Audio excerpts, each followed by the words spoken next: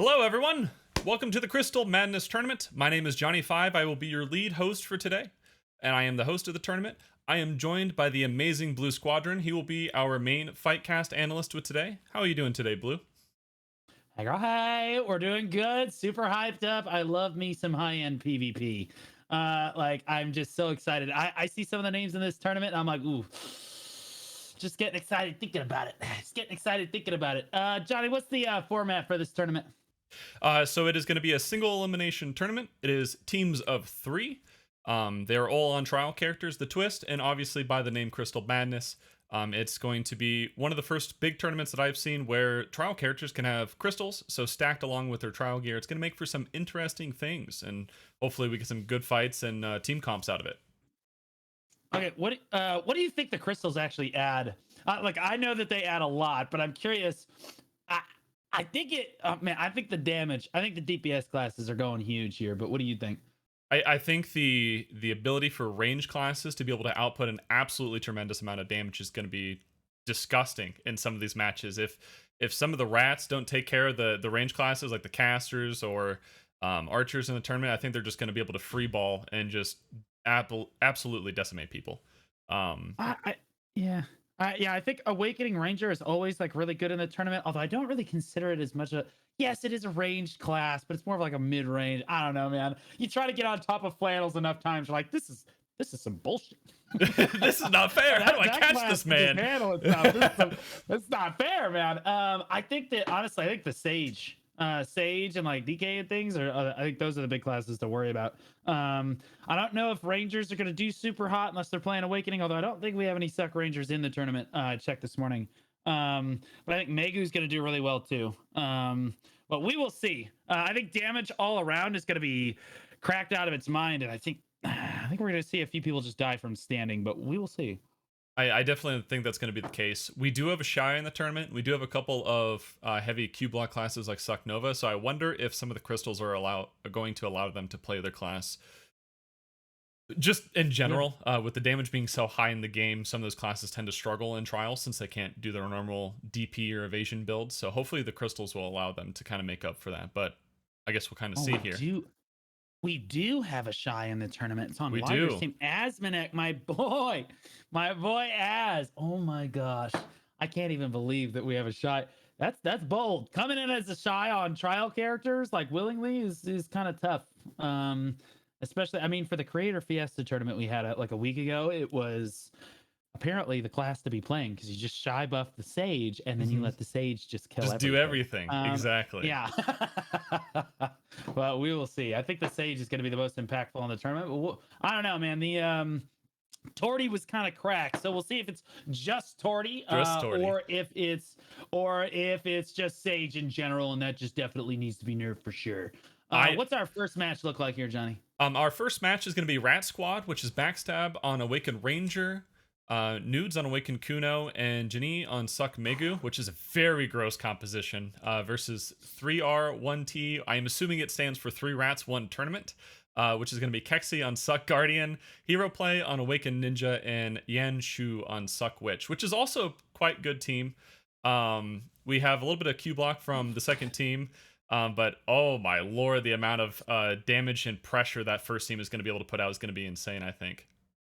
I don't know. I like Team B. I like three rats composition here. I think the Guardian with the staff and then one rat class is definitely a really solid composition. I think Team A, yeah, it's three rats, and the Awakening Ranger is good, but it definitely has its holes in how it's protected, unless, of course, you're exactly flannels, which they are Exactly, not. flannels. Yeah, exactly flannels. Now, Backstab's a good Ranger. Don't get Mhm. me wrong, but I also think that in this case, the Kuno or I'm sorry, the Ninja, the Awakening Ninja on the other team.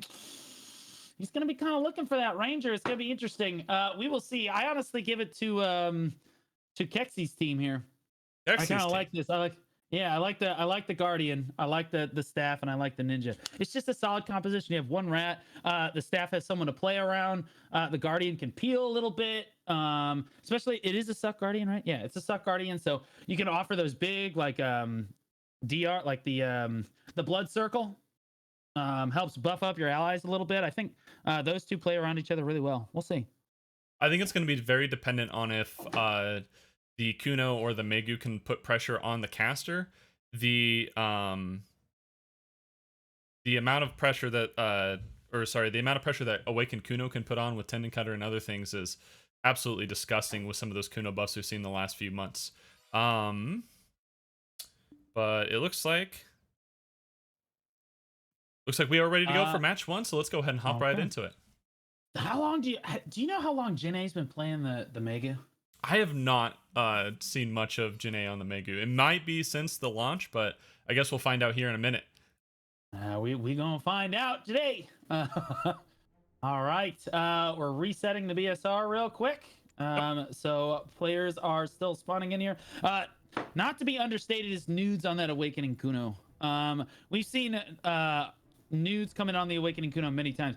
He is actually one of the best Kunos in North America. Reezy obviously number 1, but he's not in this tournament. I would argue that either Nudes or Miss really kind of cracked. So like I don't know, I might be rethinking my choices here. We will see. I think compositionally, I think Cho's team over there, the 3 Rats 1 tournament, I think they might have it, but we will see. It'll depend on how well Jinae here can position on the Megu. It is gates up and away we go. It looks like we're playing very defensively. Nudes out on the flank. Bastak gonna dive straight in, and Jinae just trying to create space between herself and her opponents here. Not really getting much done on the Megu. No CCs as of yet. The staff going straight into the middle of the arena. Not gonna find anything. Does take a little damage. Baby heals himself right back up again. Jinae rubber banding back to the other side of the arena, throwing a lot of damage onto Yan from behind. Yan down and but Jinae gets CC'd. Hero play finds the CC on that Awakening Ninja and has to V right there. And it looks like a lot of damage going down now. Lethal Spin Spree did come out, but not going to find any targets there. And now there's Vs coming out everywhere. As the fight kind of resets in the middle of the arena, it looks like our staff is now down at very low HP. No V out now. Nude spinning on top of him. Does find the kill onto the Ninja right there. Yan Shui's on the ground now. Is going to go down to Nudes as well. And they are on the hunt for the Guardian. The last one left alive. Kexi not going to be able to make anything happen. They will take round 1 there. Okay, so I stand corrected. Caster Curse. Caster Curse. Unreal. Okay, well, Nudes finding the protections there. Honestly, Jinae got CC'd, but they didn't try to sniff the V or anything. Honestly, it might be a communication thing. I don't feel like they're communicating as well as they could be on 3 Rats 1 tournament over there, because honestly, Jinae got CC'd a couple times and no one really capitalized on it the second time that she got CC'd. So we will see. But Nudes honestly running rampant, and if you give Nudes enough time, he's gonna find the openings. He is always gonna find the opens in with these kind of tournaments, and I don't know if it's maybe the start of tournament jitters, but got to be able to follow up on those CCs as they come out. All right, now we have Nudes out on the flank again, gonna go ahead and dive straight in with Dance Macabre. Not gonna find anything right there though. Goes into block jump, not gonna find anything there as well. Ooh, goes for the grab, doesn't find Jinae or Yan on the grab there.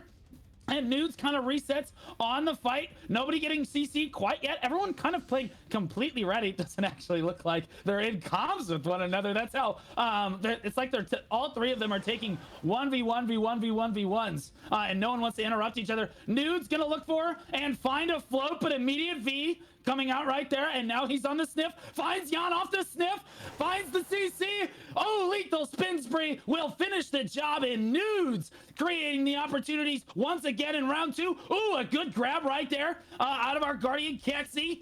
Gonna force another V right there, but there's Nudes with the return grab onto Kexi, and that's a KD. He can't get back up. He is down for the count, and now it's the Awakening Ninja all on his own, or Succession Ninja rather, all on his own, and he is gonna go down as well. And it is 2-0 now in this first match here.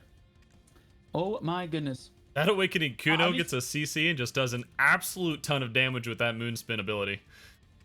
Yeah, I mean, both teams playing pretty well and biding their time at the start. But like I said, I think they're just giving Nudes too much time. It doesn't feel like they're communicating with each other as well as maybe they could. And again, if you're going to make it about individual skill, I think I got to give it to Nudes if you're just not going to communicate with one another. So they got to stay together a little bit more, play off of each other a little bit better in this round if they want to bring this back. They definitely have the composition for it. I don't see them playing around each other super well right now. Hero Play gonna come straight in on the Ninja.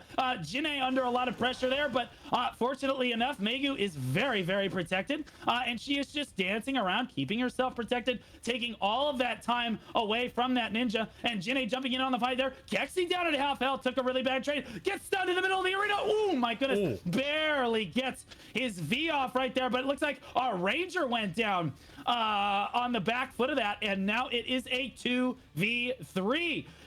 Looks like this one might be brought back for 3 rats 1 tournament here, as all they have to, oh my goodness, Yanshui getting really low, but Jinne getting CC'd, almost getting baited to try to throw out damage there, throwing out the frontal guard, not able to actually keep herself protected to actually get that damage down on the Guardian. Nudes gets a grab on Kexi, Focus Meteor gonna land, Bullite gonna land too, but it doesn't look like Kexi took a whole lot of damage. Jinne is gonna go down now as well, and it's just Nudes left alive into 3. We will see if he can make this 1v3 happen. Right now, under the gazebo, that might not be the best place to stand, as he's just gonna get AoE down as we see him. Oh, he does get the grab down right there. Lots of damage coming down. Lethal Spin Spree does have that HP regen on it. Barely keeping himself alive. Gets Kexi very low, but catches a heal from his staff. Unfortunately, Nudes getting lower and lower as he ticks down here. Unable to trade. Dance Macabre forward. Not gonna find anything. And Nudes, oh my goodness, goes into V. And in this 1v, oh my goodness, they're sniffing him right out. Oh, Kexi just ran straight up to him. It's like he knew too much. Nudes is gonna go down out of V, and they're gonna bring it back in the 3rd round here. We have a match on our hands, Johnny. I absolutely love the way that the team is actually coming together now. You can see that they're starting to play together. The caster heals, ensuring that they win the round. You see a lot of the people on 3 rats 1 tournament get really, really low, and then Jan just kind of dipping out real quick and just casting that Rebalm heal to get his teammates right back up was huge. Great coordination between the teams. I don't know if that was said in comms that he was calling that out, but man, that looked impressive. Yeah, much better. Yeah, much better coordination here. Hero Play finding the pick onto, honestly, 2 players there.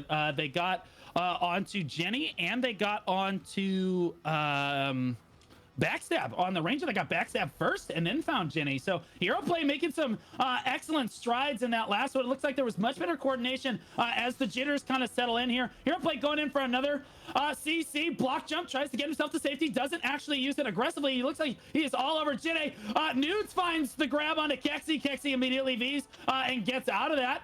And it's Hero Play again, just desperately trying to run down anyone he can find, but gets stunned on the backside of it and has to V. And it looks like we have another one on the ground in the middle of the arena now. Hero Play rejoins the fight, but Jinne is very low. Down goes Jinne, and now it's again a 2v3. Nudes is going, could you guys just please stay alive for a little while? Let me do my work, man. Hero Play finding, once again, just constantly occupying someone, trying to run them down, being so annoying. Backstab on the ground, gets floated on the ground, dead. Hero Play finds another grab right there as well, and this does not look very good. Nudes again, the only one left alive, and this team has really come into its own. Again, caster curse. Okay, this is fine. We bring it back. Hero Play looking for Nudes. Nudes not gonna find the 1v3, and now we are 2-2 in match 1. Oh my goodness, Johnny. A complete comeback so far in match 1. That's what we like to see for a start of a tournament, baby. Yes, dude. We love these. We absolutely love these. 3 rats, 1 tournament. That Hero Play, Kexi, Yanshui bringing it back 2 rounds right now. And they certainly have the momentum in their favor if they can just buy enough time for each other to honestly find their picks. They seem like the enemy team's kind of focused on Kexi a little bit. Kexi's been grabbed a couple times, but has done a great job basically just buying time for his team, while Hero Play has time to run down the enemies. It's kind of whether or not Hero Play or Nudes can honestly find the openings, and Nudes has not been able to find it the last couple rounds. Able to do so in the first 2, but not in this one. Hero Play diving straight in here. Who will be his target? No, goes on the Megu clone. He can't figure out which one the clone is. Kexi getting very low. Go ahead, and Phoenix straight out of there, gets his health back up. Suck Guardian with a lot of sustain on it. Oh, trading very poorly in the middle of the arena. Kexi goes down immediately, and Jan Shui gets traded out as well. And now it's hero play coming out of V all by himself. It looked so good, and then they just flipped it right on its head. Oh no, disaster strikes for 3 rats, 1 tournament. I honestly thought they might be able to do the comeback, get rid of the Tragic. first 2-round jitters kind of a thing and bring it right back. But Nude's doing Nude's thing right off the start, getting the grab on the caster and immediately KDing it looked like, making it so they can't V. That's going to be especially rough. That caster is going to be a lot of your offensive pressure in a tournament like this, and to just let him out in the open to die is going to be really, really rough for your team. So thankfully for Nudes' team there, getting that right off, he was able to basically carry the round really quick in a 2v3 situation to allow his team to get that final round victory and to avoid a very nervous comeback from Team B or Team Bing Gamers there, or 3 rats 1 tournament rather. I mean, like, oh, good. I was just gonna start the next match. What do you got to say more about on this match? Yeah, I mean, I feel like that, like, they looked really shaky in the first 2 rounds, like you said, and then they brought it back in the next 2. But I feel like I don't even feel like it was like a peel thing. I think Jan just got caught, and he really just can't afford to get caught. As the caster, it's kind of your job as the suck caster. You definitely have enough mobility to make that happen. It's too bad he did get caught, though. The whole team composition kind of fell apart right after he died. But looking forward now to the next match, we have who's up now? We got Bing Gamers versus Team Wannabe. Who are these gamers? So Bing Gamers is Akari Searu on his Succession Meiwa. He's a very good Succession Meiwa. I believe he was rank 1 in AOS this last season. Teamed up with Asmodek, who is playing Shy, one of the better Shys in the game. I'm less familiar on Shy as I am on other classes in terms of who the best players are, but I know Asmodek is for sure a gamer in the class. I did the class interview with him. Absolutely great individual, great player. And their third is Smoked or Liger, and he's playing Awakening Warrior. Unfortunately, didn't get the Awakening Warrior buffs this week before the tournament. That would have been quite huge for this kind of gameplay, but he is still a very, very good player. And Succession Meiwa coupled and Warrior coupled with a Shy is huge. As an Awakened Warrior player myself, I love it when I get the Shy buffs. They let you pop off. Honestly, go ahead. I'm looking less at the Warrior there. I'm looking more at the Suck Meiwa. I think Suck Meiwa on a Suck Meiwa. Suck Meiwa's damage is underrated. Is severely underrated. I think with Shy buffs, that dude is 2-shotting people from standing. Oh, he is. I think that damage is just that good. They just get in behind him and just blast people. But we will see. We will see who are they up against. And they're fighting Team Wannabe, which is Surlilus on Awakened Ranger, iDust on Suck DK, and Morog on Suck Valkyrie. That I don't know for Team Wannabe. I think that's gonna be a really rough match for them. Suck Valk, Suck DK, Awakening Ranger. It's not a bad composition. I actually kind of like it. The Suck Valkyrie actually suffers from the biggest thing that concerns me is Suck Valkyrie does not have a crazy amount of mobility. But does pretty hard counter the Meiwa. The only like Suck Valkyrie into Meiwa is pretty good. But the Meiwa does have Shy buffs, so I think the strategy is to just get behind the Suck Valk and out trade them. Normally I would say the Suck Valk, I would give it to them, but Suck DK is gonna be kind of hard to catch, and then the Awakening Ranger can kind of just play around the Valkyrie. The Valkyrie's gonna be the slow moving one, kind of setting the pace for the match. So if we see them dive in, we know that they definitely want to be very aggressive. So definitely the one to watch on that team, compositionally speaking. I think Asmodek on the Shy is gonna struggle here with crystals involved on trial characters. The Shy is gonna struggle a little bit.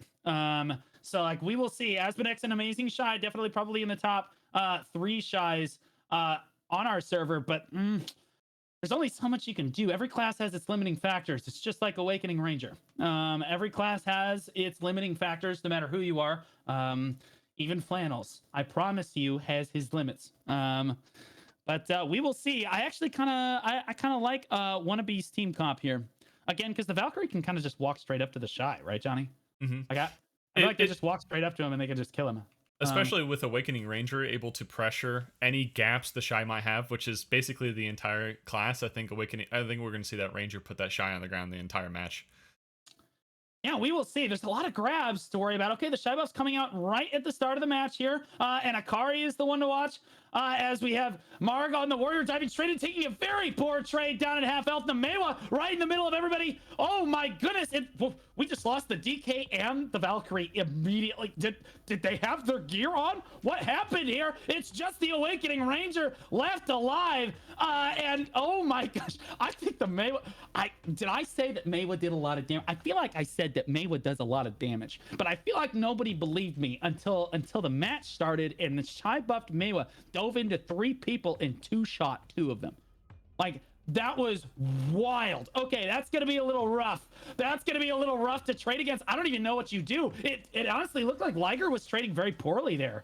Right at the start, it didn't look very good, but it was honestly a bait because the Maehwa came in right behind him and just two-shot everybody. That was wild. Okay, we will see how...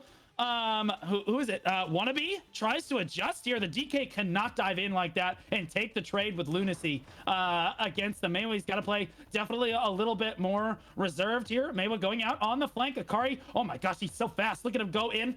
Not going to find a CC there, but again, all he's got to do is buy his time. Cinerelos looking for the grab, does find it on the Maehwa there. Beautiful Awakening Ranger presence right there. Akari coming out of V in a safe spot.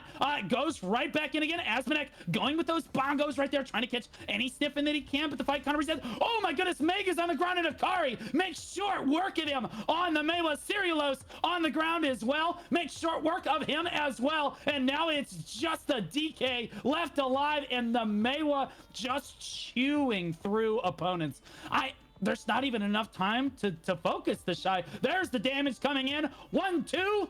2-0 now coming out for this Shy team. We may have understated the Shy buffs a little bit. I mean, I thought the Mei was going to do damage, but are you seeing this, Johnny? It's unethical, man. It's completely unfair, and as soon as they tried to dive Asmonek in that last round, Asmonek ended up getting a double bubble, 2 CCs on 2 people, which is going to make it even worse. Your one win con is denying you any sort of access to getting to that, so it's going to be really rough. And a lot of people might not know, but the Shy can actually deny movement of Vs. So if you get trapped within that Shy, oof, that's going to be the end of you, especially with that Maehwa damage coupled with that Shy buffs. Right. Yeah, absolutely. And he's got Play Dead if he gets focused too hard. I don't believe I've seen him use Play Dead yet. It does have a 5-minute cooldown, so once he uses it, he can't use it probably in the next round. Oh, catches the stub arrow. Akari on that Maehwa. Oh, double CC. Oh my goodness, more going around. Asmonek's on the ground as well. He goes very, very low. Nobody ends up dying. We did get their V's off. Celestial Spear comes out from the Valkyrie. Not going to quite find anything, but is getting that crit buff. Meg standing in block. Too scared to come out of block. Oh my goodness. Akari gets sniffed out of V. The Maehwa's on the ground. Beautiful follow-up with Judgment of Light. Dust going to jump in on the top of that. Beautiful job right there. And it's a quick 1-2-3 turnaround. They found the Maehwa, and it was just bam, bam, bam.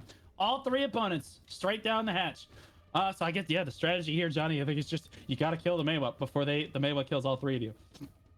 I thought the Valkyrie did a much better job of staying protected that time, though, and actually being a part of the fight. Dust actually able to find some stuff as well. Also, wait, it's Dust on the Suck DK instead of who did I think? Oh no, it is Dust. It is Dust.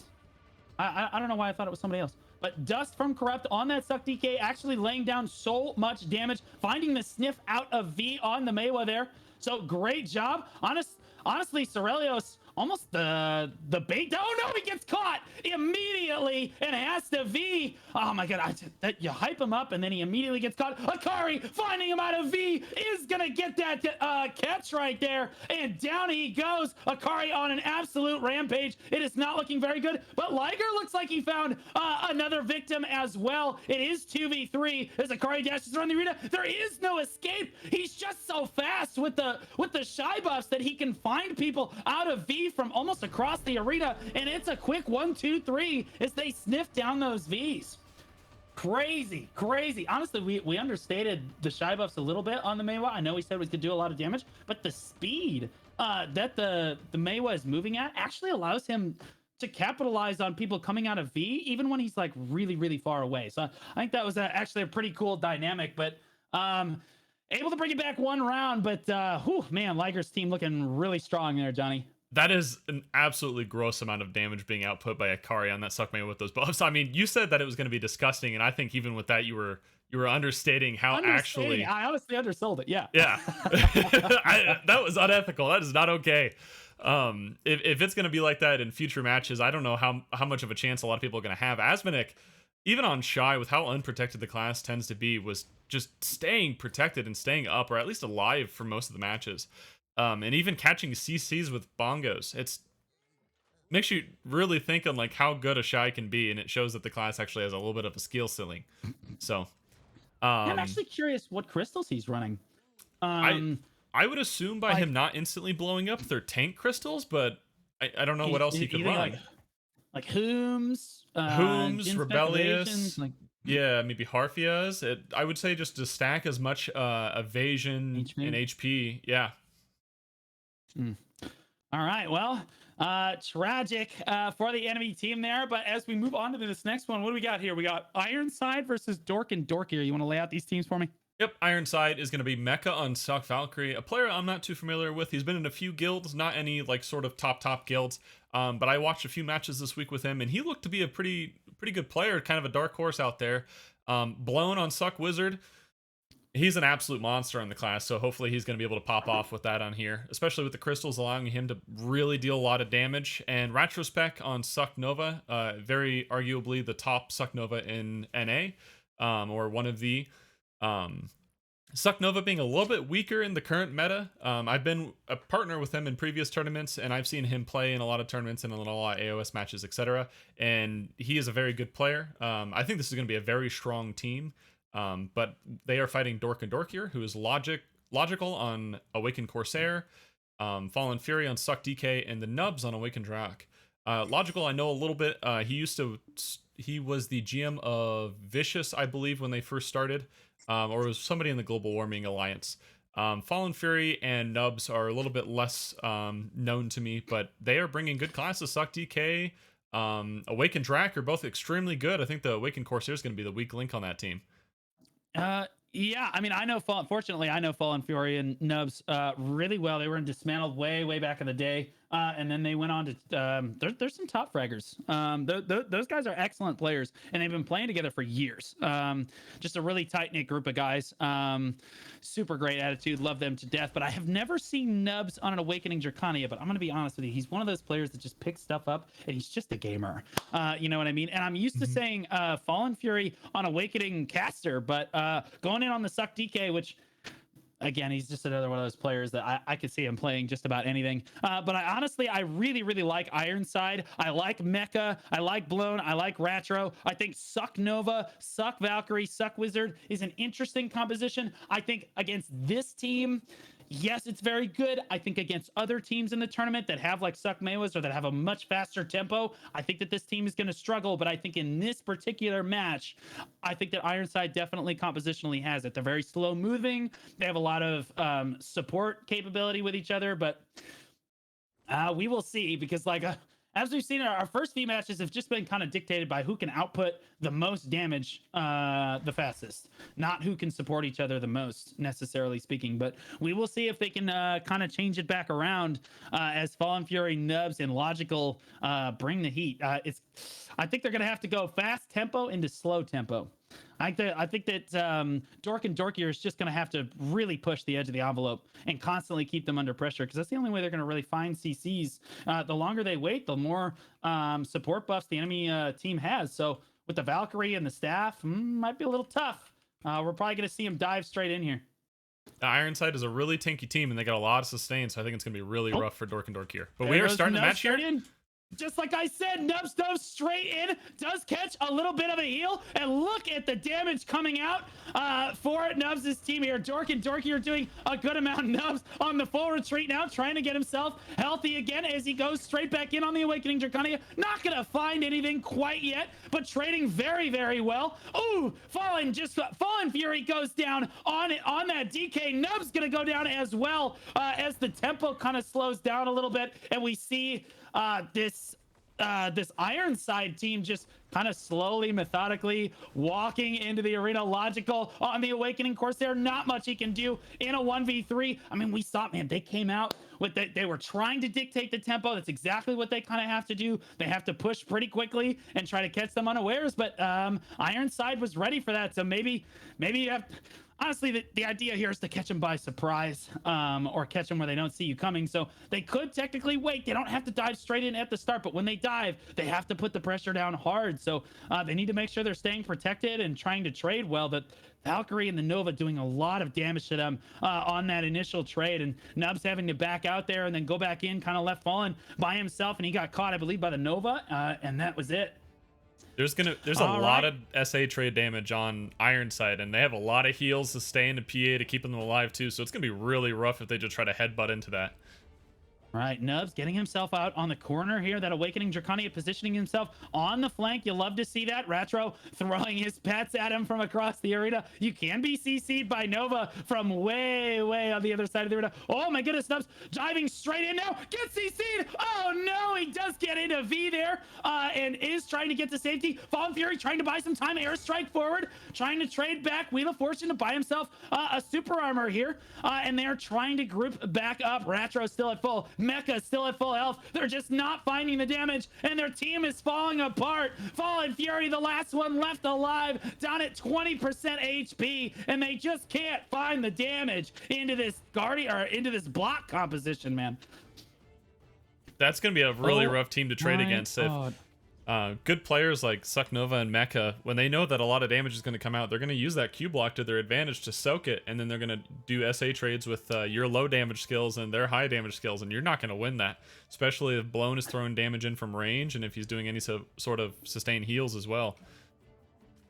Yeah, the trick here as the flank comp again is you have to send one person in. They sent Nubs in first, and the idea there is that he just stays protected and tries to get everyone to look at him, while Fallen Fury and maybe Logical approach from the outside and try to actually land the CC. But Nubs getting CC'd right off the bat kind of sent that strategy into the dumpster. Logical gets CC'd immediately. What are you doing? You're a Dark Knight. Oh no. Fallen Fury getting very low as well, trying to trade with the Valkyrie. Get CC'd, get bounded, and immediately deleted.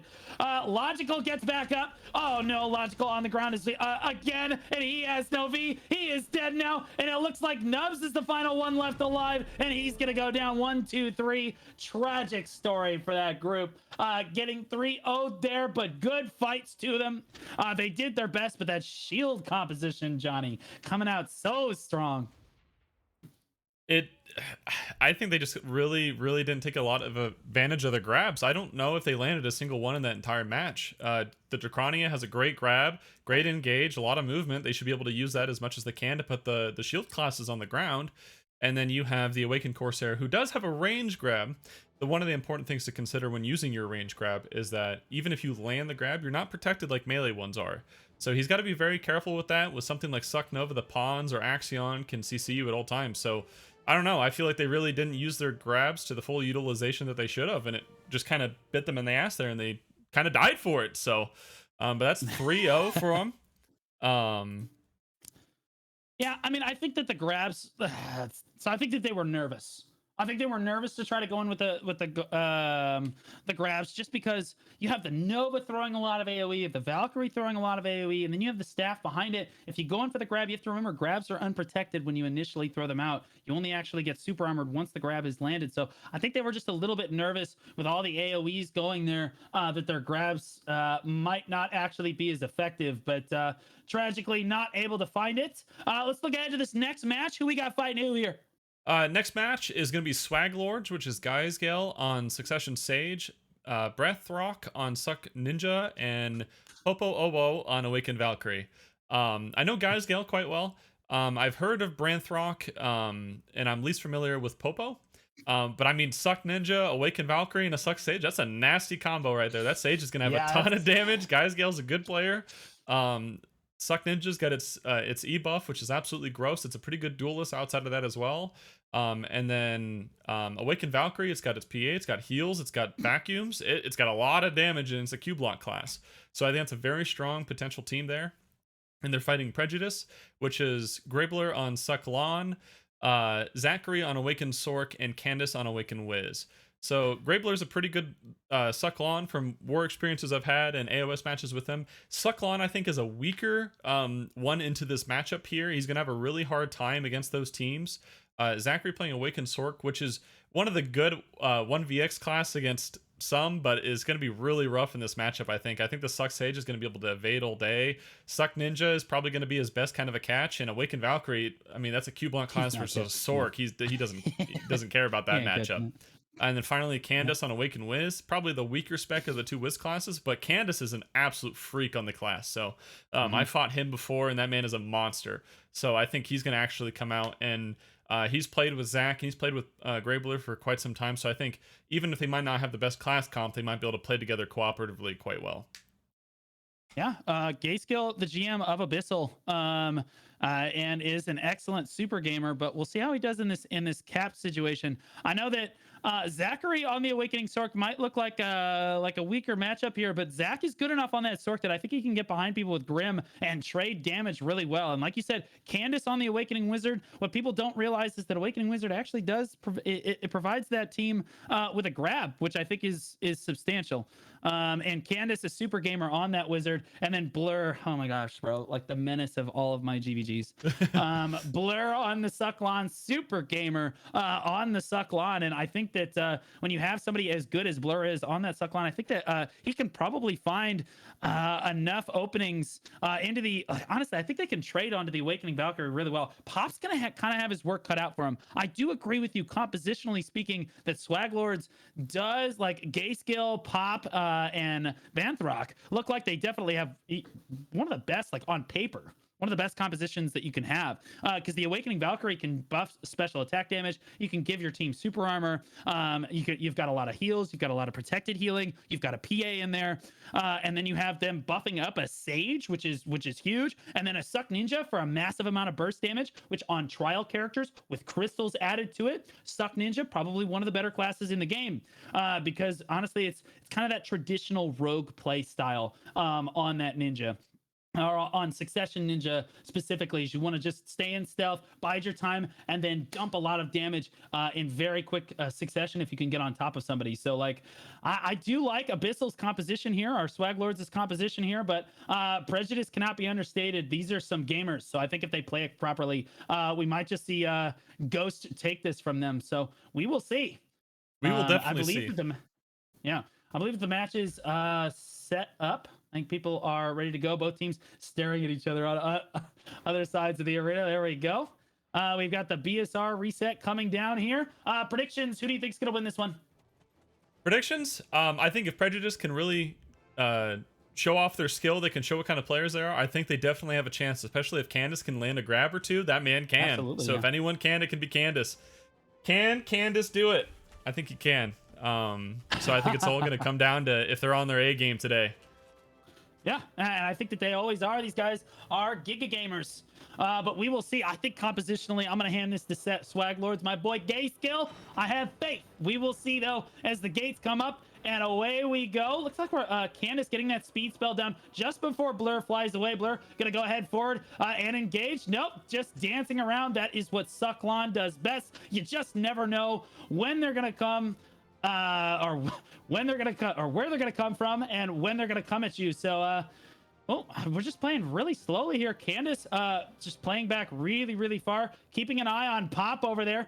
Hellfire coming down. Candace just keeping himself protected. Gets grabbed. Oh my goodness. He almost just disappeared before he could get the grab off. Candace sweating, coming out of V right there, getting it heal off while his team gets very low on health. Oh my goodness. We missed the Sork. Zachary went down instantly, trying to go in 1vx. What's new? Candace now with no V, doing his best. Oh my, wait, no, it says Zachary. Wait, it says Zachary is dead. But Candace is on the ground now as well. Gets himself out of there though, because he does have PA up. Looking for damage, not finding it. Pop is looking at him right now. Oh goodness, Candace uses his double TP, and now he has to plant his feet. He can't go anywhere on that Awakening Caster now, and he's gonna go for the grab. There it is, Candace on the ground. Sage has a lot of damage. Down goes Candace, and Zachary now jumping in. Again, it says Zachary is dead. I'm not sure what the bug with that is. Banthrock now trying to put damage back on Zachary, but it looks like it is a 1v3. So Zachary got the 1vx that he's looking for, and trying to basically just stop in and reset the fight. But I'll be honest with you, all that Abyssal really has to do here is bide their time. Like they can just let health tick down and let time run out and just stand and block, and they should be just fine. Zachary looking for any pick that he can, but not able to actually find it here.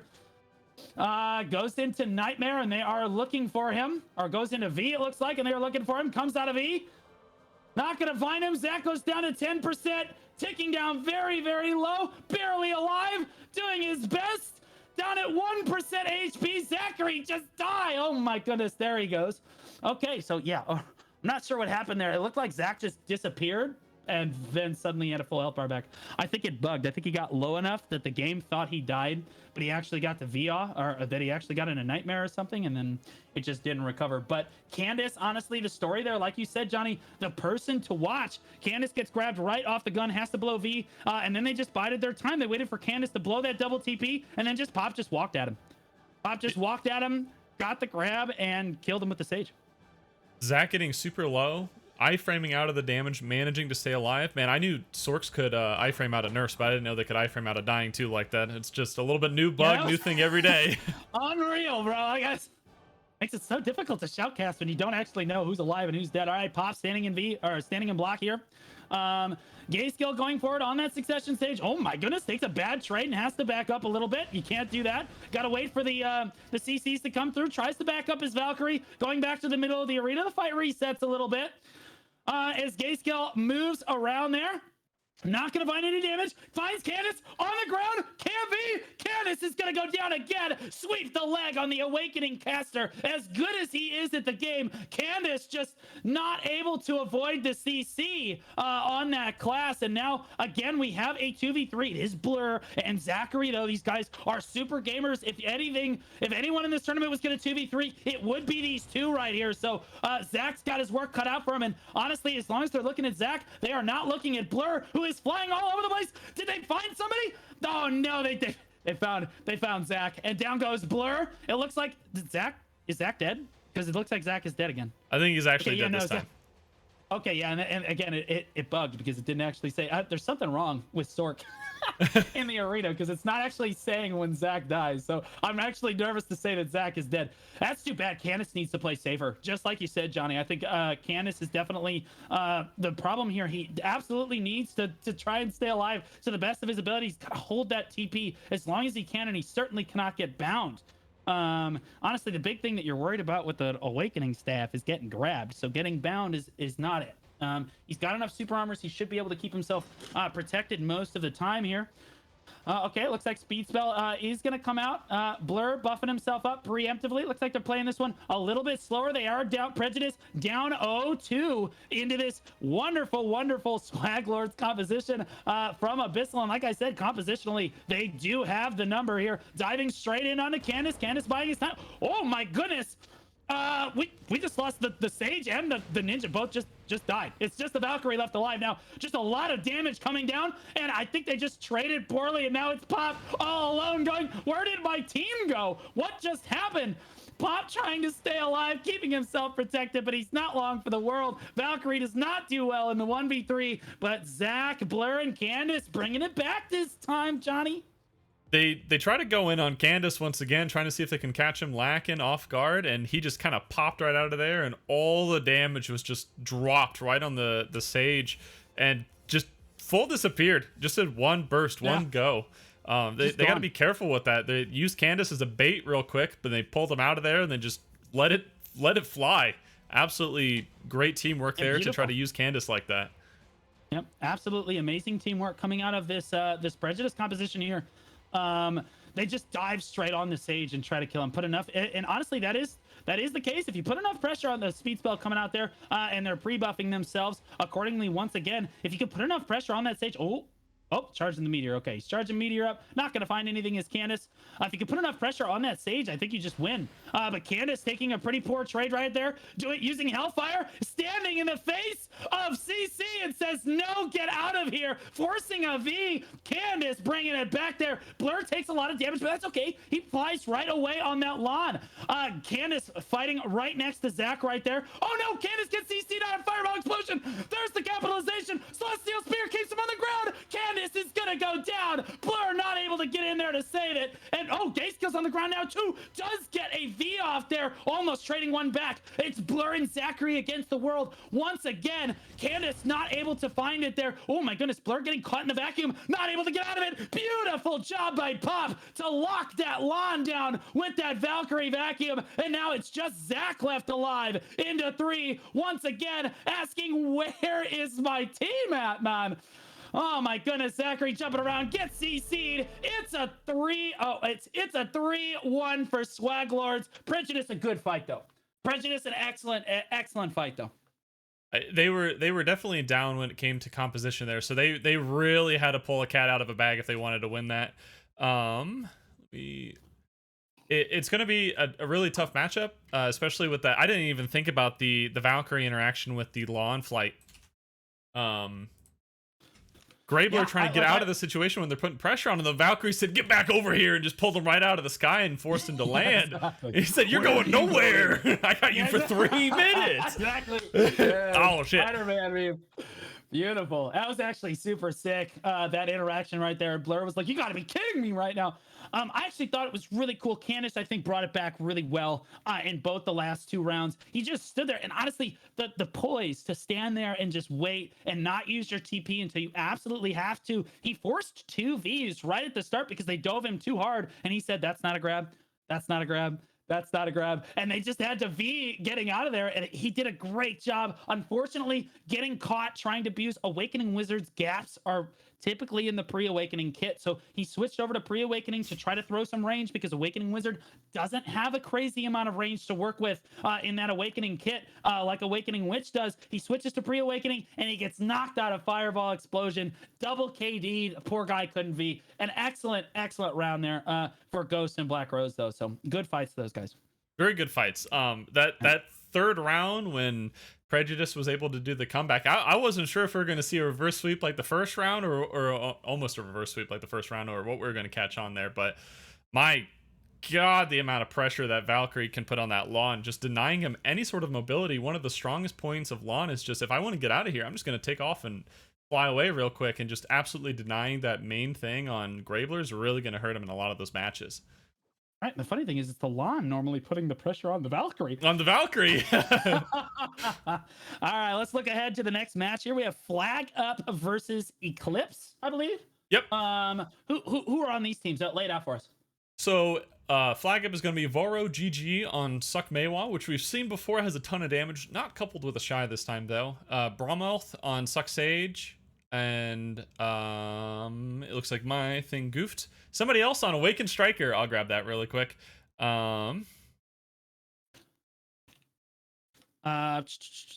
have Destructive. Destructive. Yeah, Destructive on Awakening Striker. Yeah.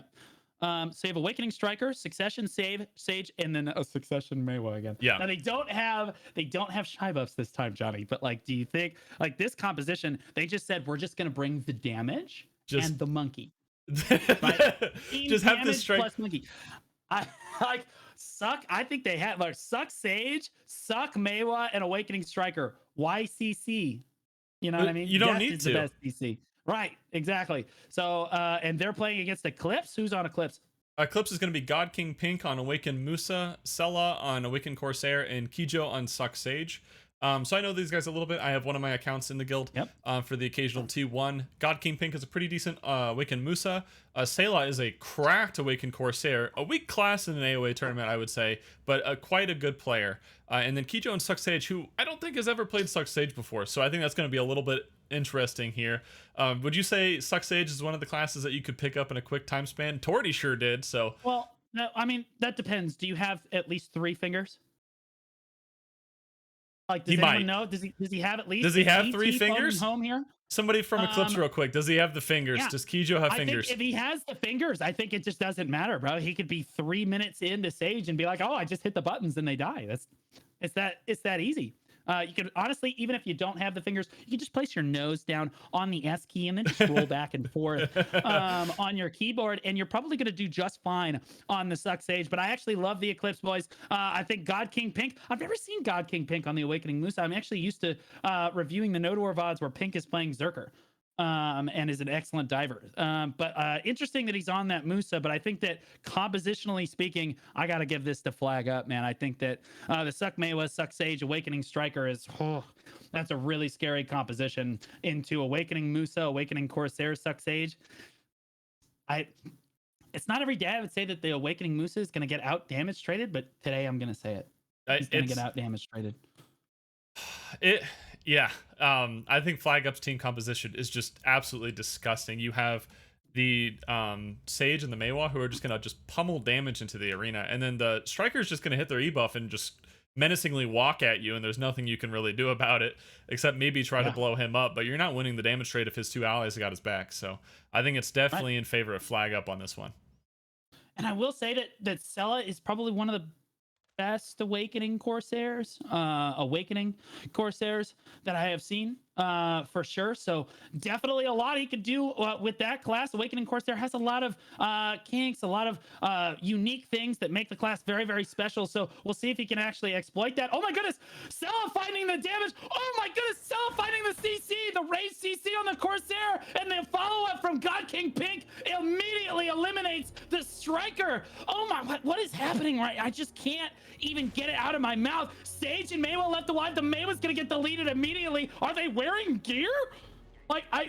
What just happened? Sella, beautiful job. Like I said, that Awakening Corsair can just, there's so many unique things that class can actually do. And people are just not expecting you to come forward and immediately start poking them with range, with your cannon, with your anchors and stuff, and just put them on the ground. And then God King Pink coming in with the re-CC with the KD and the damage there. Beautiful play coming out of Eclipse right there. There's my boys right there coming in big. In spite of a team composition, I'm not sure that Flag Up actually has the correct gear equipped, though. If I'm being entirely honest, it looked like they're dying really fast, but we will see. They have the Arsha 1 gear on, or the trial, the old gear set. Yeah, they might have the old trial gear on. This Striker is running out on the flank here. It's an interesting approach. Oh, the Corsair Stella getting very aggressive here with that mermaid form, and God King Pink taking a poor trade, but so is Destructive on that Striker. He's gonna go down immediately. This is what I'm saying.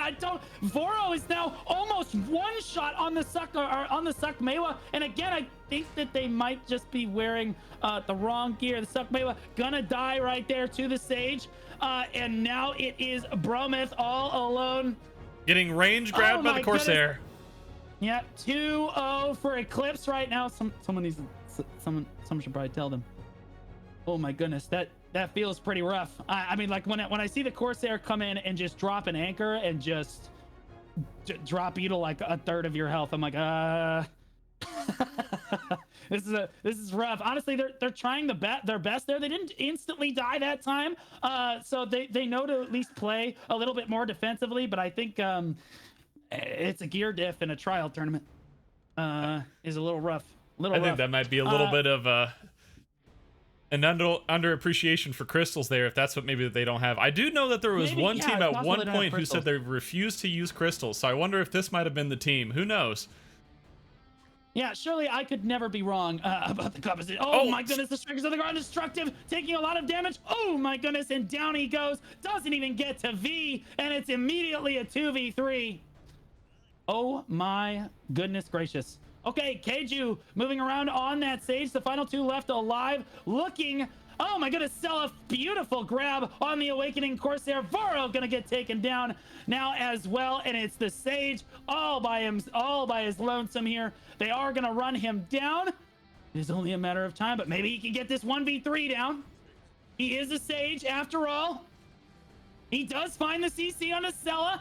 Solo gets back to his feet though, and he takes the damage in the back from God King Pink, and that's gonna be the end of it. Eclipse with the 3-0, but a good fight coming out of Flag up there. I stand corrected. Although I'm gonna be honest with you, I think composition had little to do with that. We were initially worried about Kijo might having 3 fingers, but I think that striker might have been lacking 2 or less. I think right off the rip, all 3 times he was just CC'd out the gate, just W keying across the arena. Round 2 though. Okay. He was trying around 2, and in fairness, I think that there was a bit of a gear discrepancy going on there for him, but he did about as well as he could. There's not much to be done there as Eclipse is just that strong. I think the only solution here, Johnny, is just to say that Eclipse is just that good. Just coming that out good. With the 3-0 in round 1. Just that good. Is this All your right, dark let's look horse ahead to prediction of the next one. tournament? Yeah, that was. How far I think they're gonna go in the tournament? Yeah, the dark horse prediction, maybe make it to the semifinals. Yeah, you know what? You know what? I'll do you one better. I think Eclipse. We go dark horse prediction. If we're just saying they're just gonna reverse sweep it all, yeah, we can say they go to the semis. But realistically, though, we will see. I think they might be able to make it to the next round at least. We haven't seen 3 Amigos play yet, but it's another Eclipse team. Is it another? Oh Yeah. my gosh, team kill! You couldn't have stacked the brackets so that they were on opposite sides. Honestly, gosh, where's Yami? Yami, God, PayPal him. Like, you gotta PayPal him so that the bracket's stacked for Eclipse, man. All right, let's look ahead to the next match here. We got what? Gearlitz, I guess, and then 10 Cow Prince. Who are on these teams here? So Gearlitz, I guess, is Cammy on Dark Knight, Axelton on Striker, and Dabin on Awakened Zerker. These are my corrupt boys. These are the corrupt boys. Axelton kinda. Not really anymore, but the rest of them for sure corrupt boys. Axelton dipping out real quick. He said Kindred looks a little feisty in the new tier list, so let's join them and try them out for a bit. And 10 Cow Prince is Cowpie on Awakened Dracania, Yagashi on Awakened Warrior, and Knighton on Suck DK. So what? Awakening Drac, Awakening Warrior, Suck DK against Stev on a DK, Axelton on Awakening Striker, and Dabin on Awakening Zerk. Yep. Yeah, this might be a little rough. Yeah. I don't know. I think Awakening Zerk, everybody loves Awakening Zerk in large scale PvP, but I think in 3v3s, Awakening Zerk is pretty easy to catch if you're a rat class, like an Awakening Dracania. Like, they can close the distance really fast because they rely pretty heavily on frontal guards. So if you can just close the distance and get behind them, which Dracania is very good at, I think that they might have a shot here. For sure, but Axelton's going to be kind of tough to catch on the Awakening Striker, and then Stev on the DK is also going to be a little rough. Like, Kaimi on the DK is a little rough to catch. So I think that they're honestly just going to have to try to go after Dabin here on the Awakening Zerker, and I think Awakening Warrior, Awakening Drac, Suck DK, pretty good at running down a Zerker. But who do you think's going to win this? I think it's going to be completely dependent on if they can keep Dab pressured. If Dabin can get away and just do his free range damage, that's it for 10 Cow Prince. Like, they're just done. There's nothing else. The amount of damage that class can output, coupled with Suck TK smacking you, oh my god, people are going to obliterate. I think no matter what, though, I think we are going to see people die standing in this next one. I think we're going to see people just poof from existence. Yeah, I think that if Dabin can create the distance that he needs, he can be an absolute terror of this match with Titan Blow and things from range. As the Awakening, honestly, the Awakening Striker can create a lot of distractions. So if they spend their time looking at Axelton and not enough time looking at Dabin, it might not go their way. I think player-wise, I think that Gearlitz, Stev, Axelton, and Dabin probably have a little bit of an advantage for sure. But 10 Cow Prince, I think if they play this properly, I think they could take this for sure. This match could go either way. All right. Well, okay. I'm excited for it. We're jumping right into it. It's all ready. Everyone's ready to go. Doing the BSR reset really quick. All right. Gates down. Honestly, we haven't had a single crash yet. No, don't jinx it now. Cross your fingers. Yeah, Knighton is in null. Now there's a name I haven't heard in a very long time. Maybe Oh with my goodness. the new node war changes, we might see the return of Null yet again. Oh god, here we go. Here we go again, boys. All right, it is gates up and away we go. Honestly, Cal playing this very, very defensively, not going to dive straight in at the start here. And honestly, that just gives Dabin all the time in the world. Oh my goodness. Our DK took a lot of damage there, and he continued on forward into the distance. Cowpie on the Awakening Draconia looking for an opening, but not quite going to find it. Everyone just healing themselves back to full, except for Stev on his DK, running for his life. Stev's on the ground. Did he go down? No, he did barely got his V off. Now it's Cowpie on the ground in the middle of the arena, and he gets his V off as well. Yagushi just came out of V. Everyone just trading back and forth. The Awakening Warrior looking for the pick. Goes off to the side. Stev gets behind him. Throws a lot of damage. That's it for him. Down he goes. And now it's Axelton all over 9 right there. Axelton losing some health, but he's on that striker. He's pretty tanky. Pretty tanky. Knighton goes in with Airstrike. Not going to find anything. Twilight Comma also not going to find its mark there as he tries to rejoin the fight. Stev jumping away from him. Nosy kill. Oh my goodness. Lunacy does so much right there to Stev. Stev just gets absolutely deleted off the map. And now we're back at a 2v2. Bringing it right back. Cow's got Dabin on the ground. Dabin gets CC'd. Down he goes. Axelton's very low as well. And down goes Axelton. Knighton and Cowpie just straight 2v3'd. I thought it was there. I thought it was going to be Gearlitz for a second. The warrior on Cowprince was trying to put pressure on Stev, and Dabin just threw his entire combo in the warrior's back and just deleted him. And I thought we were just going to see that for the rest of the match, and they just said, no, hell with that. We're 2v3ing this. Honestly, it looked really good until Stev took a really bad Lunacy of Vadir and lost like 3/4 of his HP. Tried to back up, but then just immediately died to the DK on the other team there. I just don't know, man. It was so back and forth. I think that I think Corrupt was Gearless was definitely taken aback a little bit. I think they thought they had that round in the bag once they picked up the first kill. Obsidian Ashes coming out here from Stev, not going to find anything though. Air goes in with Airstrike. Oh, big damage comes down, and bad DK unironically just dead.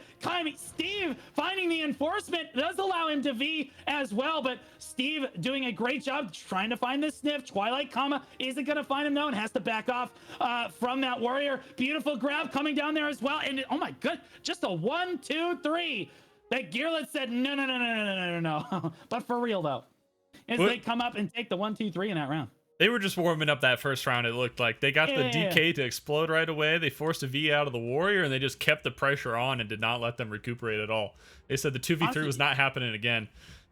Yeah, first round, it's Stev Kaimi that gets deleted on his DK, and then in this last round, we see Knighton get deleted on his DK. It's which DK can play less bad.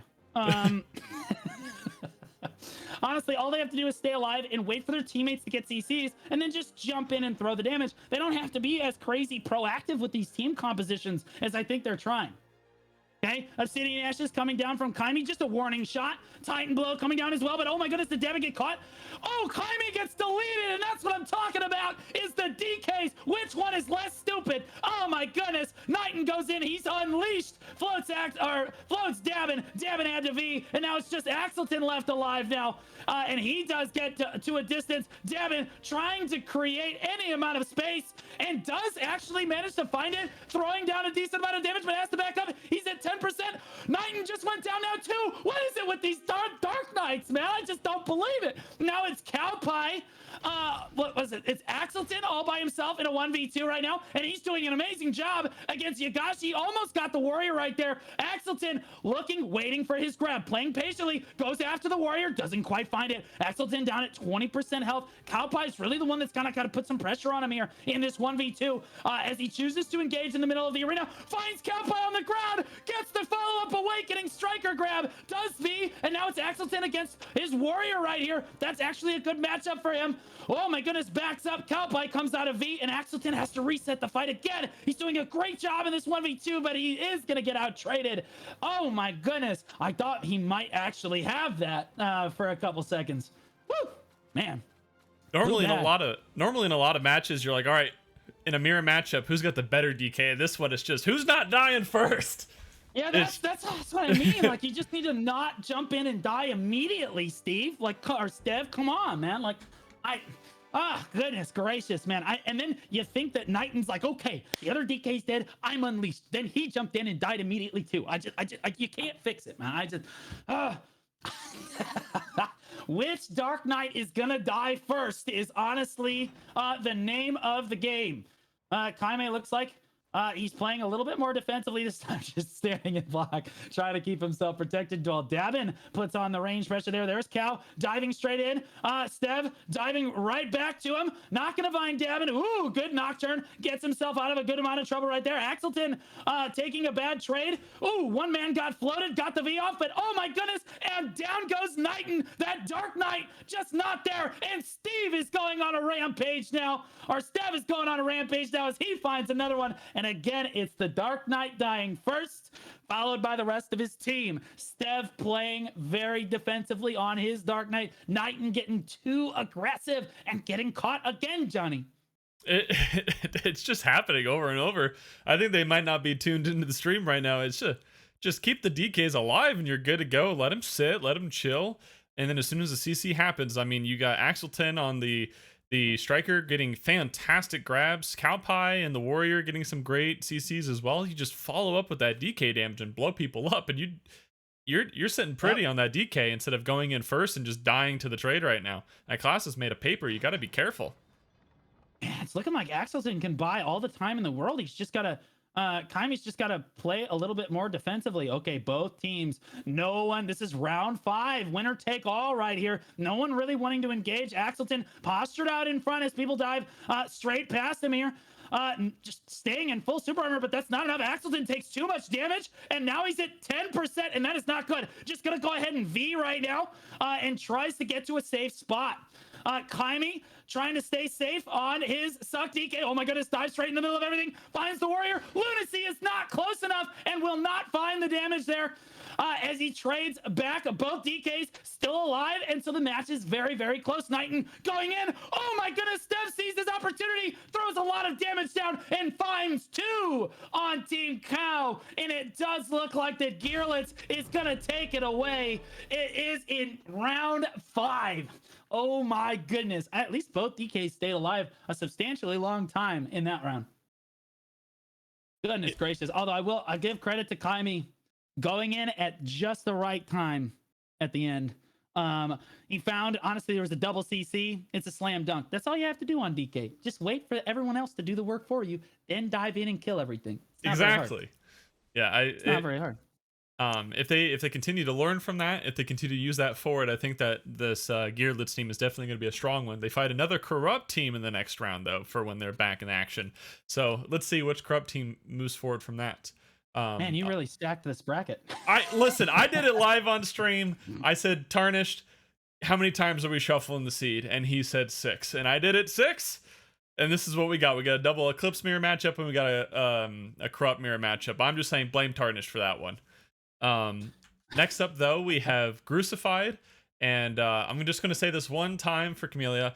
Cute and cuddly twin kitten brothers, black and gray, very fluffy and soft, named Bean and Biscuit, but Biscuit is getting kind of fat, and honestly, I'm a bit worried. That's the name of the team? That's the name of their team. They do have the 2 mascots, Bean and Biscuit, and I do have them below here. We're going to call them Twin Kittens for the future, though, just for short, and they're fighting Grucified. So for Camellia's team, to start off, the Twin Kittens team, it is Camellia on Awaken Nova, Miss on Awaken Kuno, and Belly on the Suck Witch. Oh God, bro, it's a good team. That is a team of teams right there. I just want them to get knocked out, so I don't have to say that name like a million times. All right, go ahead. Grucified, who is fighting them, is Arian on Suck Ninja, Term on Suck Sage, and Quix on Awaken Drac, which is a very, very gross team. That is a wait a minute. No, keep going. Go ahead. Oh, that is a very good Suck Ninja. I fought him several times. He's very good in the class. Term, I know him as an Awakened Striker. I actually haven't seen his Suck Sage before, but he was a good striker, so hopefully it translates over. Suck Sage is an amazingly strong class. And then Quix is Awakened Drac, and I think Quix usually plays Awakened Zerker, doesn't he? That's why I said, wait a minute. Like, okay. Yeah, bro, he is a monster. Awakening Zerker. I'm not sure why maybe he just feels that Awakening Zerker is just not strong enough in the 3v3. But I don't know. I feel like Awakening Zerker is pretty good. It's just it can be a little tough. I will say in his last couple of tournaments, he's been a little frustrated as it has been a little bit lacking trying to keep himself protected with all these like one-shot classes jumping around. But looking over at, I'm gonna call him Kittens. Yeah, kittens or cute kittens, something like that. I'm looking at Belly on a Suck Witch, and I mean, this guy is like the flannels of Witch or of Succession Witch. I mean, like this. So Belly, there's no one that can touch how good Belly is on the Succession Witch. He does things on Suck Witch that like, we're like, oh my, you can do that. The rest of us are actually just amazed, right? So he's just an amazing player, one of the best to play the game. Miss on Awakening Kuno is also an extremely good Awakening Kunoichi. So two very, very, very talented players, and then Camellia, are you familiar with Camellia? Yes. On the Awakening Nova? So Camellia isn't a Node War player, but they're very much a BA duelist, and they've been in a lot of tournaments. They are very, very good at that class. They also have really low ping, and they really know how to abuse the quick movement, and especially with the grab. So that's going to be something that Grucified is going to have to be very careful of. I think that's a team that can probably evade that a bit more than others, but my God, is it oppressive from fighting in AOS matches and other tournaments against Camellia. When it came down to people asking me what team I think was going to win or originally thought was going to win, I thought Twin Kittens out of the gate was going to be my top pick of the match. So I'm excited to see them play, but they're fighting Grucified, and I think Grucified is no one to scoff at. And if anyone can knock them out, I think Grucified is going to be one of the teams that can do so. I don't know, man. My favorite to win this, I'm a little biased, but my boy LeFonda, Larry Fish, and Jazzy, I'm thinking that team is pretty fresh. I know they've been practicing. As far as this match goes, oh man, cute and cuddly Kittens. I can't. Kittens is a very powerful team. I'm not taking anything away from Arian on the Suck Ninja. I know they're very good. I know Quix is an amazing player. I don't see him on the Dracania very often, and so I'm a little concerned that he's gonna try dying. We will see how. I mean, Quix is a super gamer, so I don't know how much practice he's got on it, but we will see. And then Term on the Suck Sage, you really can't go wrong with Succession Sage. But we are gates up here. And away we go. Belly getting the speed spell down. The Dracania diving straight in, as is tradition, but Belly not having any of it. Oh, wait a minute. Belly's on the ground. Did get a V off there. So did have to be. Oh my gosh, Belly, bro. The second I hype him all up, and then he just immediately gets CC'd. But Belly's gonna come out of E. He's gonna get Miss looking for a pick here on the Awakening Kuno. Not gonna find it though. Has to back off once again. Again, Kuno, that class that you really don't want to be. You don't want people to see you coming. Belly very low on health. Finds some distance, trying to get to a safe position so they can get just a basic amount of healing off, while Miss tries to put down forward pressure. Quix diving forward on the Awakening Dracania now. Not gonna find anything.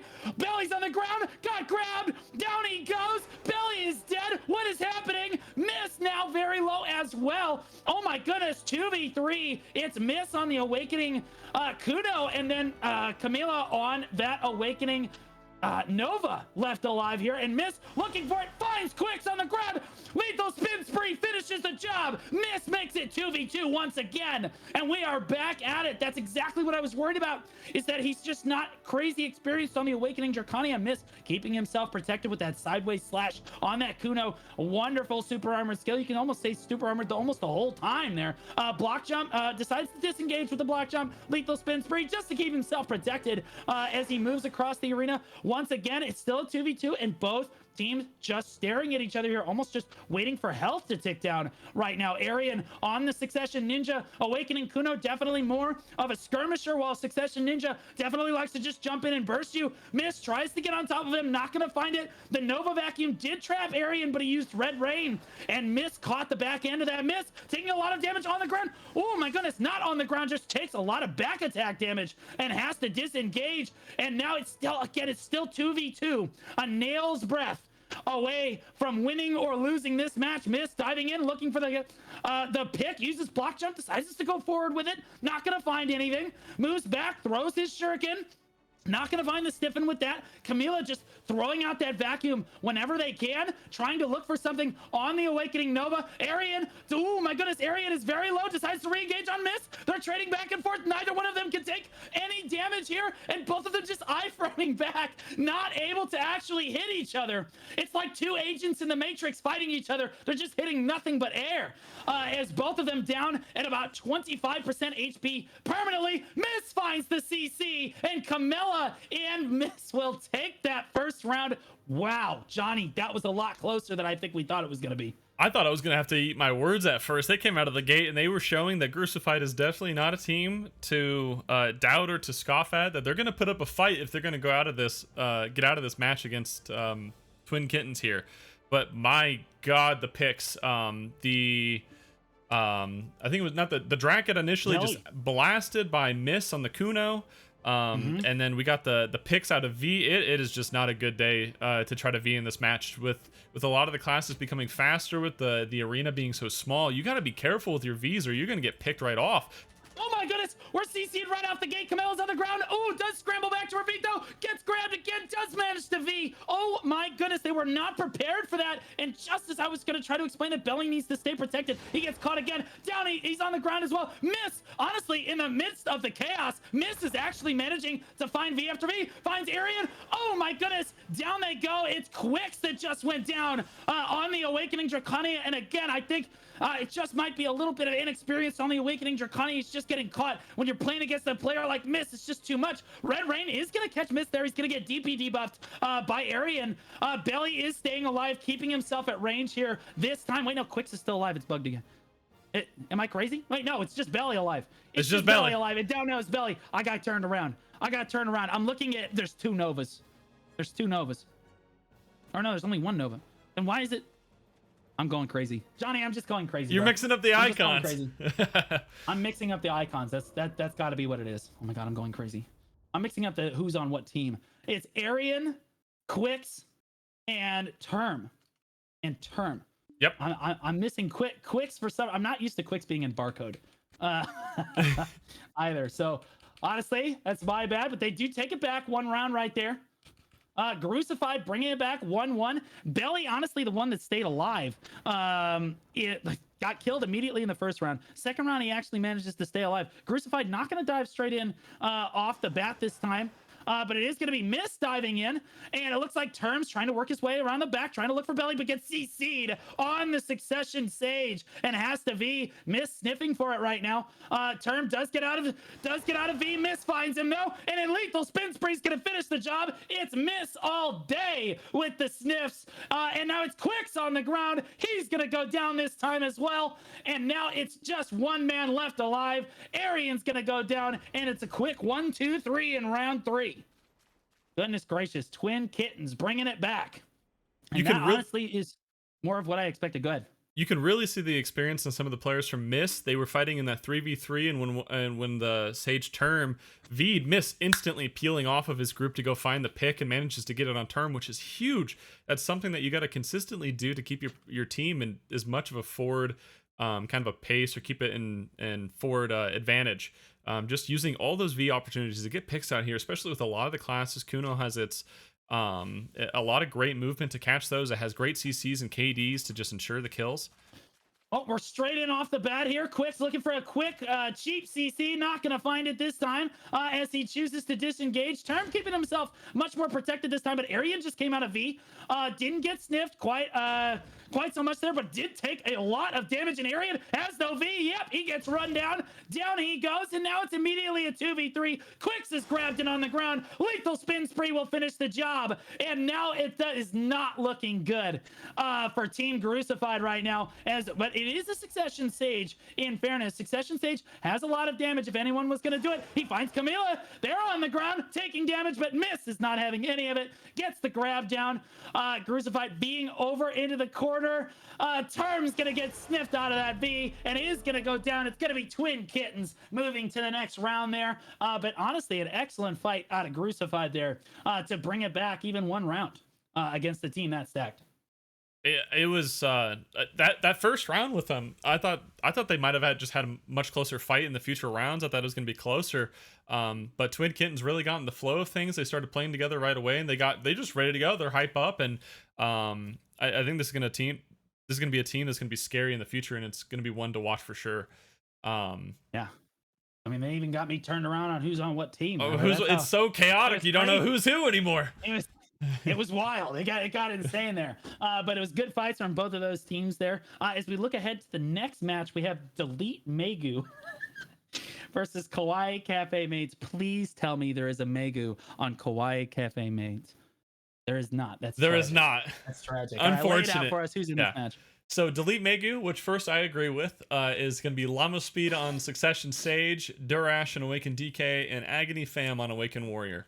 So I know Llama Speed is the GM of Epidemic, a T1 guild. He normally plays Archer, I believe. I have not seen him on Suck Sage, but maybe he's been practicing or changing it up. Durash is an Awakened DK. I believe he's a fairly good Awakened DK. I at least know the name from either Node Wars or Fights or something else. And then Agony Fam, who I'm not familiar with, is playing Awakened Warrior. But Awakened Warrior is a good small class. You are not, or you are familiar with? No. I am familiar with the other two, but not Agony. But we'll see.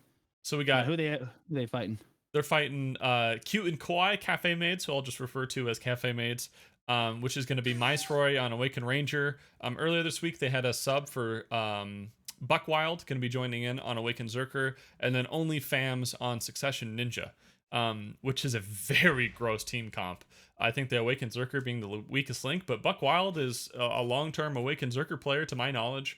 So I don't know. I think Miceroy is a player I've heard the name before. I know that Buckwild from AOS and other things, and Only Fam sounds familiar at least, but I don't know. What team do you got for this one? I'll be honest with you. I think the Awakening Zerker is going to struggle. I'm going to have to give it to the Delete Megu. Llama Speed, you're right. He normally plays Archer, but he's on the Succession Sage because Archer is, what's the word? I'm looking terrible. In Arena of Arsha. Archer just doesn't have the space to move around like he needs. So he's on that Succession Stage. Fortunately enough, he does have enough practice on it. As long as he spent more than 8 minutes on the class, he's probably going to be okay there. Durash, Awakening DK, absolutely incredible player. I'm not sure how good Agony Fam is, but it's Awakening Warrior. And really all he needs to do is just to run after the Zerker and grab him. I think the Zerker struggles. Awakening DK is very, very good against Awakening Zerker. You've got Seed of Catastrophe and a lot of tools that you can poke and catch him with from range. And then you've got the Awakening Warrior, which has one of the fastest or best grabs in the game. And then Succession Sage with the follow-up damage. Zerker, I think, is just going to struggle in that matchup. What do you think?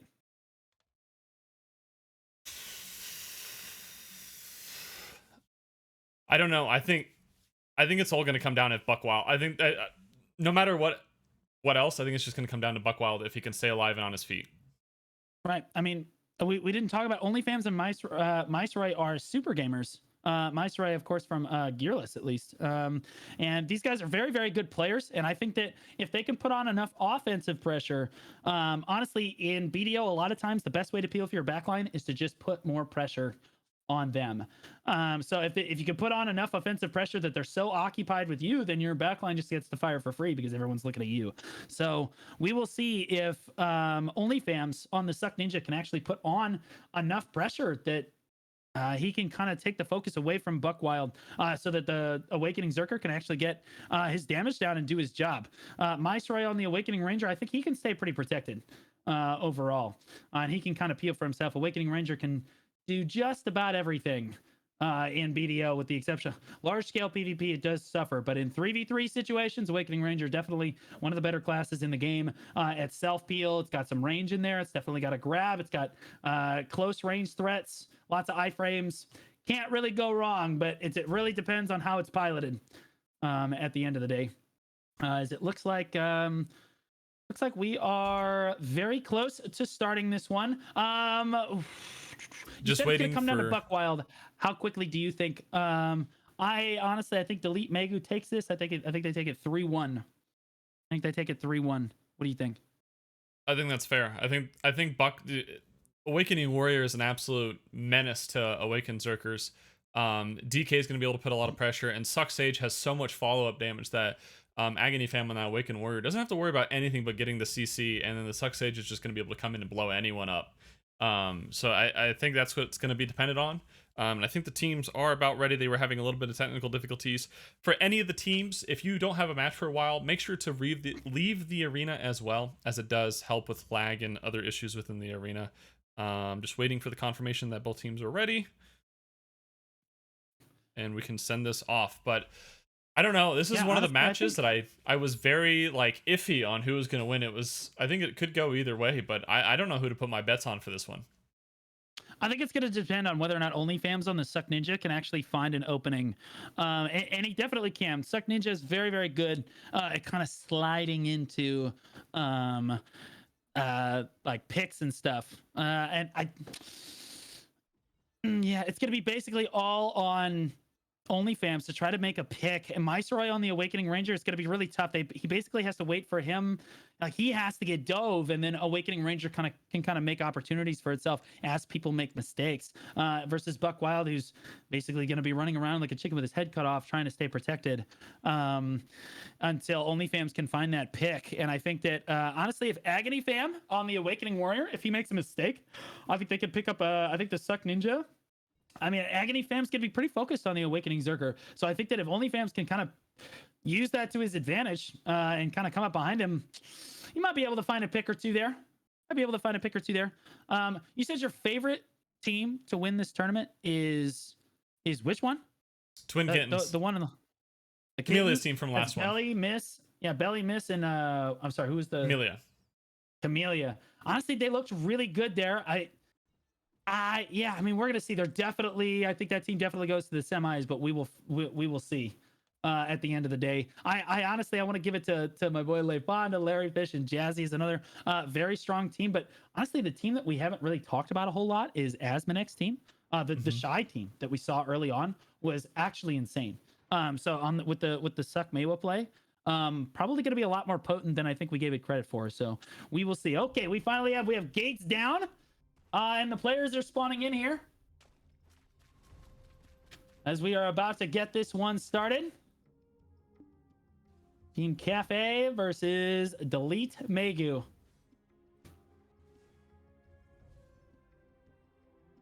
All right.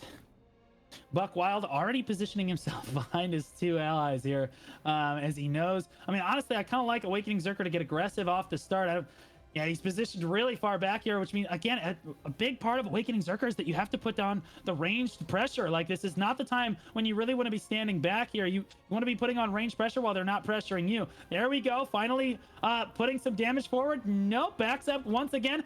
Is finding a decent amount of range pressure as the enemy team just kind of ignoring here. Agony Fam getting grabbed right away by OnlyFams, creating a pick right there. Gets the V down. OnlyFams sniffing right now and is, not going to quite find him. Agony Fam getting out of V right now.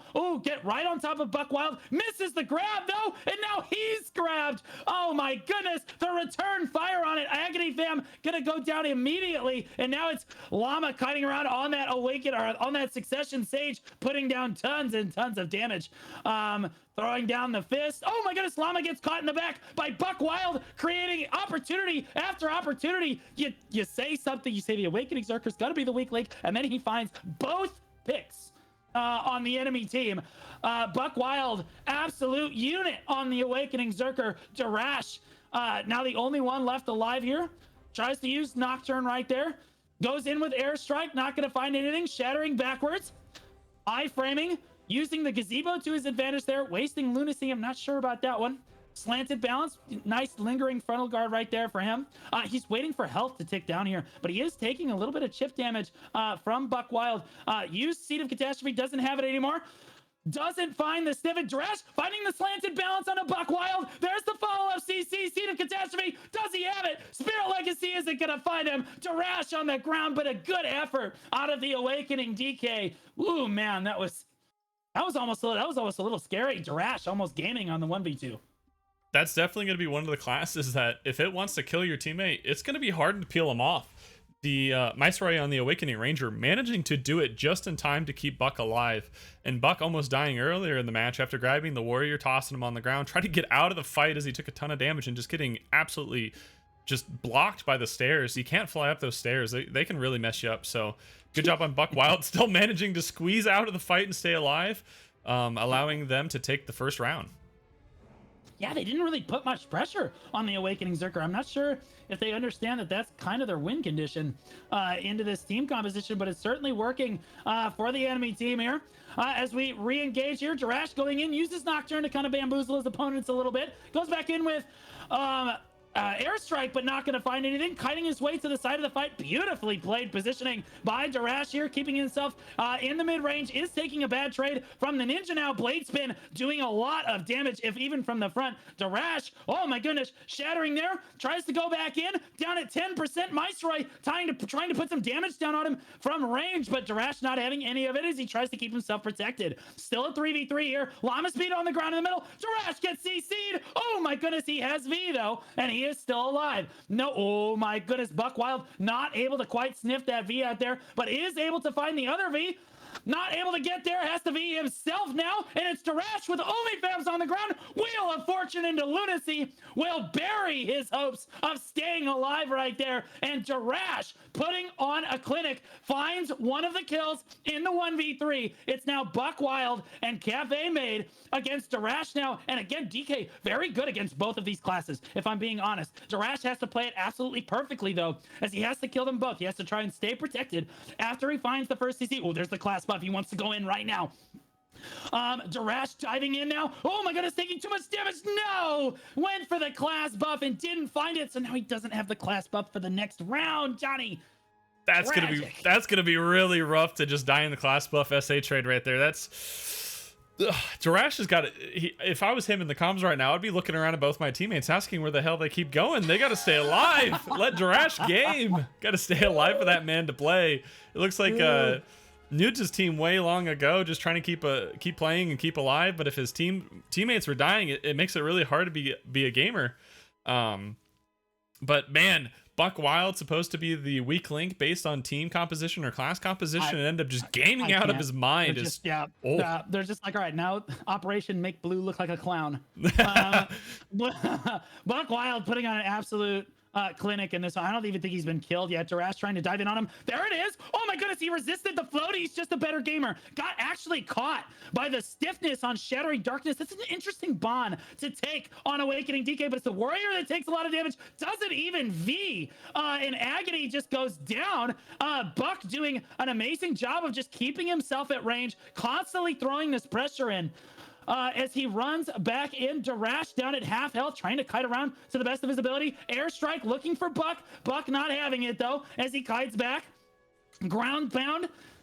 Keeps himself protected, gets a little HP back off that.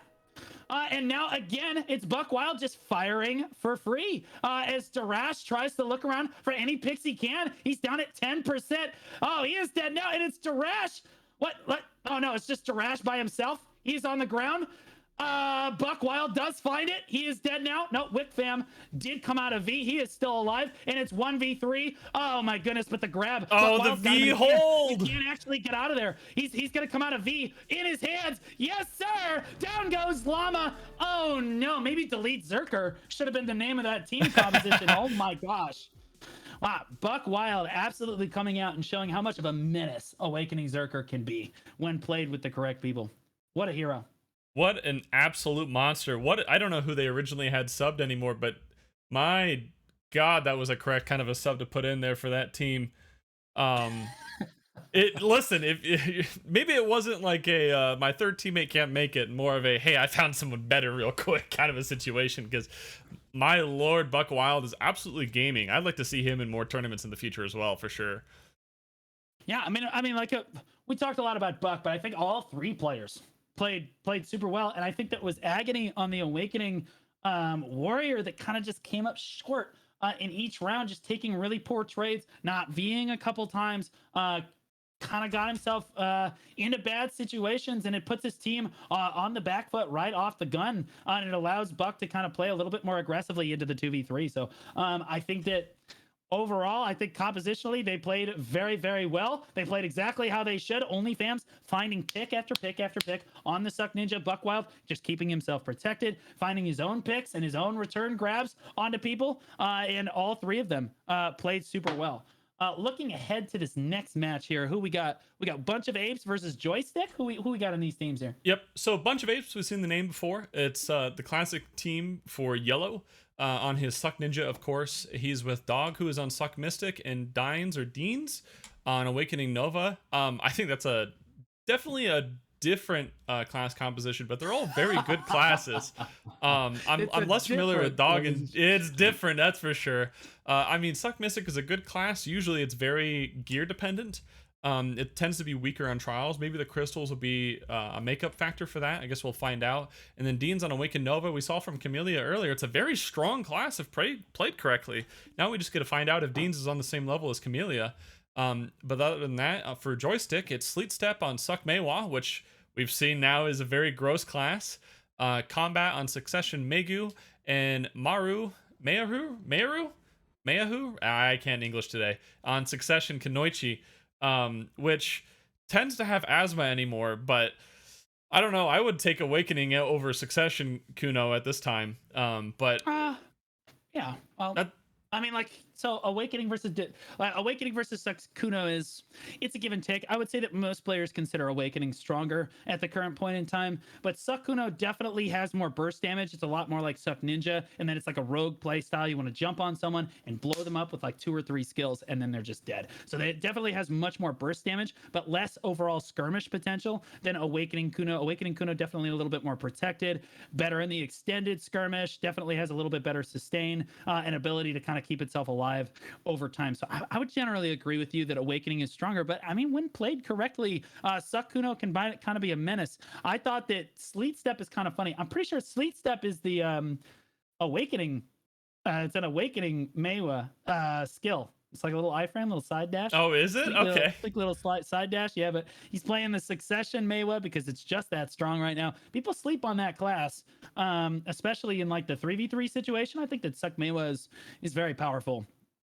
Suck Megu. We haven't seen too many Suck Megus be crazy impactful. There's been a number of nerfs to Megu, which I think has made them a little bit better. But we saw the clone used to great effect in one of our first couple rounds there, as it distracted their opponents. But we'll see who's kind of able to take this one. I think I would probably give it to Yellow. Bunch of Apes. Yellow is one of the better ninjas on the server, without a doubt. So, and very experienced with AOA tournaments. Yeah. Right. Yeah, we will see though. Who do you think? You had to call it. I think Joystick's got a better composition, but I think experience and players are huge. So I'm going to give it to Yellow's team. A Bunch of Apes here. Yeah, I gotta say, I think Bunch of Apes might just take it. I think Suck Mystic, although yes, it's important to have a lot of gear on that class. I think the less and less people you have actually fighting you, the stronger and stronger the class gets, regardless of kind of what your gear is. But we will see. Sleep Step moving straight out into the arena here.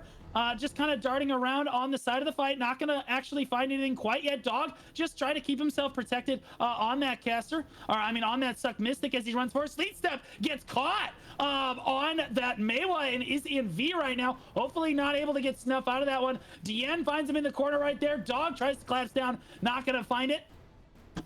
And Sleep Step tries to engage back once again, but we did lose one on Joystick, and now it's 2v3. This Suck Meiwa gets it's just not as strong if you don't have all 3 of your team members right there. The Awakening Nova dashing around the arena now, down at 10% HP.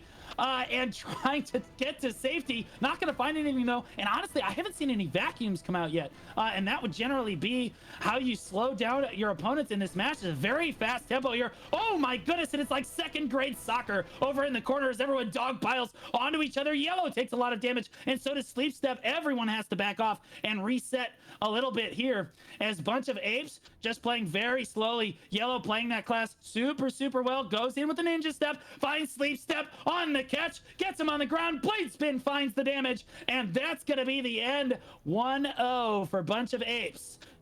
Correct so far, Johnny? Wow.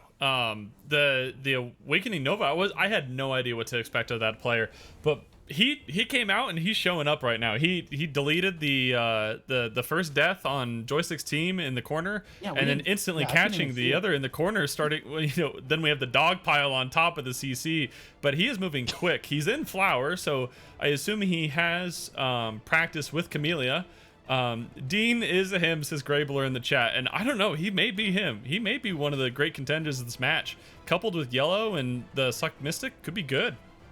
Right on. Well, Combat going to have his work cut out for him there. Foxfire and Spirited Away coming out. Not going to find anything, though. You have to actually get close enough to hit people on Megu if you actually want to be effective. I think he's just a little bit scared because he got deleted last time. The Meiwa down at 10% health. Sleep Stuff just running for his life in an F1 race, it looks like right now, as he runs away from all three opponents. Looks like he's cornered here. Yellow's on the ground, though. Gets CC'd. Combat's on the ground in return, though. I believe Yellow actually did go down. Didn't even get to V right there. And now it's Maru re-engaging on the Sakudo, looking for the damage, and he sure has a lot of it. Suck Meiwa coming in, Sleep Step there for the peel, and does get his ally to his feet. So now it is still a 3v2. Dog doing his best on that Mystic, but not super good in a 1v3 right there.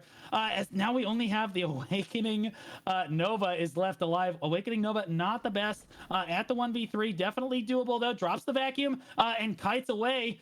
Not able to find a CC quite yet, though. Maru just playing defensively, playing back. All three of these team members just playing very defensively, don't want to get caught, and there it is. They clean up the final one. Nice safe play out of Joystick right there, and Bunch of Apes gets beat in the second round. Joystick back 1-1, Johnny. Yellow getting knocked out without able to V is going to be very rough, especially with Bunch of Apes able to get 2 CCs on Joystick, and both of the CCs not V'd, and those players just standing right back up is going to be really, really rough. You have to be able to capitalize on that. And even at the end, I kind of mentioned it at the start of the tournament with Awakened Nova's grab being unprotected when even when it lands. Dean there got a grab trying to turn the situation around in a 1v3 and just gets CC'd right out of it by the Megu. And we might see more of that here soon too. Yep. Oh, Yellow and Stealth comes out of Stealth right behind Sleep Step, and Sleep Step does manage to get out of it. Block jump backward. Now Yellow just going for all kinds of picks. Very aggressive play out of that Suck Ninja there. Goes for the Malice, doesn't find the Stiff in there, and keeps moving forward, constantly being active there. Dog just keeping himself in full super armor in the middle of the arena on that Suck Mystic. And looks like we Yellow had to V right there, and does come out of V safely. I think that may have been a fat finger. He wasn't actually under any pressure there, but it does look like he rejoins the fight. Another V does come out. Blade spin for Yellow. It's not going to find anything but a decent amount of damage coming down. Honestly, everyone just kind of buying their time, throwing range at each other. Dog dashing back, honestly taking so much damage on that Suck Mystic. Yes, you can stand in super armor forever, but Maru taking a lot of damage, but it's Yellow on the floor now. They're both CC'd standing next to each other, and they're both gonna die, and now it's 2v2. Oh my goodness. You find the CC on one person, you call it out, then you get CC'd yourself. It's tragic. Now Dog is running for his life, and Mystic has no sustain on it, and there's no ability to heal. Spirited Away, the Megu doing a lot of work right now. It's just gonna chip Dog down. Foxfire finishes the job. Excellent Megu play right there. And now we're in a 1v2. Where is the Awakening Nova? There it is. Right there, dashing around. Does find the vacuum, but just dashes away from it. And it looks like, did he go down? Yeah, he did end up going down there at the end. Oh my goodness, we're 2-1. Joystick bringing it back. Dean ended up getting a solo CC on the Meiwa and wasn't able to finish him off in a combo, and I think that was really, really horrible for his team there. I mean, the Meiwa survived till the end, dealing a lot of damage and a lot of that trade when Yellow and the other one was both CC'd. And as soon as as soon as the Meiwa stands up, he's just gonna blade and then run around like an F1 rally car around the match until he's got his health back. You have to use that one time you got to one combo. Yeah. Yes, sir. Yellow honestly looking for a decent amount of picks there, but not able to find anything. So, like, honestly, I like how aggressive Yellow is playing. I like how safely Dog is playing, although I'd like him to see him extend for at least some CCs here. It looks like Yellow is... Oh, my goodness, we already have somebody on the ground. Maru is on the ground. Yellow does manage to collapse down on him, but he gets the V off. And now he is sniffing right now. Yellow in stealth on the side of the fight. Finds the CC on the Combat. Beautiful play on the Suck Ninja right there. Finding CC after CC here. It's now Yellow constantly on this hunt right now, waiting for people not to look at him so that he can re-engage. Play spin just to keep himself protection. Red Rain, just a lingering SA there. Nice DP debuff. Looks for a CC on the Sleet Step. Not going to bite it. Ooh, Dog is very, very low on health, though. That Mystic needs to back up. Trying to keep himself protected, trying to potion right back up again. Dog gets himself to a healthy amount of HP with Yellow that standing there right next to him. Sleet Step goes in, tries to get behind Dog. Not gonna find it. Oh my goodness, Yellow with a beautiful Serpent's Ascension finds Sleet Step, and he has to V. And now it's Yellow kind of sniffing around, looking for a V. But it looks like Sleep Steps will get out of V, but now he's got Maru on the ground. Blade Spin finds the damage. Ooh, Red Rain, Yellow trade takes a big trade back and has to back up a little bit, but it is 3v1 now with the Megu, the only one left alive. Yellow finding the CCs in this round, doing a great job as the Megu tries to kite back in the 1v3. Maybe not the best. There's the grab right there to clinch the round, and we are up 2-2. Winner take all, Johnny. Bunch of apes playing a lot more cautious there, just letting Yellow do his thing, try to find the picks, and they got a ton of picks to force all the Vs out. They end up not getting any sniffs, it looked like, but my lord, Yellow just absolutely CCing everyone in the match there was really good for his team. Let's see if they continue to do that or if they let Yellow abuse everyone in the next round. Yeah, Shadow Stomp. Bro, I'm going crazy. I'm going crazy today. He caught him with Shadow Stomp. I'm like, Serpents. I'm like, I could have sworn that was an awakening skill. Wait, hold on. How did he just do? Oh, no, it's Shadow Stomp. Shadow Stomp. Shadow Stomp. All right, we're 2-2. Winner take all here. Maru's got to play a little bit more defense. Ooh, goes straight into stealth. Waiting off on the side for someone to try to dive onto combat here. Playing very defensively. Ooh, dives straight in. Doesn't find Yellow right there. Not able to find Dog either. Honestly, Dog kind of a tough target unless you're going to try to grab that Succession Mystic. Dog honestly just rotating super armors in the middle of the arena all 3 rounds. And when he gets low, he just goes off to the side. Almost perfect Suck Mystic play. You can't even get on him for that. Maru still kiting around, actually fighting Yellow in almost just a 1v1 straight up Ninja versus Ninja. Maru does back off, but not before trading a decent amount of damage onto Yellow there. Tries to go on Dog, not finding. Oh my goodness, Yellow throws a lot of damage down on him, and he has to V. Oh my gosh, Yellow's right on top of him. He's gonna get sniffed on a V here. Maru does get sniffed, and it's Yellow that finds it. Down he goes, and it's Yellow finding these picks for his team now. And Combat on that Megu trying to battle back here, keep himself protected as he moves around, but I'm not sure if there's going to be much he can do. He's going to have to rely a lot on that Meiwu damage while he tries to go for the picks and use that clone to his advantage here. Does go into V. Combat gets sniffed out of V again. Yellow, the super sniffer, finds him out of V again, and down he goes. Dog still rotating super armors in the middle of the arena as Yellow just runs around catching people. Sleek Step just running around in an F1 race, looking for a pick, throws damage on the Dog, and Dog finally with the grab right there. He says, that's why you can't approach me. And it looks like they are going to sniff him straight out, clap straight down, and down goes Sleep Step. It is going to be a bunch of apes moving on, but all the way to 5 rounds. Oh my goodness. Honestly, it was CC into Yellow sniffing someone, CC into Yellow sniffing someone. The nose on that bloodhound of a man. Actually insane. Yellow was like ramping up through that entire match there, with every round getting more and more aggressive, playing more and more in his kind of style, which is just that constant aggression, constant CCs, and then like you said, like the bloodhound, finding everyone out of the sniff and not letting them get any sort of like time down or any sort of relaxation there, just putting them full back on their toes, or on the back of their heels rather. Next up though, we have Kryptonite and Rat Squad. We've seen Rat Squad before. They were the first round versus 3 Rats 1 tournament. Rat Squad is Backstep on his Awakened Ranger, Nudes on his Awakened Kuno, and Ginny on Suck Megu. And then they're fighting Kryptonite, whose first match of the tournament is going to be here, and they are Greeds on Awakened Ranger. So we have the Awakened Ranger mirror matchup, Yoki on Suck Megu. So we have a Suck Megu mirror matchup, and then Dreeken on the Suck Warrior. We don't quite have the entire team mirror matchup. Tragic. Succession Warrior, interesting. Versus who on the enemy team? Who's the differing composition? Is it Awakening Kuno? Is it it's Nudes, Awakening right? Kuno. Yep. Oh, I like the Awakening Kuno every time here. I mean, like, I don't know about you. Like, why do you like the Kuno? I mean, you got because it's Nudes. because it's I mean, you have the vacuum into the KD, which is a huge amount of pressure. If he does something like that into a grab on the Suck Warrior, he's not going to really have much of a counter there. Suck Warrior is a lot more protected than Awakening Warrior, but I don't think it can't win SA trades, and I think it loses the grab trade too. I think Awakening Kuno is just going to put too much pressure on that Awakened Warrior. It's not going to be tanky enough. Yeah, and then when you look at it, and then you look at the nameplate, it's. And then you look at the nameplate and it's nudes. Yikes. Good luck. We're all counting on you. But honestly, Suck Warrior does have its advantages. It's an extremely protected class that relies very heavily on either ground slam or grab to make any amount of CCs happen. But in fairness, those are two very, very good catches. So it's going to come down to how protected he can keep himself, which he should be able to keep himself very protected, and see if he can find a free grab. Maybe over on Backstab on the Ranger, or honestly, the Suck Megu. I'd be going after Jinne every time here. But we will see. Compositionally speaking, though, almost an identical mirror matchup as we come in here.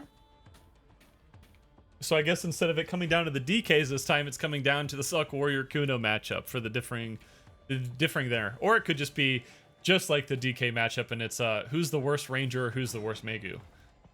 Right. All right, so Jinne coming straight out here. Looks like Rat Squad playing kind of defensively. Nope, diving straight into the middle of the arena. Megu beautifully positioned Backstab gets put on his back and has to Via right away on that Awakening Ranger, but no one looks like they're going to sniff the V or anything. And honestly, Jinne with a beautiful, oh no, right as I say it, gets CC'd and has to V right away. Backstab in the middle of everything. This is not really where you want to be on this Ranger, but uses those iframes to kind of scramble his way to a safe position. Jinne is on the ground again, doesn't have V. Down goes Jinne. Oh, but a beautiful grab on the Backstab. Scars of Dust to follow it up, but Nudes grabs him and says, no. Who says Kuno doesn't have peel? Definitely not Nudes. He says, I just kill him. You just kill him. And then that's how you peel him. All right, and now it's down to a 1v3 now. Drinking on the Suck Warrior does get grabbed here. Oh my goodness, beautiful damage coming down right there. Drinking very, very low on health. Manages to stay alive, tries to throw the spear, not gonna find anything. Ground slam out right there, and he just continues to get lower, but he's just not able to die. This Suck Warrior being so resilient right now, but definitely is the target right here. Oh my goodness, Dragon going for the ground slam, not gonna find it there. Keeps himself protected, not allowing himself to take any amount of damage. And again, we're just trading back and forth here. Nude's getting very low now. And the Suck Warrior trading back. There we go. The 1, 2, 3. And it looks like Kryptonite will take it. Much to our dismay. Much to our dismay, Kryptonite taking that first round right there. The Suck Warrior doing an amazing job of just keeping himself protected and using those 2 CCs on repeat every time they come off cooldown. And eventually you will catch someone. I promise you.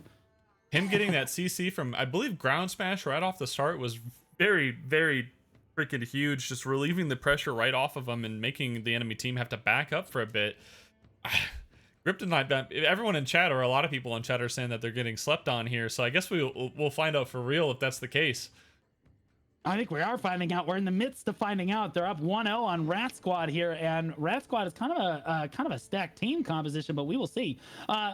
Yoki throwing a lot of damage forward on the Megu. Again, very, very good positioning out of both Megus so far. But unfortunately, the second they get jumped on, they're getting CC'd. They have got to make sure they can handle these flankers. Yoki doing a good job of it right now as the Warrior kind of jumps in on him there.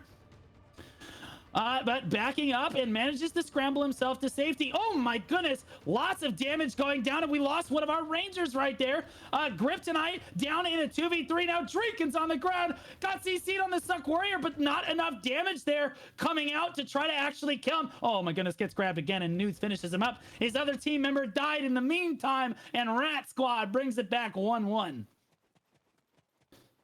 Well, I think that's gonna go for sure to show that either team can take this here still. It's not just Kryptonite's favor. I mean, Rat Squad is going to show up. I mean, they won the last round and they're continuing forward, so maybe they just needed a little bit of a warm-up again.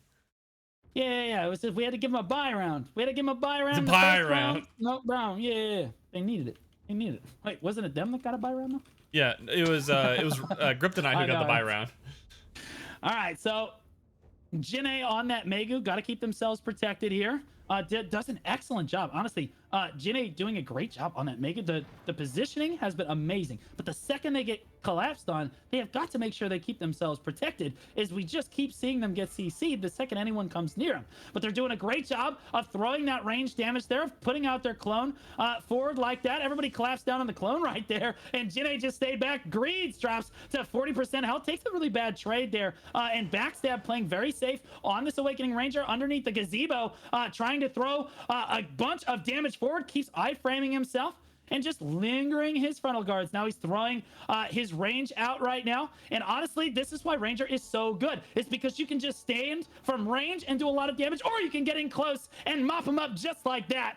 And just kite yourself around the match. They take it 2-1, and they just aren't able to put any pressure.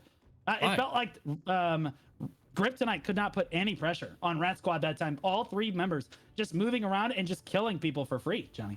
The amount of damage that Rat Squad put out under that gazebo was disgusting. The Suck Warrior was just eviscerated from all existence. It was just, ugh.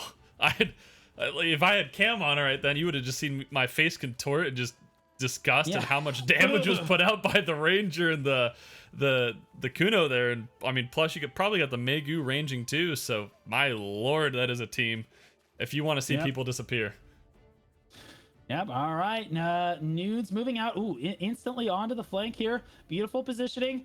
Trying to stand under the gazebo. Doesn't allow himself to get hit by range damage, but still puts himself in a flanking position. Dives onto the back line, decides to back up and go after Greeds there.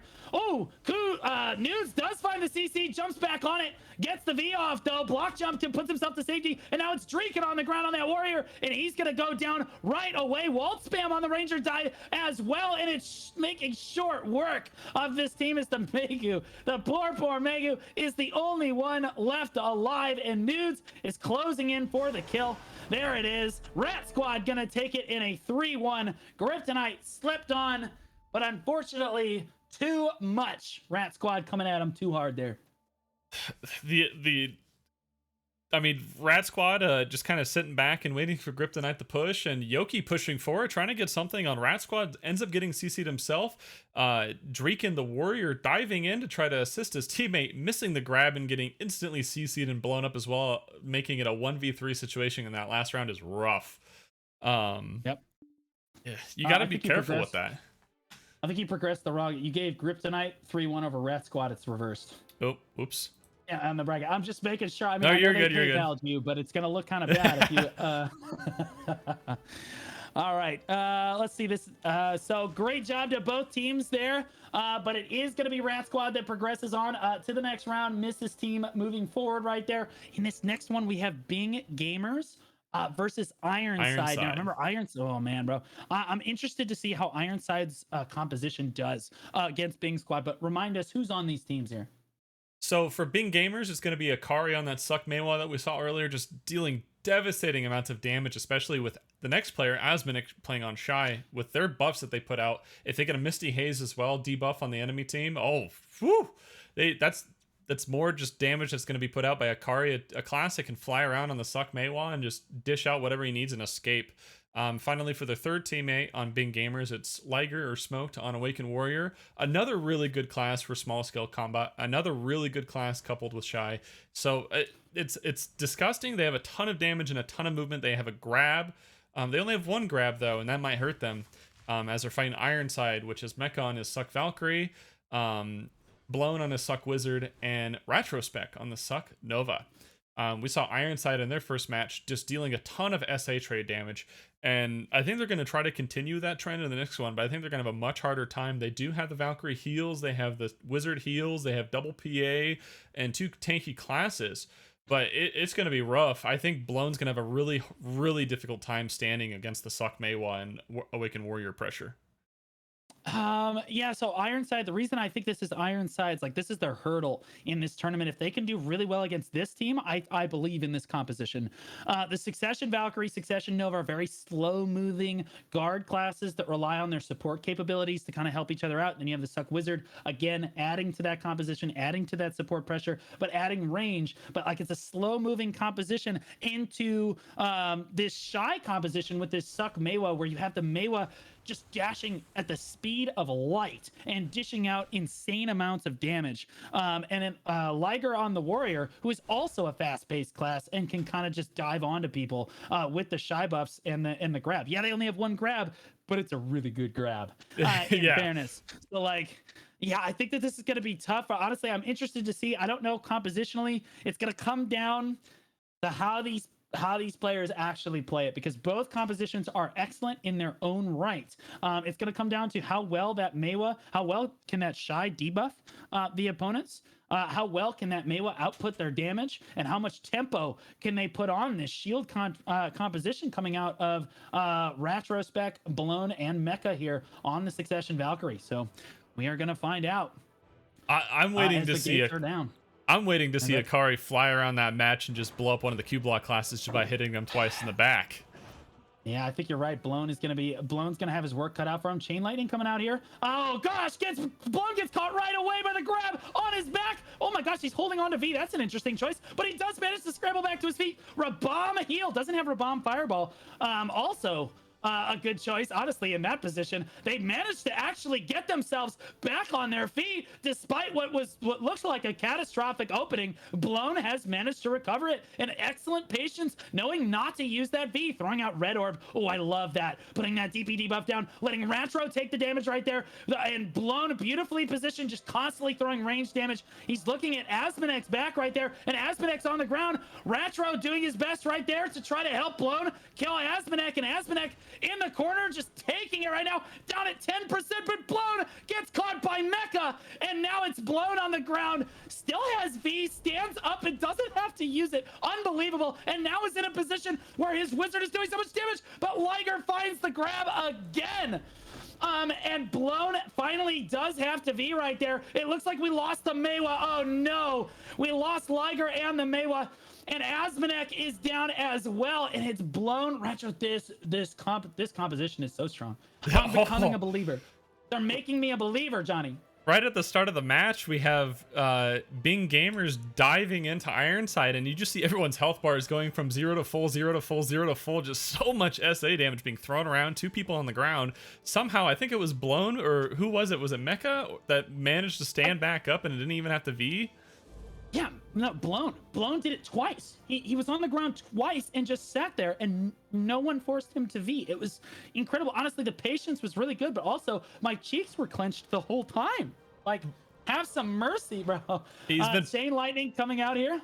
It doesn't look like we're going to see Akari come right in on this again. Doesn't want any of that as the 2 shield classes keeping Blown protected as Blown throws a lot of range damage at his opponents. Asmonek trying to kite into the middle of everything, tries to get in bongo position, but not able to quite find it. And now Blown again just staying safe by Ratro, by these 2 shield classes here. Asmonek just running down Blown, trying to put some amount of pressure on him. And it looks like we got very low as the Meiwa dove in and just took so much damage right there. But so did Asmonek, took a good amount of damage as well. Blown in a beautiful position, throwing down Bolide right there. Mecha's on the ground, but a Rabam heal from Blown keeps him alive. Mecha stands back up on his feet, heals himself back up with that Valkyrie heal. Blown showing how good Staff can be in these 3v3s right now as he constantly stays at range. Bolide comes down, finds Asmonek, but he gets back up on his feet, and they're still skirmishing. No one has died quite yet. Asmonek taking a pretty poor trade, but again, that Shy just packed up with heals right now. Akari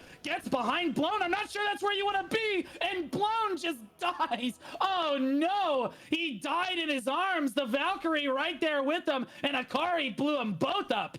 And now it's a 2v2 because we traded one back, but it looks like Akari, honestly, Akari and Asmonek, you have the Shy, and he's got to rebuff the Suck Meiwa here, and it looks like it's Ratro.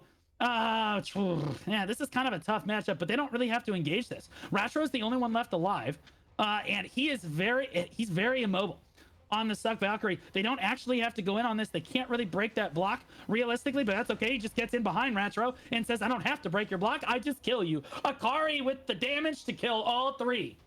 Oh my goodness. That's Suck Meiwa damage.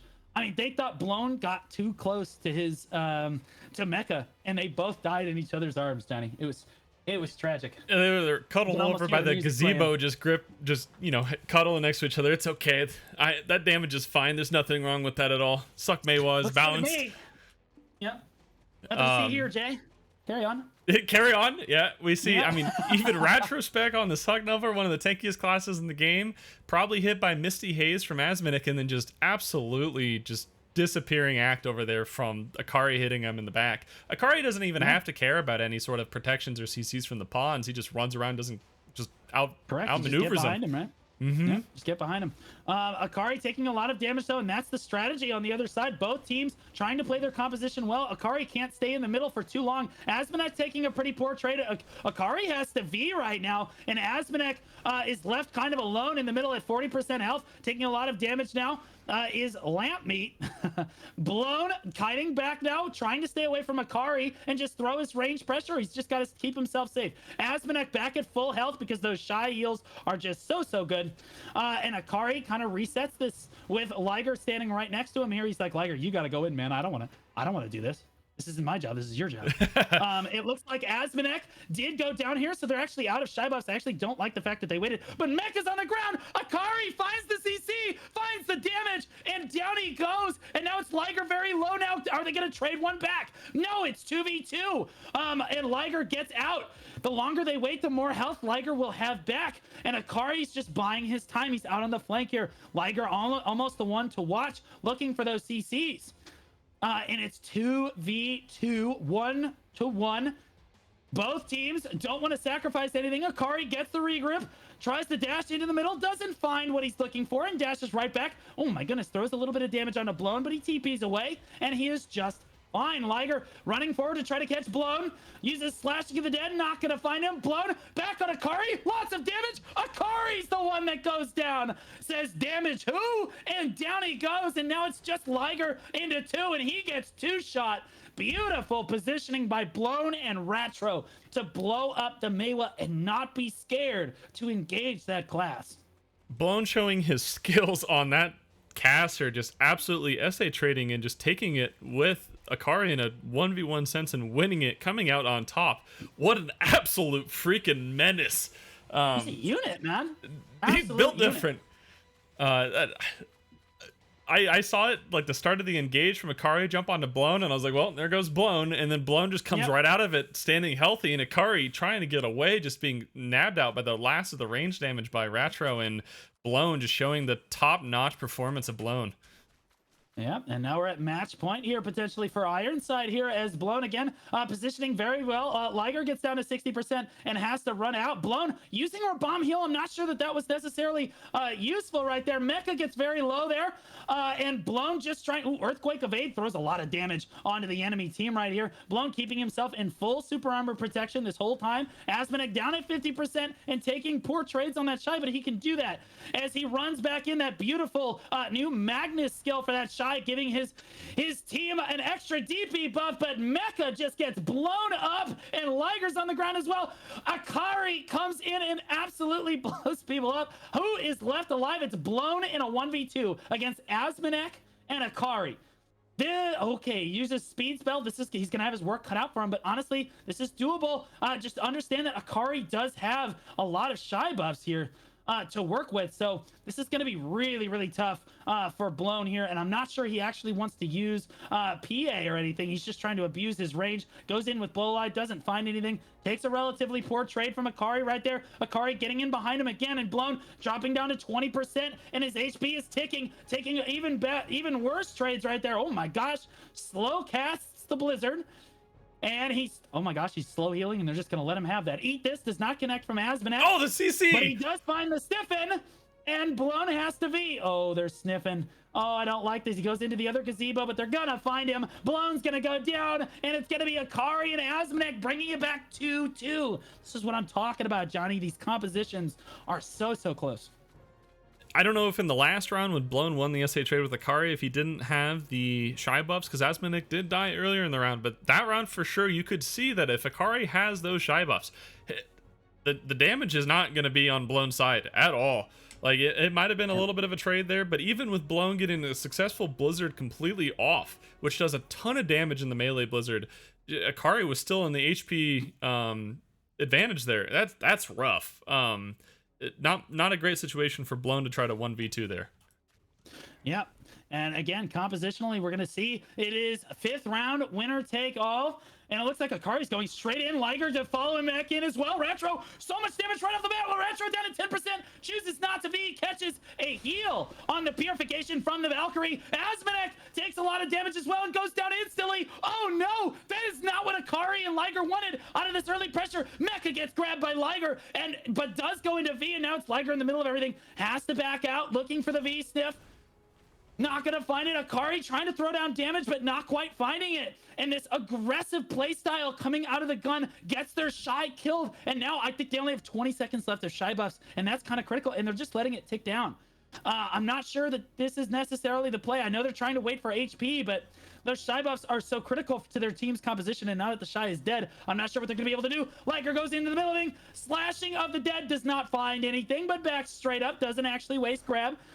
Liger again coming in from the side, looking for it. Oh my goodness, takes such a poor trade. But oh my gosh, Awakening Warrior sustain keeps him alive. And but Akari gets traded back on, and it's Liger left alive into 3. The composition that cut. Oh, Liger does find a grab on a mecha. Uses Gravedigger, but doesn't quite find it. It's going to be Ironside moving on in the 5th round. What a back and forth match that just was, Johnny. My God, was that a good match? Woo! It's Yes, those sir. kind of matches that makes it very unfortunate that it's a single elimination tournament, because to see that ran back again, I think it could go either way. I think if you ran that 10 times, it would be 5-5. That was one heck of a match, one hell of a performance by both teams, and some disgustingly good players showing off their classes.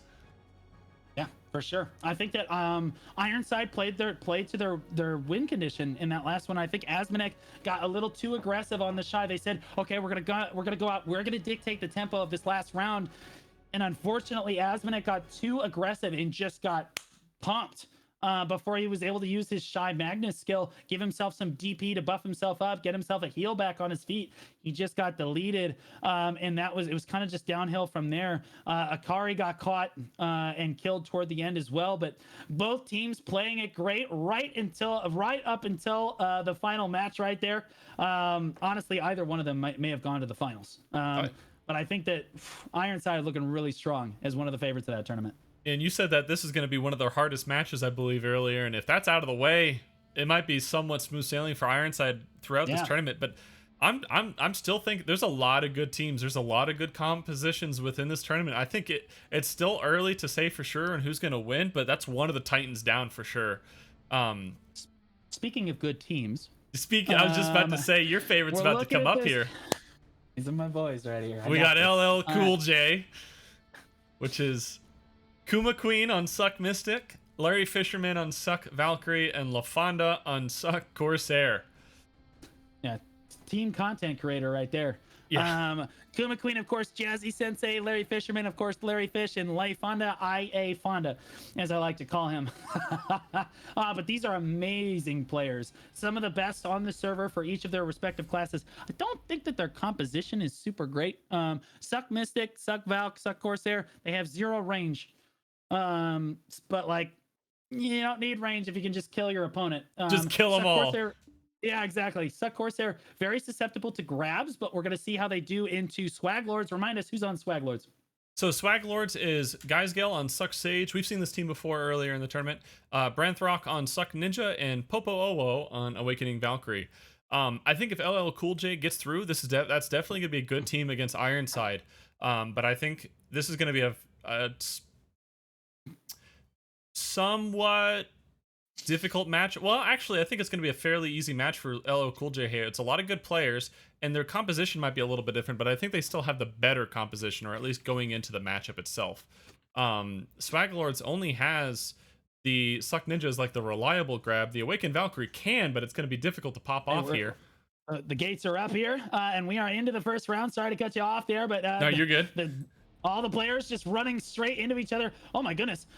Kuma just standing. They almost got trapped by the gate there as LL Cool J pops OO going straight in on the Valkyrie. Not going to find anything there, but beautifully playing it. Tries to throw out the grab, doesn't quite find it. Banthrock moving right with him, and Gayskill right there alongside him as well. Both teams playing very, very cohesively as a unit here. Larry Fish taking a lot of damage on that Succession Valkyrie. Pop OO gets out traded and killed by Larry and says, "Suck, Valkyrie is way better in this situation. I've got this." Spatial Collapse coming down, trying to catch Kuma Queen, and it does. Kuma Queen going down now, and now it's again a 2v2, but Swaglord's very low on HP. Leifonda on the hunt for Gayskill here on this Suck Sage, and they can just keep putting pressure on him.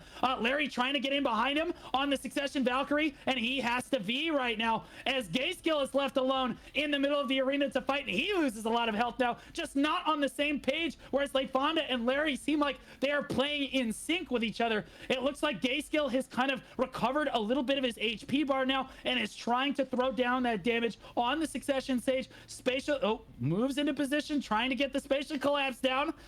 Not gonna find it. Larry trying to catch him as well. Still a 2v2 as Gayskill backs up down to 25%. Leifonda playing this very slow as well. Banthrock goes in. Oh, finds the catch onto Larry. Larry down, very low on HP. Leifonda trying to trade back some damage. Larry gets back to his feet, heals himself back to full health. And who really caught who here now, as we just lost Gayskill's partner, and he's gonna go down now too. Oh my gosh, Larry gets caught and he turns it into a catch for the other team. You just love to see it. That Suck Valkyrie is it's such a trap. You're like, oh, there's somebody on the ground. You throw your damage out. You try to get everything you can into it. But if you do not finish him off, he's going to stand right back up. He's going to heal. And the turntables have turned for that team there. He stood back up and just healed himself back to full health. It's definitely one of the tankier classes. It still deals a good amount of damage. It has its own heals and sustain. It's not a class that you can really chip down. You have to full burst it or none. And with it being so tanky, it can definitely be very difficult. Yeah, and I think we saw Pop there get a little too aggressive on Larry. Larry Fish, of course, playing Succession Valkyrie. Pop playing the Awakening Valkyrie counterpart. But you can't get too aggressive on Larry. He's got a lot of burst damage. He's the better duelist for sure.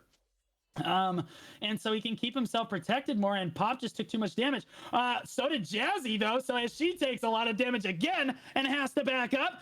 She's down at 30% and falling. Leifonda gets low as well, uses his mermaid skills to kind of back up a little bit. Gayskill taking a poor trade, and all the players just kind of resetting the fight a little bit here. Jazzy moving back, trying to get behind Larry here.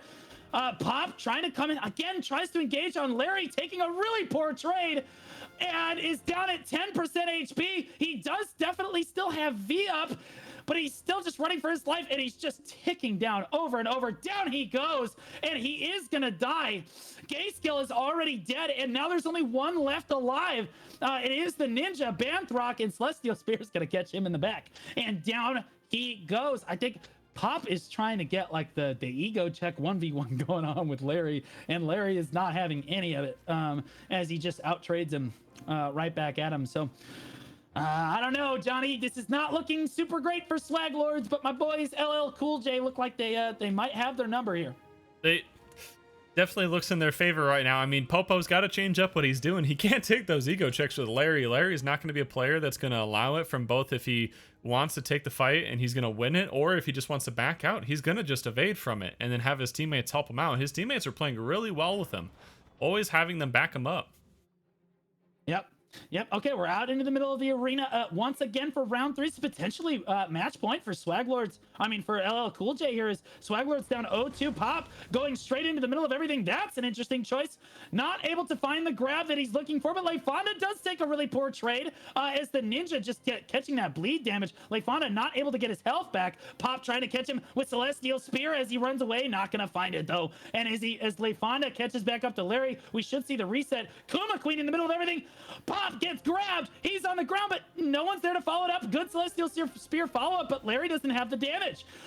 Return fire. Pop turns around and grabs him and says, Larry, now you're on the ground, but gosh, Larry just keeps healing himself.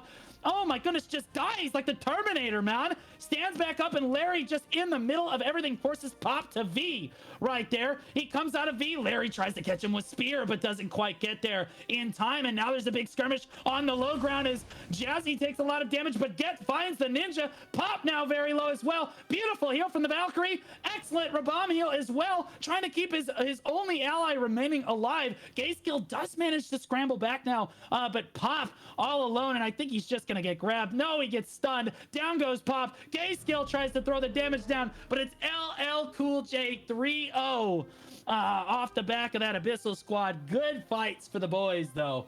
Johnny, what do you think about this? I think I might have underestimated LL Cool J there. I think you did.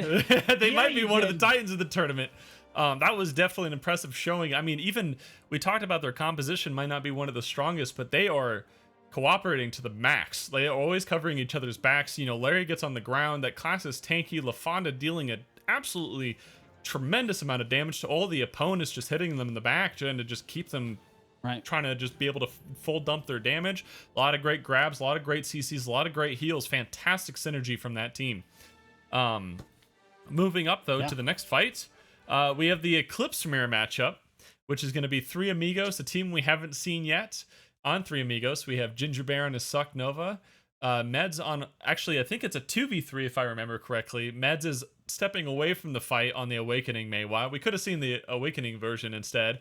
But Botizi coming on Suck Sage instead for Ginger. And then Eclipse itself is going to be God King Pink again on his Awakened Musa, Sella on Awakened Corsair, and Kijo on Suck Sage. Okay, so this is Amigos versus Eclipse, and I gotta say, Team God King Pink, baby, here we go. Yeah, I think going into it was probably the team to pick anyway, but with it being a 3v2 in their favor, for sure at this point. Wait, did they just not get a sub? They didn't know he was dropping until today, so it was past the sub time. Oh no. Tragedy strikes. Okay, 3v2. This is the easiest prediction of your life, chat. Everyone get your free points. If they bring this back 2v3, though, they're actually just legends. But I'll be honest with you, Sella on that Awakening Corsair, I think, upsetting everybody's predictions in that first round. I don't think anybody expects an Awakening Corsair to come out and really be the difference for their team. But we saw Sella came out and did just that. In that last round, and I think this is their round. A lot of teams getting bye rounds in the first round, but God King Pink, go ahead and pay Johnny 5 off. Gets that second round bye coming in for Celestius. Just wasn't going to allow himself to lose to Ginger's team. You can't let your advisor beat you. It's just too much to pass up otherwise. That's right. Love to see it. You'll love to see it. All right, so we're gonna see these guys come out here. I'm actually impressed that they showed up in the 2v3 here. Let's go, God King Pink. Let's go, baby. Here we go. We're moving out into the arena. Sage Trial has fled the arena. Okay, it is a 2v3. God King Pink going in on the Awakening Musa. Not gonna find anything right there. Sella taking a lot of damage and having to back up. Pink having trouble finding the fight right now. Oh my gosh, but they did. Oh, nope. They found the Sage, and now it's just the Nova left alive here. Well, I think the Nova's stuck. I think the Nova might have crashed. Okay, so are we resetting that, or are we? Let's see. I'm trying to find out what happened for sure. He didn't come out of the gate at all, so if he did, we'll go ahead and reset it there.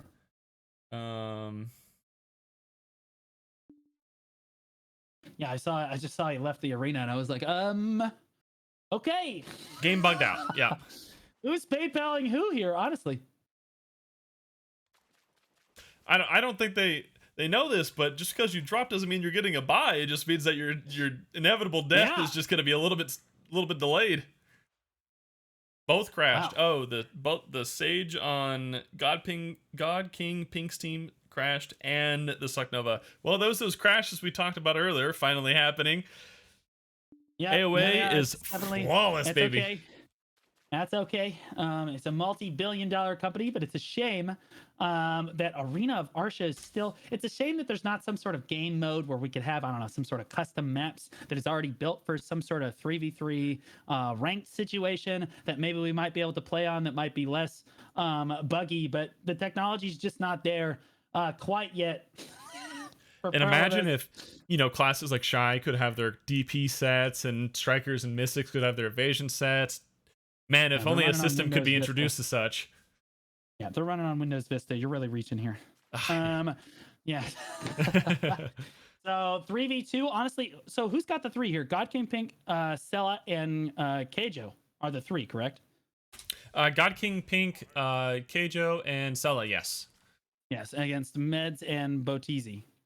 Ginger and Boteezy. Right. Meds is the Ginger and Boteezy. Yep. Okay. So, and Ginger on the Suck Nova and Boteezy on the Suck Sage. And in fairness, with Suck Sage, anything's possible. Anything is possible. We did see that from Torty in the Creator Tournament, so. Yeah, we did. Yeah, I'll be honest with you, the Suck Sages in this tournament have been less impactful than Torty was in the Creator Tournament. So I think it may have just been a Torty diff. Although Suck Sage is very, very good. Honestly, Suck Mewa looks like it's coming out as like a really, really strong contender in this tournament. Suck, I don't know, with the crystals, do you feel like Suck Nova stays competitive when you add crystals to the mix?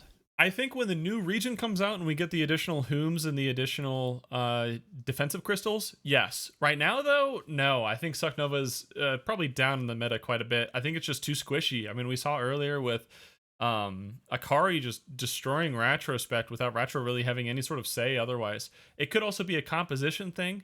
I think any of those kind of quick backstab kind of classes are going to have a really good time against Suck Nova, but maybe more traditional classes like Warrior or Dracania might have a little bit harder of a time. But I still think Suck Nova is not as strong as it used to be in the current AOA meta. Yeah, I think that it struggles unless you have 2 support classes to go with it, like that other composition does, right? Like Mecha and Breezy on the staff. Oh my goodness. Ginger got CC'd immediately by Sella, finding the opening right there, gets back to his feet and says, it's okay, I'm the shot caller. Copium, I'm the shot caller, I don't need to frag. It's okay, it's not my job. Oh my goodness, his teammate's already dead. Ginger looking for anything that he can, but it's a collapse down from all 3 sides. Eclipse takes round 1. Oh no. Oh no. It's not looking so hot, Johnny. It's not looking so hot. Not looking so good for the 3v2 here. Yep. Of course, I think the predictions, I think everybody just taking their prediction money. A little bit of a bonus here. Yeah. Boteezy trying to pre-buff himself just before the fight starts here. Ginger gonna have to work on not being CC'd immediately on a class that is literally super armor frontal guarded in almost every skill. All right, so Ginger dashing forward again, starts a little bit better this time. And it looks like God King Pink going in, but taking a lot of damage actually on the trade there as Ginger kind of tries to keep his back away from his opponents here. Ginger down at 40%. Boteezy keeping himself protected this time, at least as they trade back and forth. Although Ginger running out of health relatively quickly, and Boteezy is literally on Union break, standing on the other side of the arena, says, I haven't clocked in yet. It's not my fault. There we go. And as he dies, he just stood there and watched Ginger. Poor Ginger's just get pounded by 3 people. He just stood there and watched him. Tragic. That's all right. All right, Eclipse now up 2-0, 1 round to go. Johnny, I don't know, man. I don't know. This might have been that buy round we talked about earlier. It's not looking too good for the team. Yep, that's okay. Ginger currently reaching out to PayPal for the reverse sweep. Honestly, I felt that these two were playing it pretty well there in that second round, and then Boteezy kind of just let Ginger just stand there and die. But as long as Boteezy's kind of kiting around Ginger and Ginger's doing his best, they actually have a decent chance. They traded on to God King Pink pretty well when he dove in. There we go. Ginger summoning his pet right there as he moves forward. Keiju diving in. There's God King Pink going for it. Boteezy taking a lot of damage, gets CC'd immediately, and down he goes. Ginger taking a lot of back attack damage too, and it looks, oh my goodness, God King Pink's on the ground. God King Pink is actually getting manhandled by the pet right now. Got double CC'd by the pet, both right in a row, as Ginger V'd away. Oh, the double CC. Oh my goodness, Ginger finds another CC on the God King Pink. Oh my goodness, but they get behind him, and down he goes. It's Eclipse 3-0, moving to the next match. Thanks for coming out, boys. But tragically, they didn't have their third team member there. The three amigos, only two, does not move on. All right. So moving. There's not too much to say with that round. So if we look ahead to the next one, we have the Corrupt Competitive. What is DBD? Dead by Daylight. Okay. All right. I don't know what I expected. I don't know what I You never expected. know what to Who's on that expect. team? So on the competitive Dead by Daylight team, it is going to be Blue on Witch, Ruffs on Awakened Musa, and the Notorious Biz on Suck Guardian. Oh, my boy Biz. The boy Biz right. himself. And they And fight. who are they up against? They're up against the other corrupt team, Gearlets, I guess, which we saw earlier, which is Stev, or Steve as you refer to him as, on Suck DK, Axelton on his Awakened Striker, and Devin on the Awakened Zerker. Okay, so we have the double corrupt composition, but honestly, Axelton in Kindred. Is Ruffs in corrupt? Ruffs is in I'm not sure. enemy or ally. Oh, okay, so essentially yes. Essentially, yeah. The So- corrupt alliance. Okay. Yeah. So Blue, Ruffs, and Biz against Stev, Axelton, and Devin. I gotta say, Blue, Ruffs, and Biz look like they might. I don't know. Axelton's kind of a gamer. Honestly, I'm gonna give it to Gearlets. Give it to I'm gonna Gearlets. give it to Gearlets. Yeah, I think the DK Striker Awakening and then Dabin on the Awakening Zerker do really well. I think Biz is going to try to find the Awakening. I think he's going to try to find Dabin on the Zerker with his grab on the Suck Guardian. And Biz is a gamer, but I think he might overextend, and we will see. In which case, he's going to get punished pretty hard. Although I do like that Suck Witch. Although I don't. Blue kind of rerolls a lot, so I'm not sure. Who do you think? You're incorrupt, yeah? Yeah. So who do you think? So I definitely think that Gearlets is going to be at the disadvantage. We talked about earlier about Davin being the one who has to stay on his feet and stay alive, and I think Ruffs is going to be able to put a lot of pressure on Davin. But if they try to just go for a trade, then it kind of comes down to the Awaken Musa, the Suck Guardian versus the DK and Striker trade. That's difficult. I mean, that's tough, a lot man. of damage from a lot of classes right there. I think it's going to be slightly in favor of Gearlets, but I think just slightly. I think it could definitely go either way. Yeah, I think that. I mean, it depends. Is Stev? Are we going to see 5th round Stev? Are we going to see like round 1 and 2? Round Stev? one, You know what I mean? explosion, Stev. Yeah. Yeah. If Stev gets caught on that DK, I think the whole composition just falls apart. But I think if Stev is playing really, really well, I gotta hand it to Gearlets here. Gotta hand it to Gearlets. I think you're 100% right there, Blue. I think if Stev plays his A game, 5th round Stev, then I think it's going to be in their favor. Who knows though? He's probably gonna go 0-3, man. Oh, 3? Bro, the DKs in that round, man, I died inside a little bit. As an ex-DK main, I was like, oh my gosh. Stay alive. Just stay alive. Oh my goodness. But we will see. It looks like all the players are here, so we should be starting the match momentarily. Yes, we are. It's Corrupt versus Corrupt as we reset the BSR here. All right, Biz spawning in. I think it's also going to be an issue of if Stev stays on that witch is going to have a rough time. I've seen clips of him getting 2-shot by the DK, so let's see if that continues to be the trend.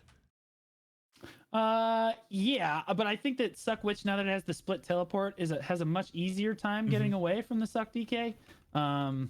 So I mean, we'll see, but like I feel like he'll be just fine. I feel like the staff will be just fine, but honestly, who knows? It's really going to depend on how well Stev plays. Once again, going straight in, pre-buffing himself. Axelton again taking the front here, and Davin throwing that range pressure from the side right there. Climbing, oh goodness, finds the immediate airstrike right there onto the staff and gets the V up, and then Stev immediately gets caught and has to V himself. Oh no, you just hate to see it. Comes out of V and nobody finds him. Class buff coming out for Stev right now. Finds the airstrike. Not able to get the follow-up damage there as he did catch the V. Biz coming in, trying to throw a decent amount of damage down. And now it's second grade mob ball soccer as they all just trade with each other in the middle of the arena and then immediately back up. Stev getting very, very low on health as he backs up right now. and he's honestly just trying to dance around the backside of the fight. Goes for the Twilight Comma, doesn't quite find it, and then Axelton I-framing the Spirit Legacy damage. Stev recovering his HP now. Dabin regrouping with him as Biz tries to close the distance and put pressure on that Awakening Zerker. Oh my goodness. Stev taking a really poor trade, and it looks like Biz is gonna get grabbed, and down goes Corrupt's what was the choice? Corrupt's choice, Dead by Daylight team. Gearless takes round 1. Oh good. Johnny, there we go. Stev playing just well enough. Just well enough to the initial CC on the caster was huge, forcing him to V and then just continued to run him down, not allowing him to play the game at all. They got a kite for the caster. They have to. Like, they have a Suck Guardian. Just have that Suck Guardian sit on top of that caster and keep him alive. Let the Musa run people down and just keep playing like that. The caster, though, instantly dying is going to be really rough for your team. Yeah, they're gonna have to play it a little bit safer here. And honestly, Stev got caught too, but we didn't see any capitalization on the DK while he was on the ground. So we will see. Stev getting CC'd again by Biz, finding him the Succession Guardian with the slowest skill, with some of the slowest skills in the game, finding the Dark Knight, one of the fastest skills in the game. Ooh, Biz almost sniffing Stev out of V right there. Now Stev is all over the top of Blue right now, and Blue just TPing away though, keeping himself safe. That's what I'm talking about, that split teleport doing a lot of work right there. As Stev takes a lot of damage now and can't get out. Twilight Comma trying to scramble himself. Stev gets on the ground. He will go down, and now it's Blue unchecked, throwing massive amount. There's the Focus Meteor. Bolide's getting thrown out. Lightning gets thrown down. Blizzard now as well. There's no one to check Blue in this 3v2, and the staff is going huge right now. Good heal to keep Biz nice and healthy, and they're playing beautifully. We've got Biz out in front, tanking that front line, and Blue just in range enough to throw down Bolide and keep his range damage. Dabin can't get safe enough, and he's gonna go down. Looks like they lost their other member in a 1v1 over there, and it's we pulled it back.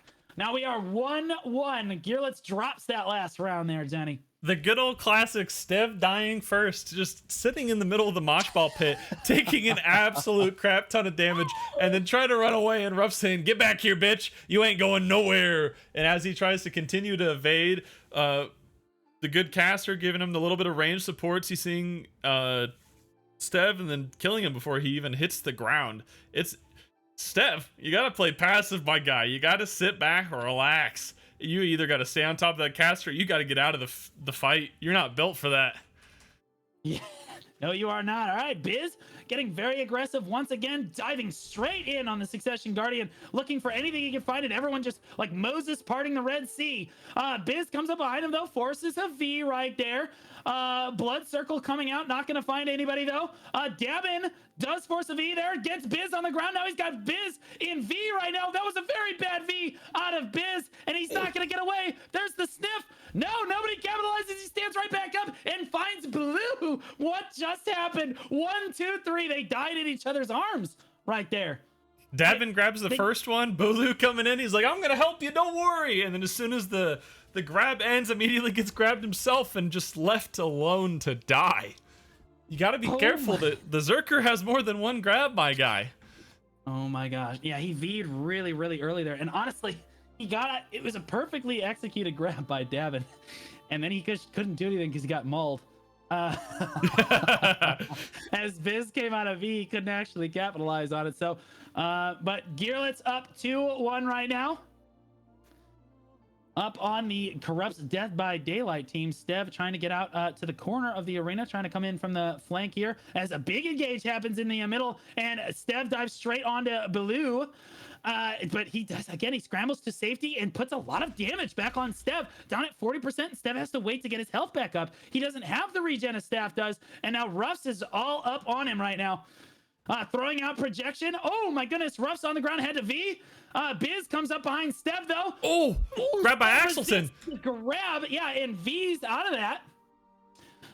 Does come out of V and he's doing just fine. Dabin trading really well on that Awakening Zerker, trying to keep himself at a distance, throwing down that range pressure there. Stev in the middle of everything. That's not where you really want to be. And there he goes down to the projection on Namusa. Oh my goodness gracious.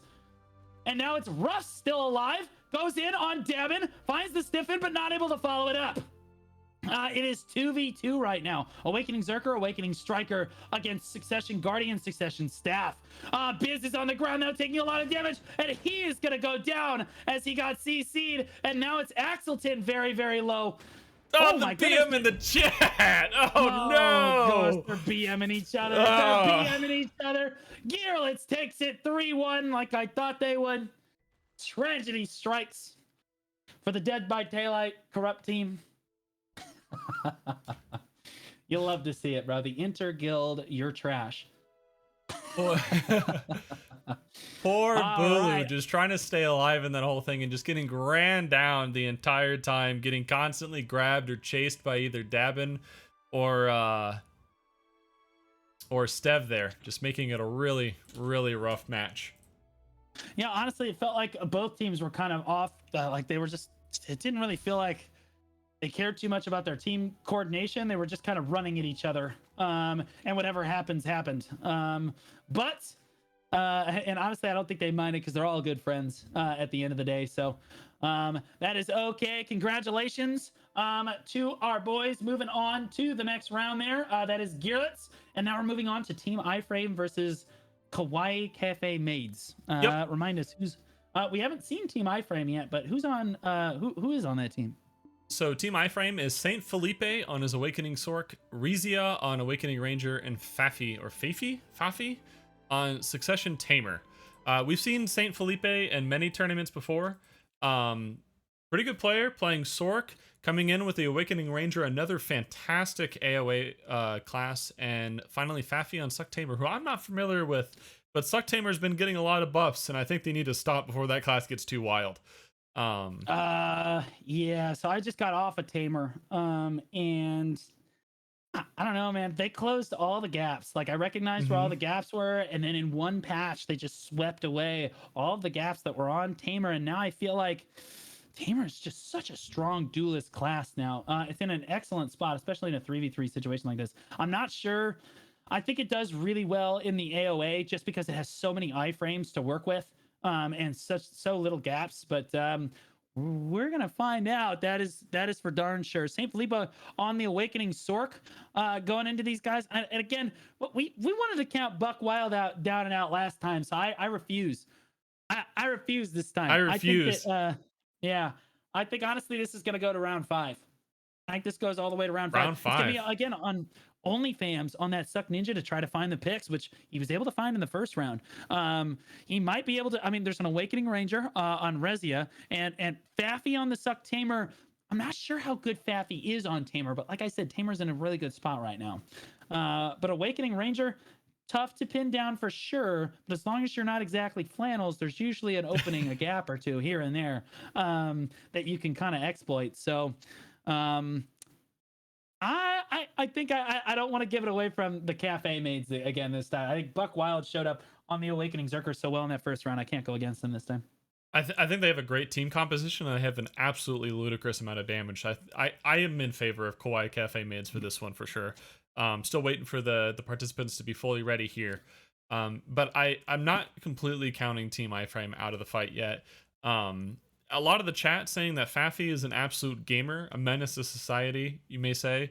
So I definitely think he's going to be somebody I'm going to be spectating a bit more than others, because I want to see what he's all about and what he's bringing with that class. Missing 2. Who are we missing? Is it Cafe Maids? So we're here before. Oh, no, there's Buck Wild. So hurry up, you slowpokes. Get your teams ready. Yep. We want to see it. Honestly, do you think so you think it's going to be Cafe Maids as well? You think it's going to be 3-2 like I said, or do you think it's going to be I mean, the way you made it sound like it was going to be definitely much more one-sided. I don't know if it'll go to round 5. I think it's going to be a 3-1. 3-1 Cafe.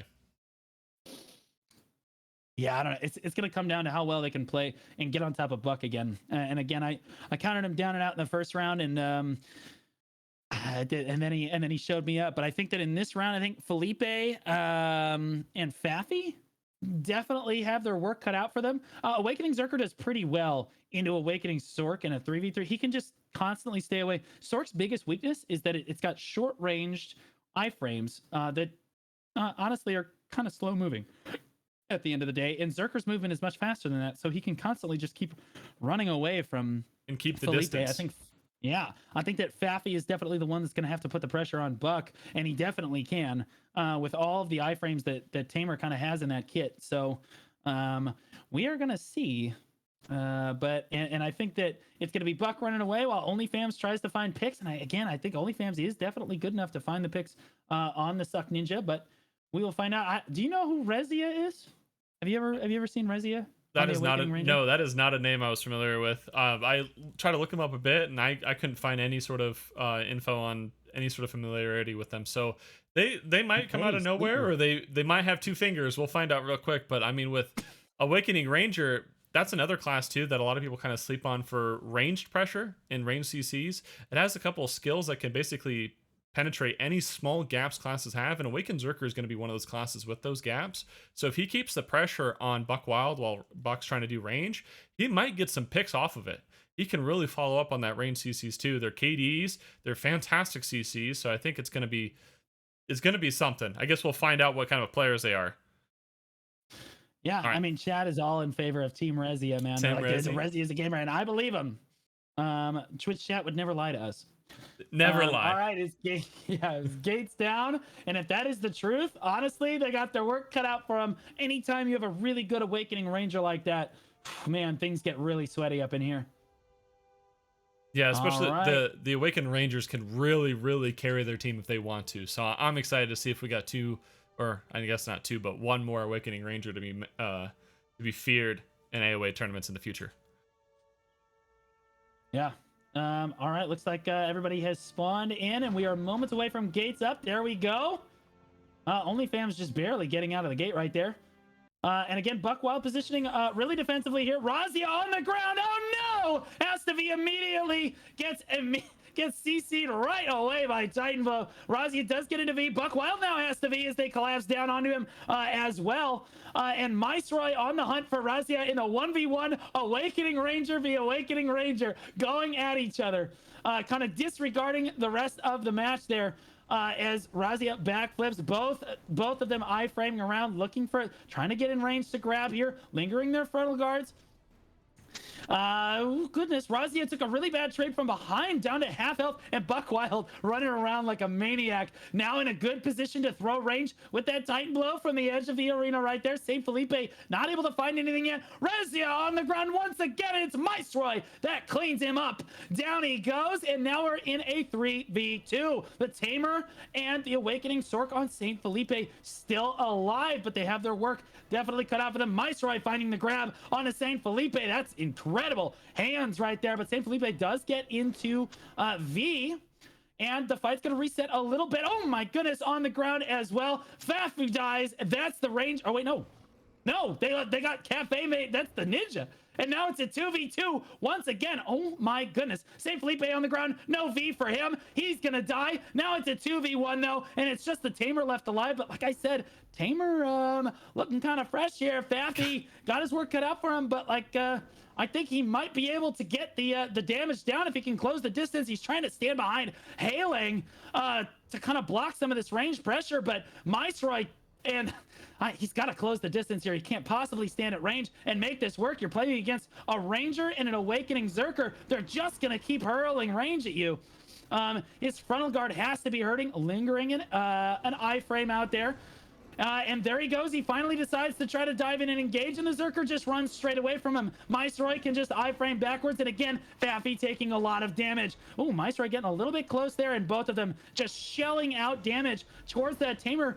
But look how many iframes Tamer has. This is obnoxious. Down at 1% HP, still iframing around the match. Goes in on the Zerker, finally goes down to the bleed tick and will die. But definitely a close round, Johnny. You were talking about Tamer having those gaps closed, and you could definitely see it there, just keeping alive and keeping on his feet from the two range classes for an obscene amount of time. It really shows just the changes they keep making to keep these classes more and more protected. And he got some good early pressure in the match, getting a good grab, forcing V's out. If his teammates can stay alive and he can keep that pressure up, it's definitely, I think, a possibility that they can win this one. Yeah, definitely for sure. I think it's actually on Razia to not get caught this time. I have faith in them. I think that they just got caught a little unawares as they were trying to hard dive, and then Rezi was kind of on the back foot for the rest of the round and never really was able to get their feet under them. But this time playing a lot more defensively, and both Rangers keeping safe right now, lingering their iframes out. Saint Felipe diving in and looking for something. Dream of Doom not going to find anything there. Maestro diving in, looking for a grab, not going to get there. Ooh, my goodness, almost takes the grab from the Tamer right there. Hailing coming in hot on that one. Razia now keeping themselves protected much better in this one, and Saint Felipe throwing out damage, trying to play around his Ranger much more cleanly in this round. Maestro down at 50% and running out of iframes, honestly down at 20% now, and having to kite back. Saint Felipe on the prowl here. Dream of Doom gonna miss wide. Buckwild using ground pound just to keep himself protected in that SA for just a little while longer. The fight resets a little bit here as health begins to tick down. The tanky classes become less and less impactful here. There goes OnlyFans forward, gonna look for them picks.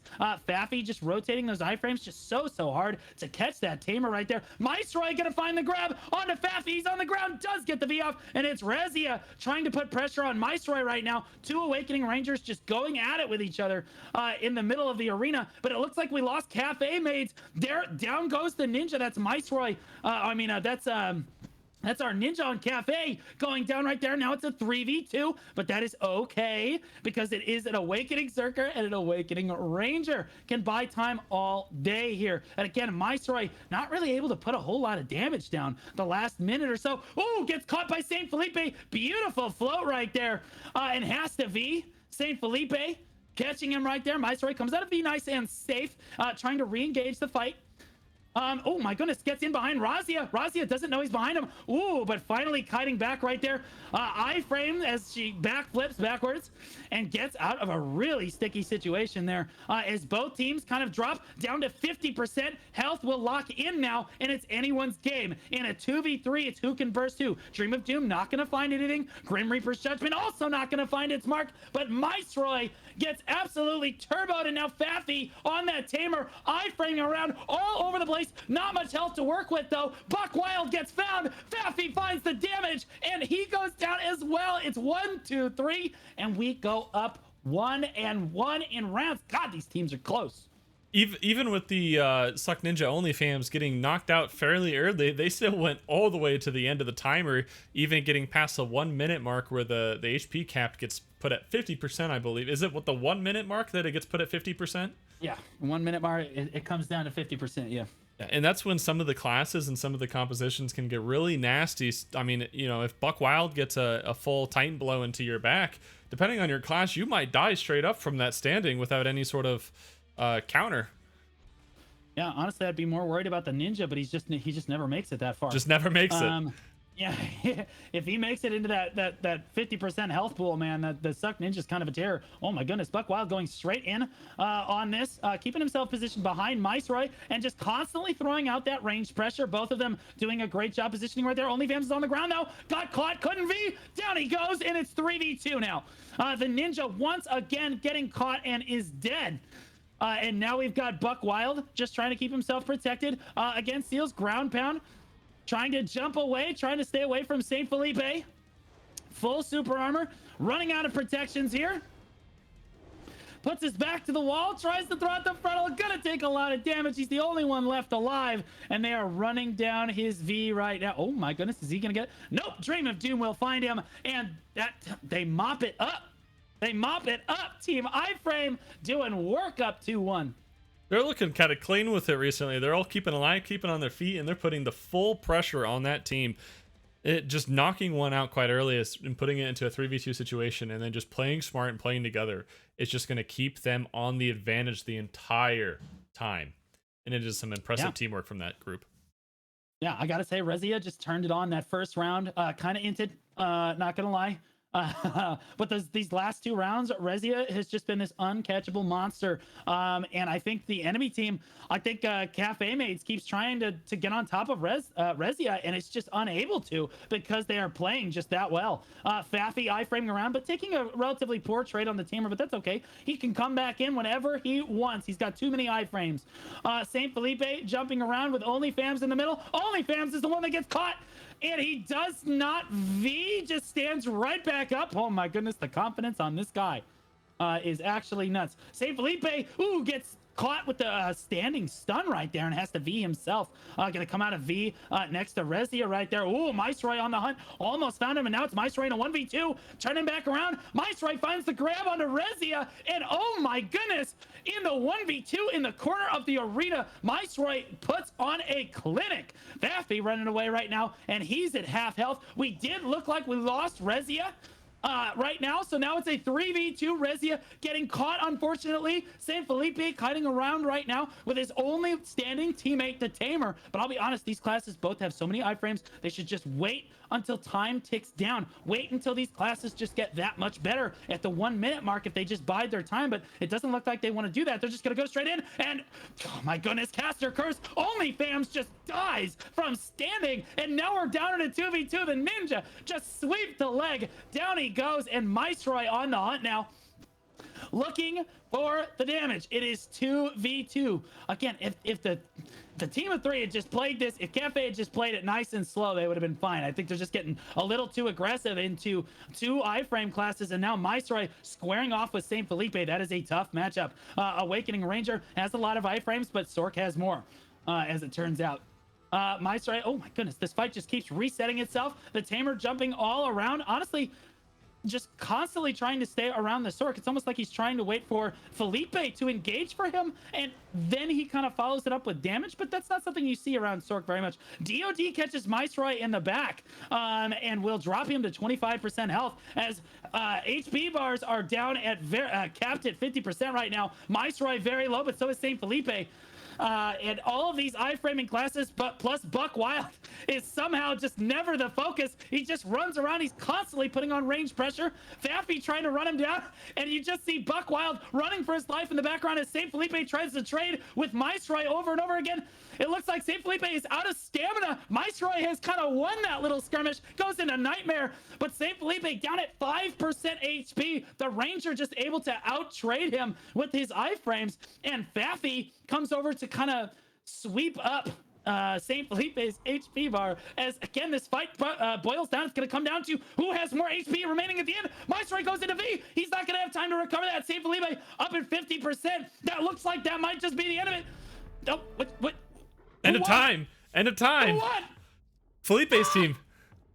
Okay. They won Team HP. iframe takes it on HP right at the end. Woo! Oh my goodness. I mean, you want to talk about a close match right there? My God, just the end of a match. You got the I'm sweating. the Awakened Ranger sweating, and the Sork just diving around and dodging the damage and keeping out of it. Buck Wild getting grabbed and having to V, taking away a lot of the offensive pressure that their team is able to put on the match there, the round there. St. Felipe under 5% health, really close to Buck, and Faffy able to get the peel on him. I think honestly, if it wasn't for that peel right there to make Buck Wild go away, I think you would have just done one more range skill and Saint would have been out of the match, and then that would have been just in their favor, making it 2-2. Super invigorating match to watch, though. It's just absolutely close. Every single round was just so close. Both teams played very, very well. Looking at this next match here, we have T1 Rejects versus Bunch of Apes. Please, is San on T1 Reject? Please tell me San is on T1 Rejects. He is. It's absolutely San's team.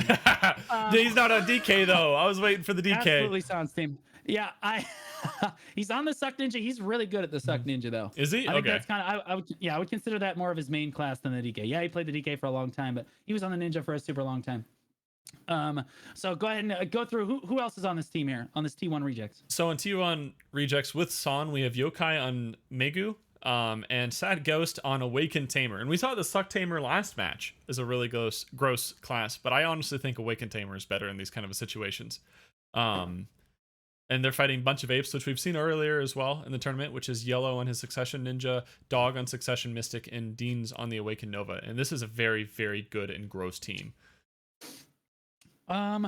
Yeah, but I feel like having seen a bunch of apes play in the first round, I feel like they rely very heavily on Yellow trying to find a pick. So it's really going to come down to how well is Yellow playing here. So we have Yellow and San in the mirror matchup, and then if Yellow were to go for a pick that isn't San, he would have to go for the Awakened Tamer and the Megu. And those are two classes that are going to be really hard to pick off, in my opinion. I don't know. I think he can get on top of the Megu just fine as long as he doesn't go after the clone. I'm getting on top of the Megu based on the rest of the Megus in the tournament has been relatively easy overall, but we will see. As this Awakening Tamer coming out here, I do actually prefer this spec of the class in the 3v3, but both of them certainly have their advantages as the gates go up here. Looks like there we go. Sad Ghost gonna go ahead and summon his pet as he jumps into the middle of everything. Again, look at all these iframes. It's just iframe after iframe after iframe. Both teams just kiting around, almost squaring off for just ego check 1v1s here. A couple V's coming out here. Dog's on the ground, gets grabbed by the Tamer. Yellow San is catching on the ground Dean as well.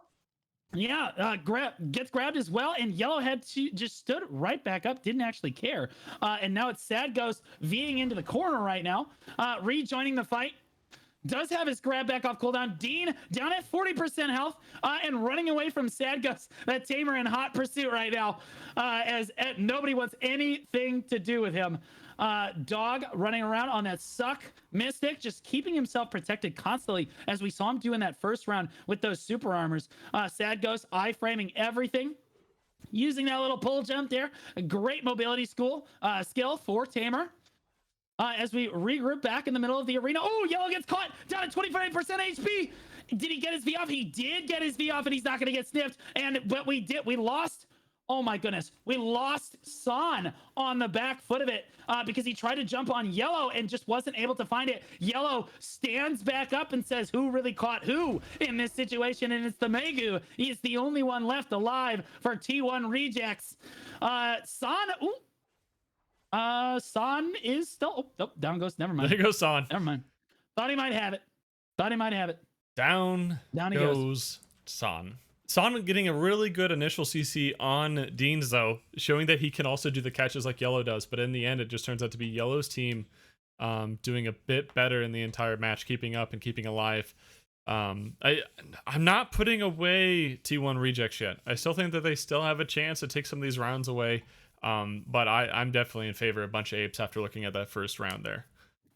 Yeah, I mean, they're finding the CCs, right? But like, I think they just they found the CC. They're definitely in comms with each other, because when Yellow got CC'd, you saw a full collapse into the middle of the arena, but it was almost just too hard, the collapse down, and they just didn't keep themselves protected. So it's Yellow and San kind of squaring off against each other, and San gets caught immediately. Oh my goodness, that was an ego check and a half. Blade Spin coming down, just trying to throw out a little bit more damage, and they do find the Megu. Foxy Trial going down, San running for his life, just cut straight out of V. Doesn't have that resource available to him anymore. Blade Spin coming down just to try to throw some damage. Red Rain to keep himself protected. The class does not have an S block. Oh my goodness. San gets eaten alive, and now it's just the Tamer left alive.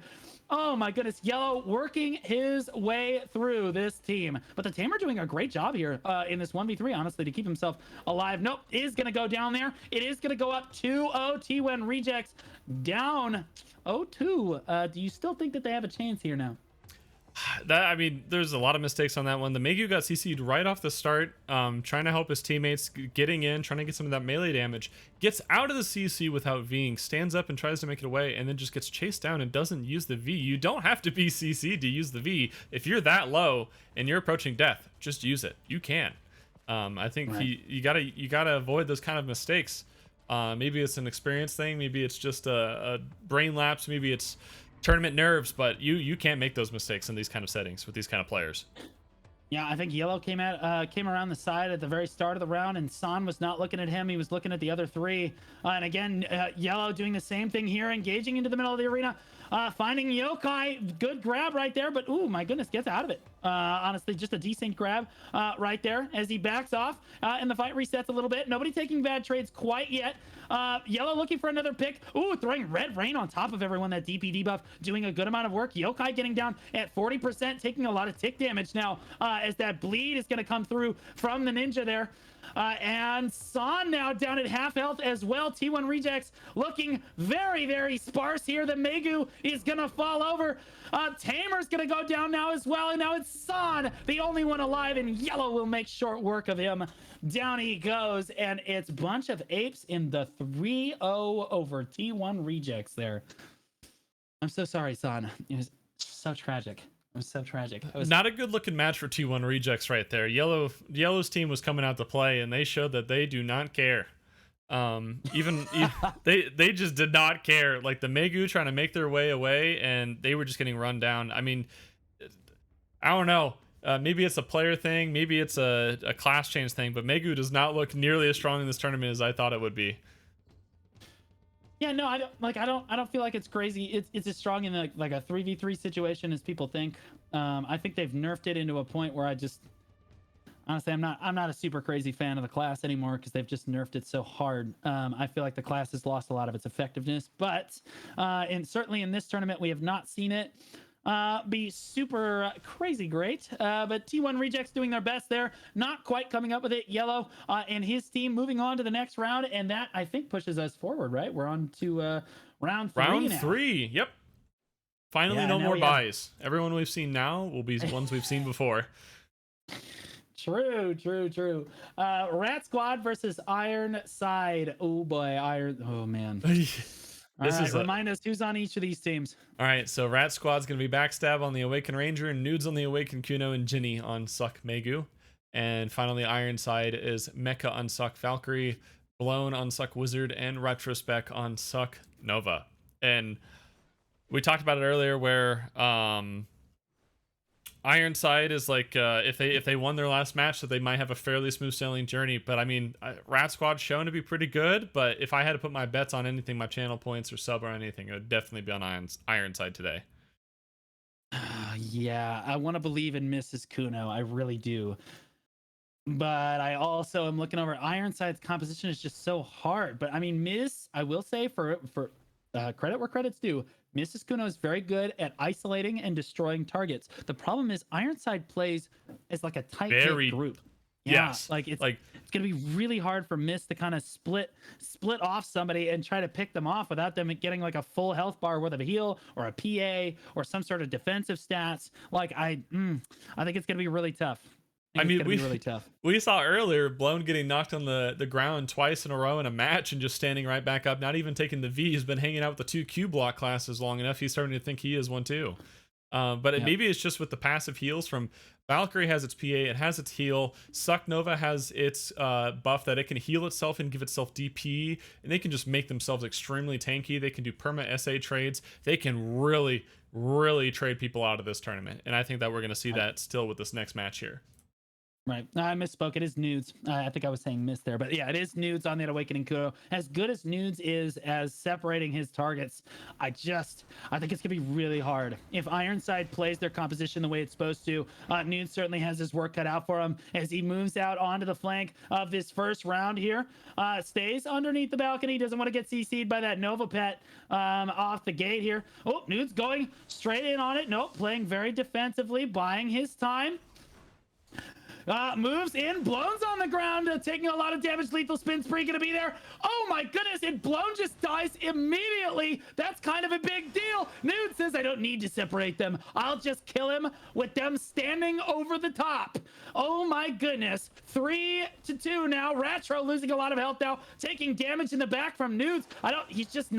He's not facing him. Lethal Spin Spree coming out. Ratro doing his best to keep his back to a wall on that Succession Nova. That is definitely how you play that class. But had to V, and now I think they're just on the back foot a little too much here. Losing the staff early was really important to their composition. Ratro doing his best though at 50% health, trading some back. Mecha's on the ground though. He is gonna die, and now it's just Ratro left alive into 3, and they can play this as slowly or as quickly as they want. Ratro trying to back up back to the wall, but not gonna find it. And it's Rat Squad, man, against, I said, we say Ironside, Rat Squad starts winning. Honestly, it's the opposite of whatever we say. It's always good to just the players know what we're saying. With every time. Something I saw there from Nudes, which I didn't really think about, which has been absolutely in his favor of doing, is he's just using that vacuum he has on Ratro.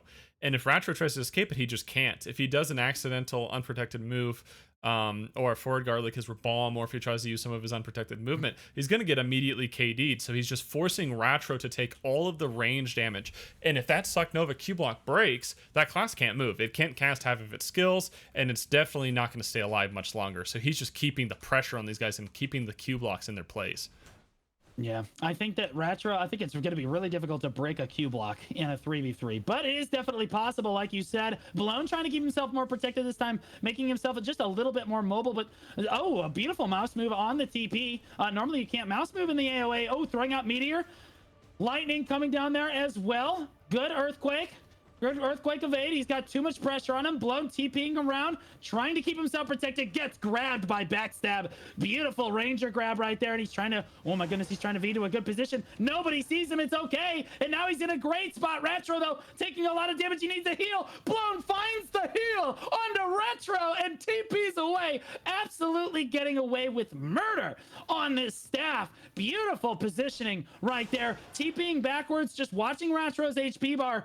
Oh my goodness, TP's right back into the middle of the fight, keeps his back to the wall, finally gets found by Nudes, and is gonna go down, hunted and destroyed.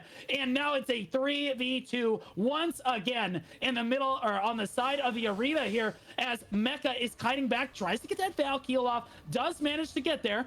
As he pushes forward here, throws a lot of damage down, and does manage to find the kill onto Nudes. That's kind of big, but Mecha's gonna trade one back. Jinae finds the damage right there, and oh my god, it's 1v2 right now. It's just Ratro against, oh man, against the Ranger on Backstab, and then, oh, I don't know, man. That Ranger just comes in and tries to grab him, and sure enough, down he goes. Backstab gonna find the grab onto Ratro. Not gonna be able to find the 1v2, but they did find Nudes. It's too bad that he didn't trade one back, or it's too bad they traded one back there, Johnny.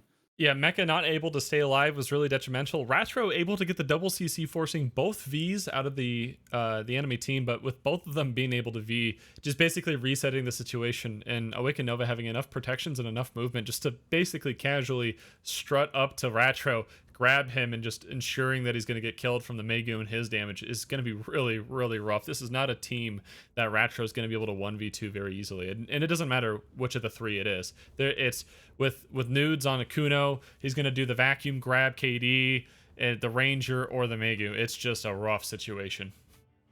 Yeah, I think it's all eyes on Blown here. As he tries to stay protected right at the start here, they dive straight onto him, but he's doing a really solid job. Earthquake evade keeps him safe for now. Beautiful mouse move on the teleport. Finds Nudes on the stun. Beautiful lightning right there. Going for the meteor focus onto Jinae right there, but does get frontal guard. Does get frontal guarded. Blown keeping himself protected right now, doing a great job. It's going to be completely kind of on his back right now, because every time he dies, his team just eventually just falls apart. But he's doing a great job of positioning here, though, as high voltage, landing a good amount of damage down onto Backstab, and Backstab too occupied with trying to iframe. Blown, oh my goodness, News on the hunt for Blown right now, gets the grab down. Blown not TPing fast enough and has to get out of there. Oh, Nudes is on the hunt, and he's gonna find him. Blown's on the ground. Ooh, does he? Oh, the lethal spin spree just not there. Oh my god, he TPs away. Rabamio, Blown still on his feet, gets the PA down. He's gonna recover this. Blown somehow still alive. Earthquake evade. Lethal spin spree, trying to heal him. No, goes for the slow heal, and it's not gonna be there. He's gonna go down.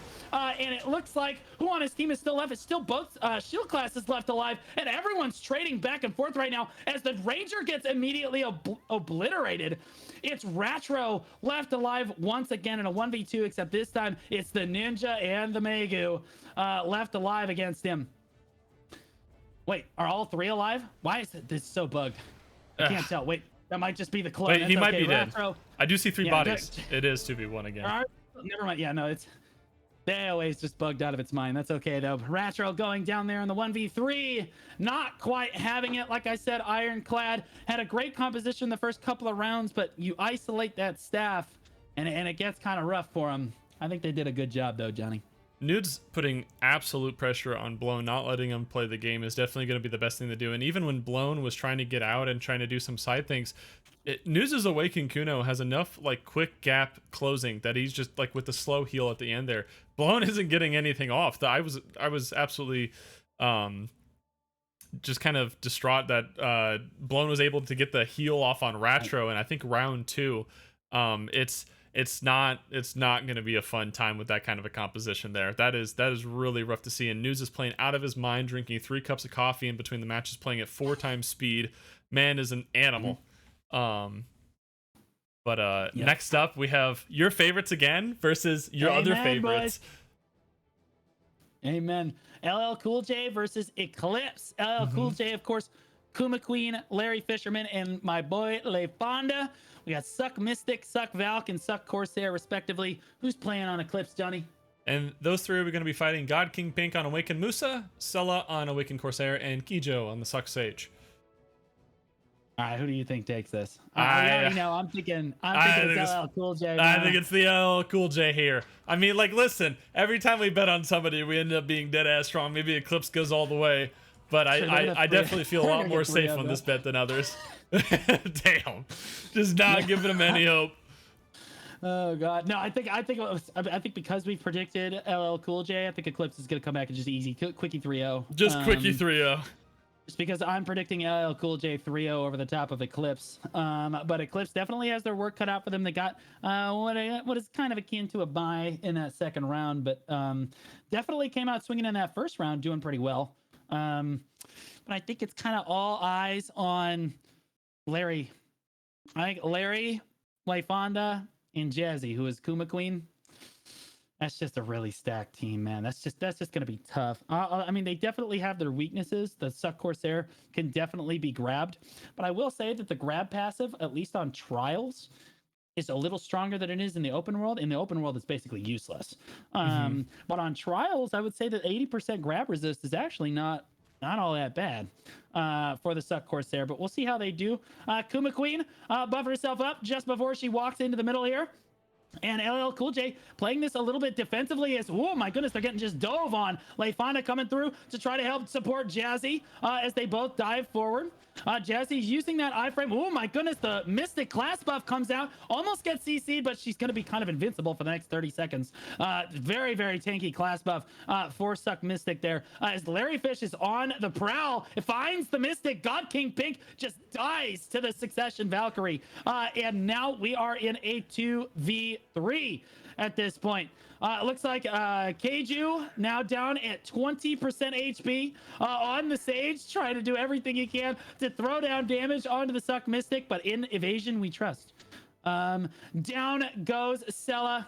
Oh no, it is not looking good for Eclipse here. It's 1v3 for the Sage as he looks for the CC. No CCs, no one dies. LL Cool J takes round 1. I think that seemed to go basically how we were kind of predicting it in the match, finally getting one of those predictions right on our end. That is a lot of tankiness from LL Cool J over there. Before Celestius was kind of SA trading or getting a lot of initial damage from Sella and God King Pink, but I don't know, the Larry on the Q block, Kuma Queen with the Mystic, and Lefonda on the Suck Corsair. Those are going to be 3 tanky classes that are just, you're going to have a miserable time kind of play against. And if Lefonda is putting that guard shred on you, something like the Musa Shift F is just going to be a lot less useful in these kind of matches. Yep. Okay. Sella doing their best to carry this one on the Awakening Corsair, flipping around, trying to stay away from Jazzy, who is in hot pursuit right now. Sella is just getting run down. Lefonda on top of him as well. but doing a great job trying to keep the distance right there. Leifana gets really low. They dove Sela just a little bit too hard, and now it just turns back around. Sela making every opportunity for their team right there. Now it's Jazzy getting CC'd. This Awakening Corsair is actually somebody stop this person. This is unethical. It's beautiful play out of Sela here to try to kite around the arena, finding the CCs, catches Larry Fish now too, and Jazzy tries to put damage on Sela, and Sela is not having any of it. LL Cool J just not able to lock down this Awakening Corsair like they might want to. As it's still a 3v3 as well. The Musa God King Pink diving into the middle of everything. Sela gets grabbed. Oh no! Down at 40% and falling. The KD comes through. No! Barely gets the V off. Oh, and gonna get sniffed by Jazzy. Sela gets sniffed out of V. Down goes Sela. Oh, that's not good. And now it's a 1v3 as it's just the Sage left alive once again. Gonna come out of V. Gonna get sniffed by Jazzy. Hits him with the Thunder Pound. Down they go. LL Cool J taking round 2, but honestly look a lot closer that round. Sela doing so much work, Johnny. That Awakening Corsair has been getting a lot of buffs over the last few months, and if you're a good enough player like Sela, you can really show off on that class. I've seen a lot of good VODs from a lot of good Awakening Corsair players, and I don't think it's the best match for AoA, but it is definitely a slept-on class for sure in large scale. So it's good to see somebody kind of to show that off even in an environment that it might be weak in. Yeah. But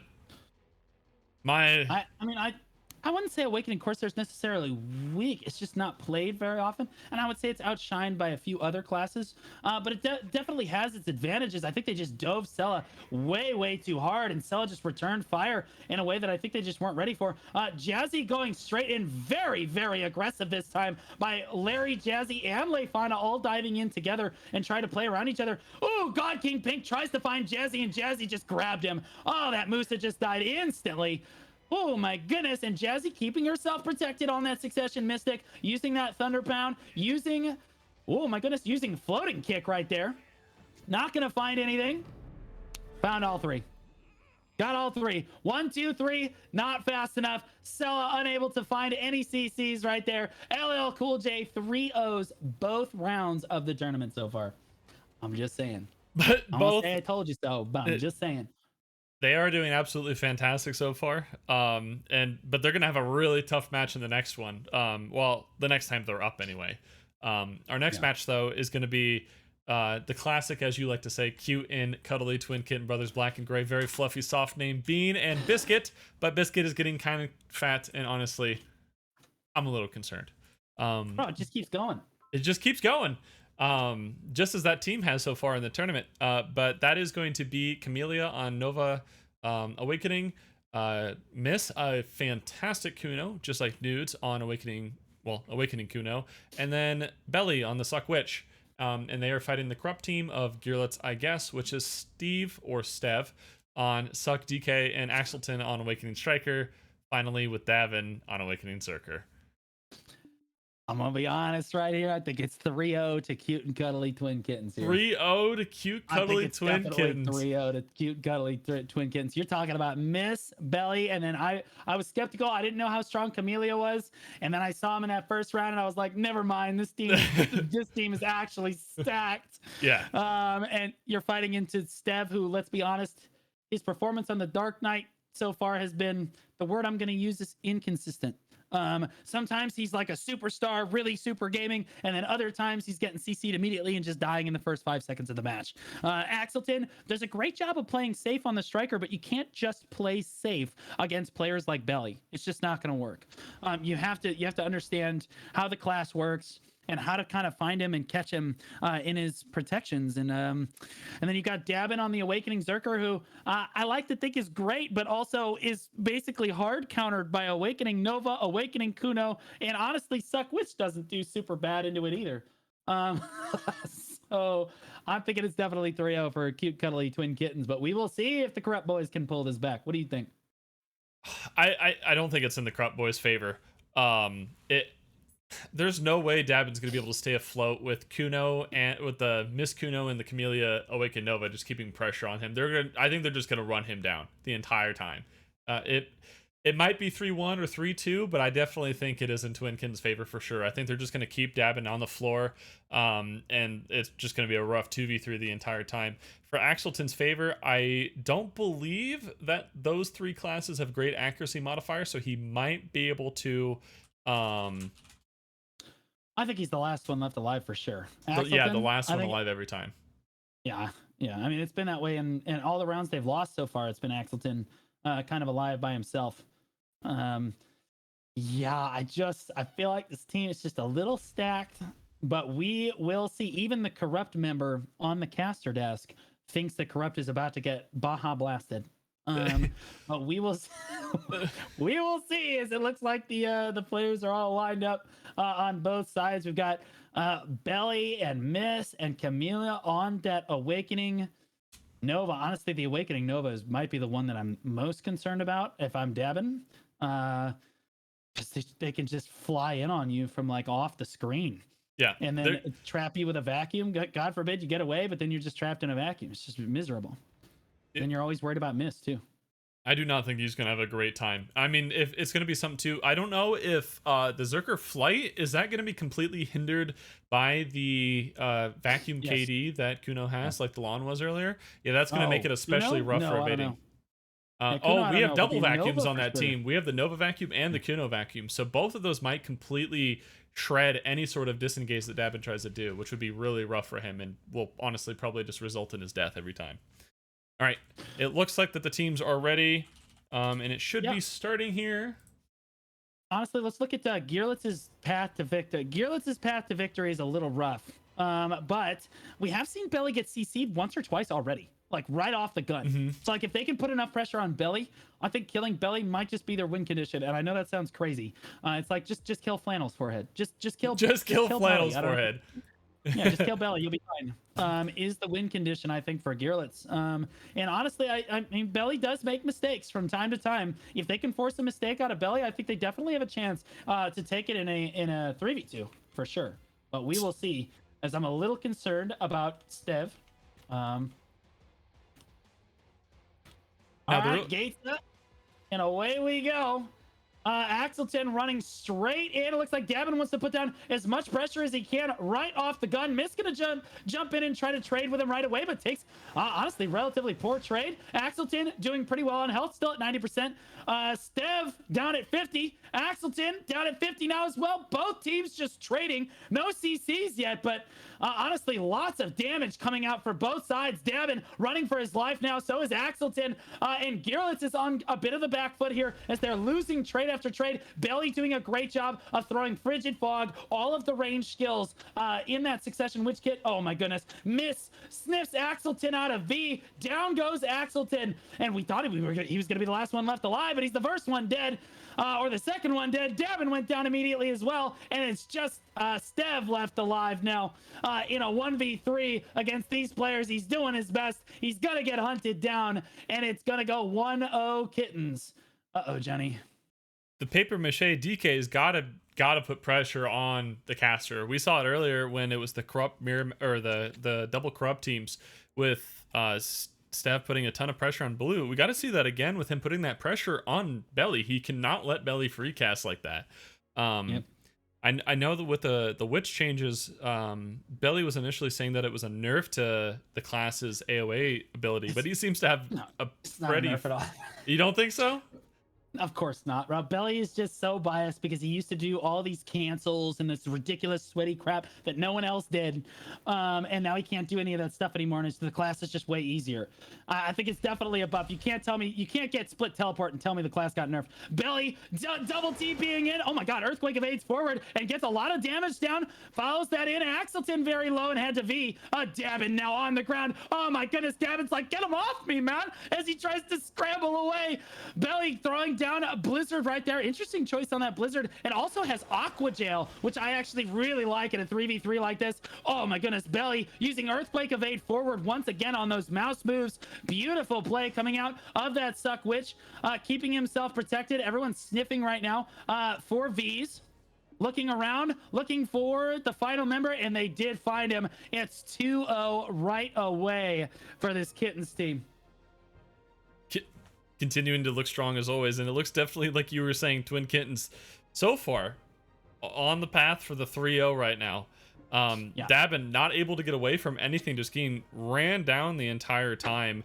Axelton getting grabbed near the end. Fantastic CC from Stev on Camellia with the grab, but because he was the only one left, just not able to finish him off as the Paper Mache DK gets just destroyed by the rest of the two, just throwing out their damage. Yeah, and I love the coordination coming out from Team Kittens over here. Has been super superb to watch. Speed spell comes down. Everybody super buffed up right now. The Awakening Nova diving straight in, and Belly just there. Honestly, you put on enough offensive pressure and you can't even look at Belly, finding a V right away.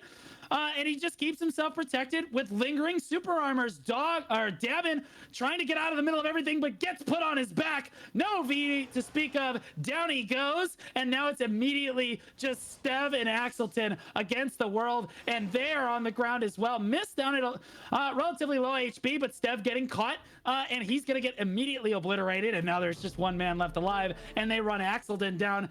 Kittens makes short work of that corrupt squad there, but good fights to him. Holy moly. I don't want to say I've been right twice in a row now, but I have been. You have I been. don't be that guy, but I have been. The casters are up bigly finally with the predictions. First try. That's right. Good fights to both of those teams. We will see Kittens move on to the next round. I think the last match of this round is what? Team iFrame versus Bunch of Apes? Yes, sir. Remind us who's on those teams.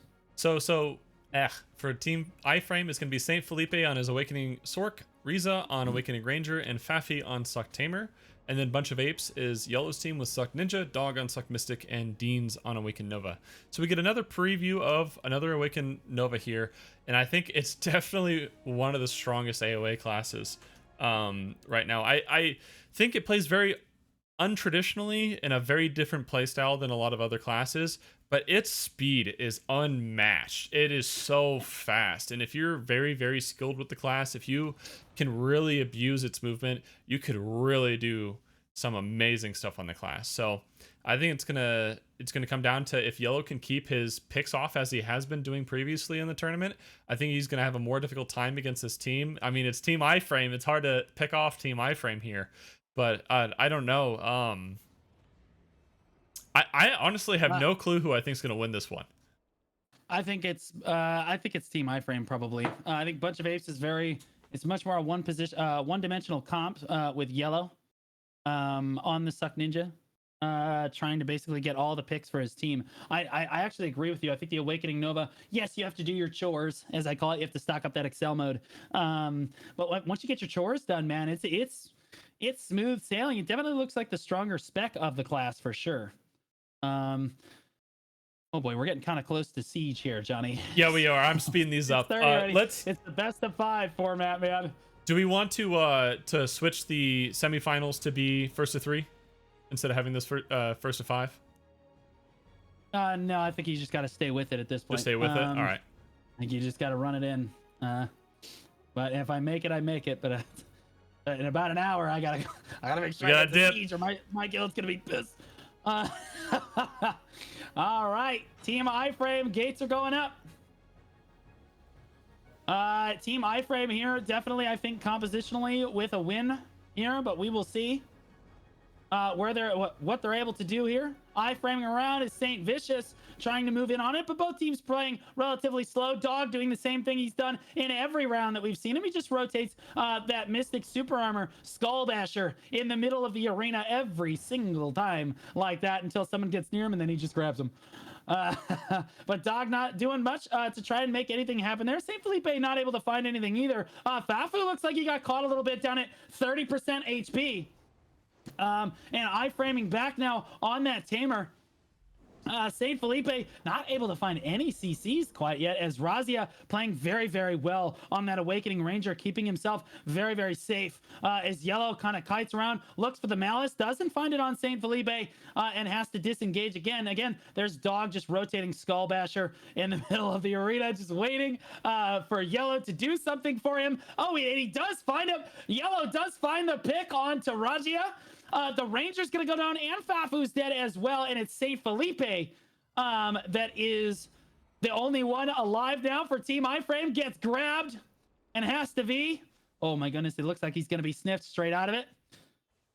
Comes out of V. Oh my goodness, barely gets on his feet out of the V there. St. Felipe on the Sork. Looking for any sort of CC that he can find, but I'll be honest with you, in this situation, they can just kind of wait timeout. There's only 1:20 left on the clock. Awakening Sork being one of the better classes. We might have to go down to best of 3 format. Yeah. Like Sorks! It goes down like this every time. I'm sweating. St. Felipe just buying time on that Sork all day long. Dog gets CC, but I don't think he has too much to worry about. Felipe doesn't have the damage there. Dog gets back to his feet.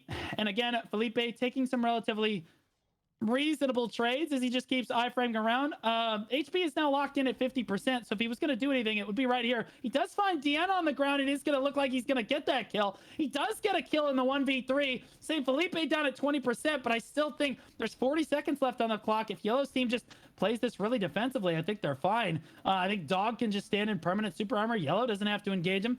Malice comes out here, and they actually do. They're trying to go after him. St. Felipe misses Grim Reaper's judgment, and honestly, I think this is just a mistake. They're letting Felipe have a chance here. 25 seconds on the clock, and it's going to come down to time. There it is. Yellow backing off there. Dog trying to back up as well, and St. Felipe just can't keep up with it. I think he has to try to outtrade the Mystic here, and I don't think he's going to have it. Yellow just continually disengages him, not having it. So Felipe doing great in the 1v3, but unfortunately not able to find it in the 1v2, as they can just run away from him forever. That is the solution to Sork, as it turns out. Yeah, so yeah, that's why I had asked before if it was best of 3 all the way to the finals, and you had said yes, and then we started out best of 5, and I was like, well, I guess we're rolling with best of 5. And time keeps ticking down. Man, could we just if these matches could just go a little quicker? Oh my goodness, bro, we're going all the way down to time remaining. Yellow taking that first round, though. Yeah, I thought Team iFrame would do a little stronger, but Yellow's finding the picks. Honestly, they can just lean on Yellow. Yeah, Yellow's been doing fantastically with finding the picks. They're getting the 2 off the start, and then just, Sork doing Sork things and just saying perma iframe protected. Totally doesn't need any sort of changes or anything, but it be what it be with these kind of matches. Yep. Okay, Yellow looking, trying to keep himself just out of render distance, looking for any sort of pick here. Not going to find it, though, and has to disengage. Takes a little bit of a bad trade, but no one getting CC'd quite yet. As the Nova Vacuum comes out in the middle of the arena, not actually going to find anything yet. As Yellow kind of just dove into the middle of it. Blade Spin going down, not going to find anything, but keeping Yellow protected. Red Rain coming down, landing a good DP debuff. Oh my goodness, Faffy almost just got deleted. Gets the V off, though. And it doesn't look like anyone's going out for the stiff. Razia, ooh, my goodness, going in. I was going to say Red Rain is really, really risky to linger right in front of a Ranger like that. It's not a CC. It's just a standing super armor, and Razia can just iframe around it. There it is. Finds the pick on a Yellow. Razia gaming all over Yellow right there, but now he is on his back, and Dog finds the cleanup on that. Dog coming up big for Yellow right there to come in and peel Razia off of him, because he certainly needed it. And now he is just keeping himself protected. Beautiful super armoring in the middle of the arena. Dien down at low health now as well. As we are looking at a 1v3 again, it's St. Felipe. Repeat of last round, 1:40 seconds on the clock. We'll see if he can find it. Dien just running for his life. Knows he just has to play safe here. Oh my goodness, Yellow gets CC'd. But thankfully, again, Dog right there to stop St. Felipe from doing damage. Dog doing an amazing job this round of keeping Yellow safe right there. And they do come up with it. Second round goes to a bunch of apes once again. And man, Caster Curse coming back at me. I was starting to see the Sork in the 1v3 situation again. I was sweating a bit. I was like, oh great, another 2 minutes of just iframes, 2 minutes of iframes, 2 minutes of iframes. Like, oh god, bro. Like, oh goodness. I'm being trolled. One more round though. One more round. I love it. He's like, one more round. No. It's going to 5 rounds, bro. It's going all the way to 5 rounds. Team iFrame's gonna bring this back. Listen, every match so far in round 3 has been a 3-0. That's true. If they haven't won a round by round 3, it's been a 3-0 each time so far. So I believe I believe DN. Oh my gosh, bro, these Awakening Nova mechanics are actually kind of cracked. We Mm-hmm. haven't talked too much about DN, but doing a lot of work, doing his chores, gets the Excel mode back up, goes straight back in onto Faffy right there. Not throwing out the vacuum, but DN taking a lot of damage, throws out the grab, misses it, not able to find it. Saint Felipe iframing around now. Looking for any sort of opening. DN gets stiffened out of one of his unprotected dashes right there, but nobody capitalizes on it quite yet. Everybody's still alive. Nobody taking any bad trades yet, despite all of the skills being traded back and forth. Oh my goodness, big damage dump right there. But again, we have Ravia dodging all of that damage on the Awakening Ranger there. Ravia somehow managing to keep themselves protected and just iframing through the arena without any problems at all. Faffy going in on DN right now. Does find the stiffen right there. DN kind of standing still, kind of bugged out right there, down to 10%. Oh my goodness, doesn't V Saint Felipe. Oh, he did get the V off. He's barely alive. And they're looking for the sniff right now. Oh my goodness, Faffy's going to find him. Hailing, 6 hailing on him. And not able to get the kill. DN's running for his life, but he's out of Excel mode. And he's trying to get away from Faffy. Faffy not able to catch up to him, and it looks like we've lost Yellow. And oh no, we've lost Yellow, and it looks like Team iframe is gonna bring it back in this third round and take this. Johnny, what is going on right now? DN's gonna go down now too, and it's Team iframe bringing it back. I told you, jinxed it. I told you, and then you jinxed it. I'm sorry. Listen, Dean's just trying to run around the area, and that Helsing dog is just sticking on his ass the whole time. He's just holding on. His dog's chasing him across the park. Somebody put a collar on it. I think he got CC 2 or 3 times that round when no one was near him because the dog is just teleporting to him. PA, please, Jay, if you're watching, get rid of pets auto chasing people. This isn't auto chess. I loved it. I loved it. Actually sniffed him out of V with hailing, just jumped straight on him out of the V. Yeah, he's trying to hide behind the gazebo and the dog's right there. I know. Oh, Razia, throws out an unprotected skill, gets jumped on immediately, but manages to iframe back out of it. Yellow diving straight in on top of it as well, but taking relatively poor trade. Saint Felipe going down to half health and has to back out as well. Fafu iframing around on that tamer, but you can't really catch the tamer. You kind of just have to let the tamer come to you. Yellow going into the middle of everyone, using blade spin, just trying to keep himself protected, and not able to find Razia once again. It's just iframing all over the place and not able to be caught. Dog just says, all right, I've had enough of this rangerness. I'm letting him go. DN down at 30% health. Not actually going to get CC'd though, and Razia takes a little bit of pressure once again, but those ranger iframes constantly coming up huge, keeping them nice and safe. And again, Faffy's been low, I think, this whole round, but hasn't actually managed to die, but does manage to go down. He died right there next to Saint Felipe, went down as well, and it does look like, oh my goodness, it's Razia against the world right now. 1 ranger into 3 people. Can he do it? Iframing around, taking a relatively poor trade right there, but he's doing okay. Can he find the grab? Does get it onto DN. DN's on the ground. Finds the damage. No. Takes a poor trade back on it, and Bunch of Apes is going to take that match. Okay. All right. Woo. And moving straight along to the next one. I'm going to need a napkin after that one. I was fighting. I saw Felipe die first in that last round, and I was like, whew, the 3-minute stall isn't going to happen. Oh, gosh. But next up, we're going to be moving into the semifinals, so we're going to be switching from first to 3 to first to 5, continuing to stall, but thankfully not as many iframe classes in here, at least no Sorks. Wait, but first to 5? First to 5. Best. I told you it's first 2, not best of. Oh, my gosh. All right. I'm going to have to change shirts and be the solo caller if we keep going. Guys, make this 3-0 or 5-0. 5-0. Yeah. For that last one, good fights to both teams on that last one. They did really, really well. Honestly, Bunch of Apes showing everyone that they're coming out, and even though they kind of rely on Yellow for that CC, it's working for them, right? It's working for them. Who do we have looking at in this next match here? So next we have Rat Squad versus LL Cool J. Who's on these teams? Yep. So Rat Squad is Backstab on the Awakened Ranger, Nudes on the Awakened Kuno, and Jinny on Suck Megu. And then LL Cool J is Kuma on Succession Mystic, Larry Fisherman on Suck Valkyrie, and LaFonda on the Suck Corsair. Um, Corsair usually really abusing a lot of the Q block classes, not really having any of those matchups here. The Suck Valkyrie and the Suck Mystic being extremely tanky, but I think they're just going to explode to the damage from the Awakened Kuno, the Suck Megu range poke, and the Awakened Ranger. I don't know.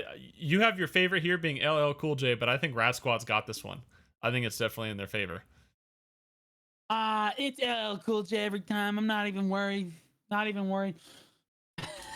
Not even worried. We will see. We will see. The Rat Squad definitely has a much better composition, for sure. I think that the Awakening Ranger, Awakening Kuno, Suck Megu. Honestly, I think the Suck Megu has been underwhelming so far with the trials, with the not the players, but like the class overall. Trials with crystals, Megu has not looked incredibly strong here. So I think you might be able to lock down and kill the Megu, or maybe just ignore it and fight the 2v3 for LL Cool J, and that might just be the answer. But this is the first time LL Cool J is really going to be finding a crazy opponent here, and they have to win 5 rounds. 5, yeah. It's going to be a lot of pressure here. It does give the Suck Ninja, or no, we don't have a Suck Ninja this match. It is Rat Squad, so it's going to be... Do we have any... I mean, we're going to have the PA cooldowns are going to be better for Larry. Because is that a 3-minute one for Larry there? I think Larry... Suck Valkyrie's PA cooldown is definitely shorter than Staff's is, I think, but I'm not entirely certain. I think it's 5. Is it 5? Okay. I'm not sure. I think Staff is actually shorter than Valkyrie. It's been a while since I've played Valkyrie. Mm-hmm. But like the Valkyrie one is better because it gives resistances and stuff to everybody as well. Yep. So like, it's just a better. So I think it actually does have the longer cooldown. It's just got less AOE on it. Okay, so Leafonda swimming through all of his allies here. Jazzy Sensei playing this really, really slow. Leafonda just using those mermaid skills to keep himself protected while Backstab looks for a grab on him. Not going to find it. They're looking for Jinne right now and not going to get there. Kuma Queen backing up as the fight resets a little bit, and nobody is really taking a relatively poor trade yet. Leafonda swimming in on the opponents here. Goes in with Jazzy. Nudes right on top of him as well, and Nudes is taking a lot of damage. And Larry Fish is on the ground here. Ooh, he's taking a lot of damage. Larry did not be. Oh no, and LL Cool J down in a 2v3 now as Leafonda gets really low on health. So does Kuma Queen. But Jazzy does find Jinne, so now it's a 2v2. If they can just reset this fight just a little bit here. But Jazzy, oh no, Jazzy gets sniffed out, and it's just Leafonda left alive now, trying to do his best in a 1v2. I'm not sure how well Suck Corsair is going to do in a 1v2. Sure enough, just gets sniffed out and bled down by Nudes there. A little tough by Larry. I think he thought he was tankier than he was, and he didn't V. He just chose not to be there. It's a little rough. You talked about the Megu getting ran down, which did definitely happen, but one of the things we've seen in a lot of previous matches with Larry Fish is that he does go down, and it's like a bait switch trap where he just stands back up, tanks, heals, and just continues on. But there's so much damage from Rat Squad. He can't do that in this matchup, I don't think. Especially with the Awakened Kuno. Honestly, I've been fighting Sheepsy. I don't remember if you remember him from a previous tournament I was on with Sheepsy. him. He was on Suck Kuno at the time, but he's been playing Awaken Kuno. I've been fighting a couple of them, and that class is very, very strong and has a ton of damage. Yep. Yes, it is. Yes, it is. All right, Nudes diving straight in now, but these classes are very protected that he's diving into, so I don't think he's going to have as easy of a time trying to find the CCs here. Both teams throwing out a lot of skills, but no one really trading here. Larry gets stiffened again. Gotta stay protected on that Suck Valkyrie. You can't get sloppy now.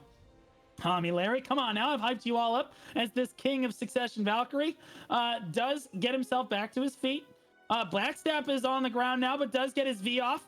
And the fight is going to reset a little bit. Jinne throwing that range damage, but I'll be honest with you, the Megu range pressure is hitting and hitting and hitting, but it's just not doing a whole lot of damage. I'm a little concerned about that class, and it looks like, we are going to get, what was that? Jazzy went down. Jazzy took a bad trade in the corner there and is going to go down. And now it's Leafonda moving into the middle, getting very aggressive. Honestly, he needs to get catch a heal from Larry here if he's going to do anything. And Larry not quite healing Leafonda here. I'm not sure what exactly is going on there? But honestly, Leifana gets all of his health back and is trading with Nudes pretty well there. Block jump comes down. Not going to find the grab from Nudes there as Leifana backs up a little bit. Larry getting very low himself now. He might just be out of heals, but I find that hard to believe considering he's a Valkyrie. Leifana moving in now, looking for any sort of CC. Corsair, kind of a distraction here at this point, though. It's very difficult for Corsair to make those forward plays without his vacuum up. He did have to V right there. Backstep is on the ground. Does stand back up there. Larry, no one to help him right there. Leifana gets sniffed out of V, and he is going to go down, and now it's just Larry left alive in the middle of the arena, doing his best under the gazebo. He's going to go down, and that's 2-0.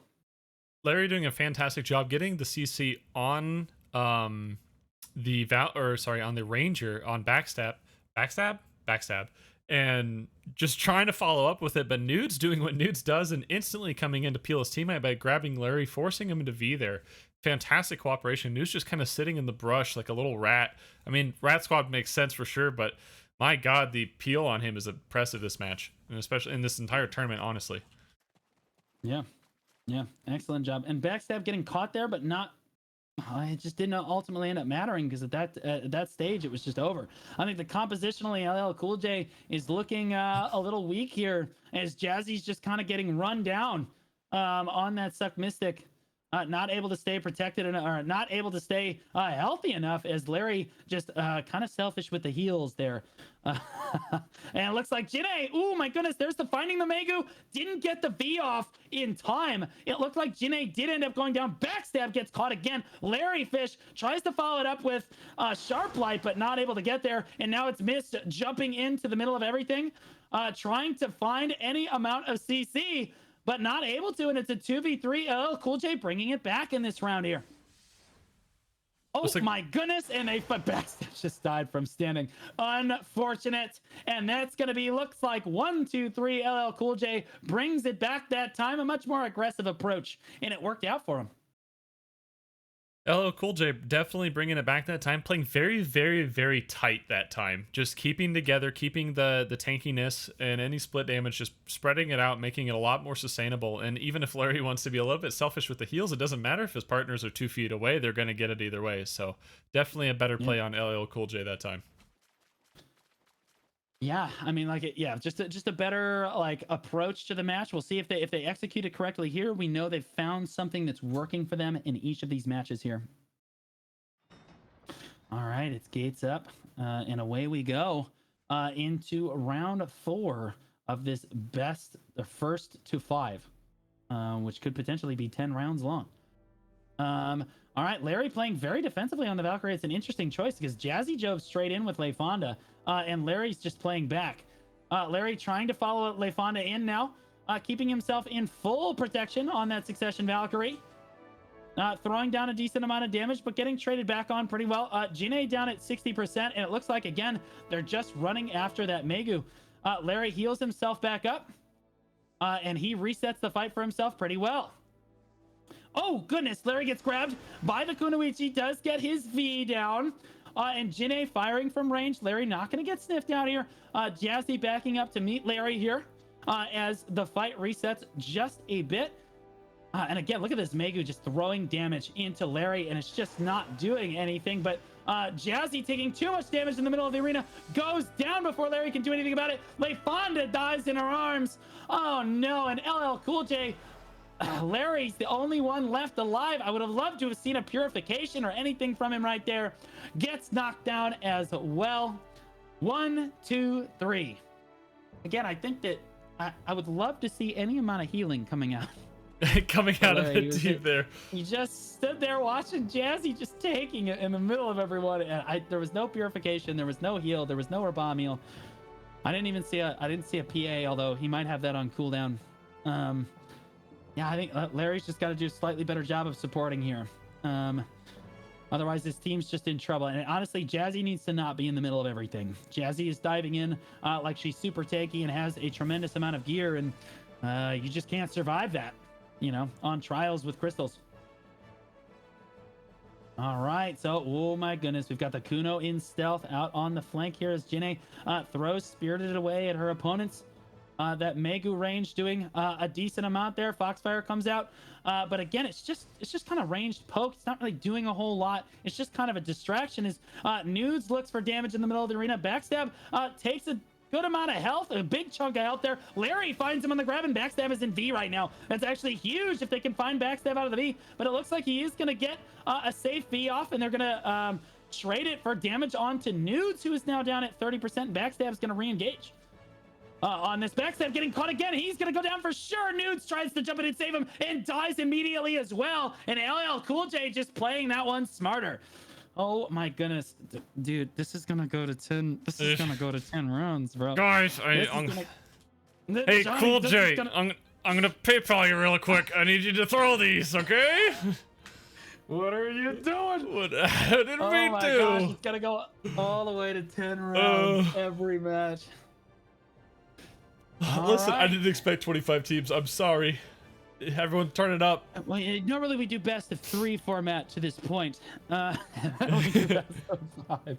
I didn't realize when you said first to 5, I thought you said best to 5, and then I saw the 5. I was like, oh gosh, oh my goodness. But it does mean we get to cleanly see who is the stronger team here. LL Cool J still down a round despite winning that last round there. Lefonda going in right now, or I'm sorry, backing up right now. And just waiting alongside his team as they play. They're playing right next to each other, trying not to dive as aggressively as they had before. Lefonda going down to 40% here. Not able to actually fight. I think Larry Fish is on the ground, taking a lot of damage, trying to dash back right now. Lefonda's also really low as well. Oh my goodness, Larry, you got to drop a heal for yourself, my dude. Finally gets the heal down. Lefonda healing himself back up as well, and that got really close for LL Cool J, but the fight is going to go ahead and reset itself just a little bit as Backstab kind of iframes his way back through the fight. Lefonda getting super low, has to V while he's trading right there, but they did trade the Ranger for Lefonda's V, but they're going to catch Lefonda. Oh no, his team's not there to help him. Tragic. And Kuma Queen's on the ground now as well, and it's just Larry there fighting on his. Oh no, Nudes is right on top of Jazzy. The They sniff. sniffed it. Jazzy gonna die to lethal spin spree, and it's just Larry left alive now in the 1v2. We'll see if he can make it happen. Succession Valkyrie does catch the stun there, and I believe it causes a V. And does. it's now trying to run down Jinne, but it's going to be really hard. Oh my goodness. Oh, the gets caught by stiff the from stun. Jinne. Not enough damage, maybe? Yeah. Larry's going to live. Foxfire on the stun there.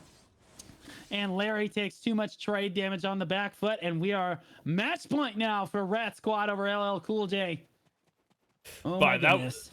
LaFonda getting caught out by the gazebo was very unfortunate for Cool J there. They had the advantage with Backstab going down first, and then LaFonda kind of V'd into the wrong location. Sometimes you just got to V by your teammates and stay close. Like, it might be in the open, but if you have a 3v2 situation, you can sometimes trade that or give yourself opportunities, especially with something like Larry. If he has his heals or his PA, he's really able to keep his teammates alive and win that kind of a trade, but it's going to be dependent on those cooldowns too, and I'm not exactly sure what he had at the time. Yeah, it's too bad. All right, gates up and away we go. Potentially match point. LL Cool J's got to start turning on some of the heat here. They can't afford to be getting caught out of their Vs.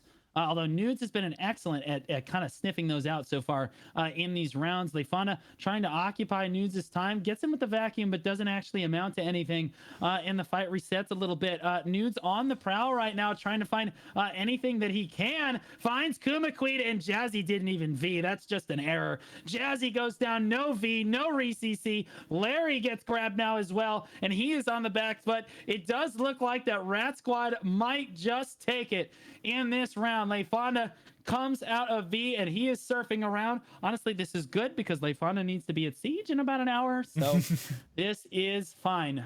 Continue throwing, please. That would be great. Lefonda doing his best. Jinne, Larry on the ground.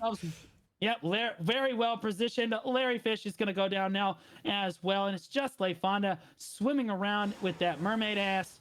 Not going to find anything. It's tough in a 1v3 as a Succession Corsair. It's you just don't have the iframes there, sadly enough, or the catch potential. There's no grab there. It's only a matter of time Before LaFonda down he goes down. and Rat Squad will proceed to the next round. Thank goodness we have Lefonda for Siege now. Fellow content creators knew that we were on a little time schedule, a little time crunch here, so they helped us out, thankfully. Next up, Yep. though, actually, we can switch to it, is going to be Twin Kittens and Bunch of Apes. We've seen both of these teams now quite a bit. Team Twin Kittens is going to be Camellia on the Awaken Nova, Miss on the Awaken Kunoichi, and Belly on the Suck Witch versus Bunch of Apes, which is Yellow on Suck Ninja, Dog on Suck Mystic, and Deans on the Awaken Nova. I'm still in favor of Kittens. Oh yeah, for sure here. I think that like this is the first, I wouldn't say the first round, but this is the round where Apes is going to be challenged the hardest. It's going to be on Yellow because again, they really rely on Yellow to get the CCs down. They're really going to rely on Yellow to try and find these CCs onto 3 amazing players. He's basically going to be trying to catch Belly on repeat. And that's going to be really tough for him. But it's doable, but I do think that I think that Kittens takes this potentially 4 or 5-1.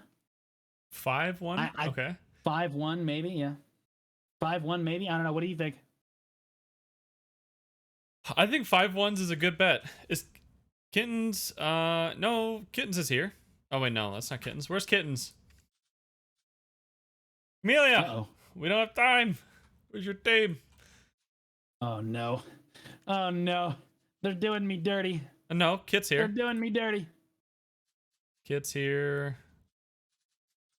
Man, we're all gonna get in trouble for missing Siege, brother. All of us. All right. Yeah, I think that Bunch of Apes is gonna have to work out. I feel like Dog is not.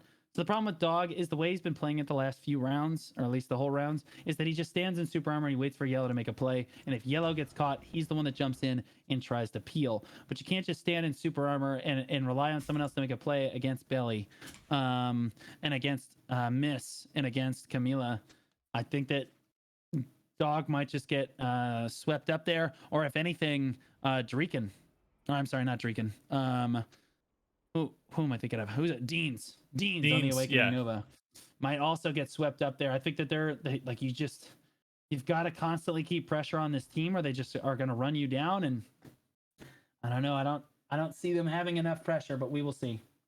I definitely think that's going to be the way that it's going to go, is if they can keep the pressure on them or not.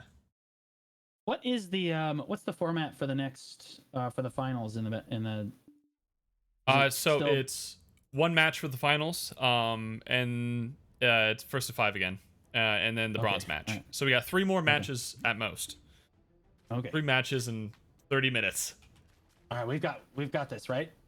Yeah. Right? Yeah. Right. Yeah. We're gonna be fine. We're gonna be fine. All right, the gates have gone down. All They right, now yep. open up, and the Gates match are has up commenced. now. Yeah, I was gonna say, we're past gates now. We're gates up, and Yellow's on the hunt right away. Again, he's got his work cut out from here. Oh gosh, Camila diving straight in, dropping the vacuum down. Not gonna find anything. Oh my gosh, Dean gets really low off the rip like that. But honestly, Camila backs up. Oh, Camila out of V. Camila gets found and killed. Yellow finding the sniff out of V right there, and Red Raid keeps himself protected. And now it's a 2v3. I don't know how they do it. Every time I'm like, they lean too heavily on Yellow, and then I'm like, okay, never mind. He's just that good. I don't know what to tell you. It's 2v3 right now, but it is Miss and Belly. But no, Belly gets caught, and down he goes as Bunch of Apes starts to turn this on.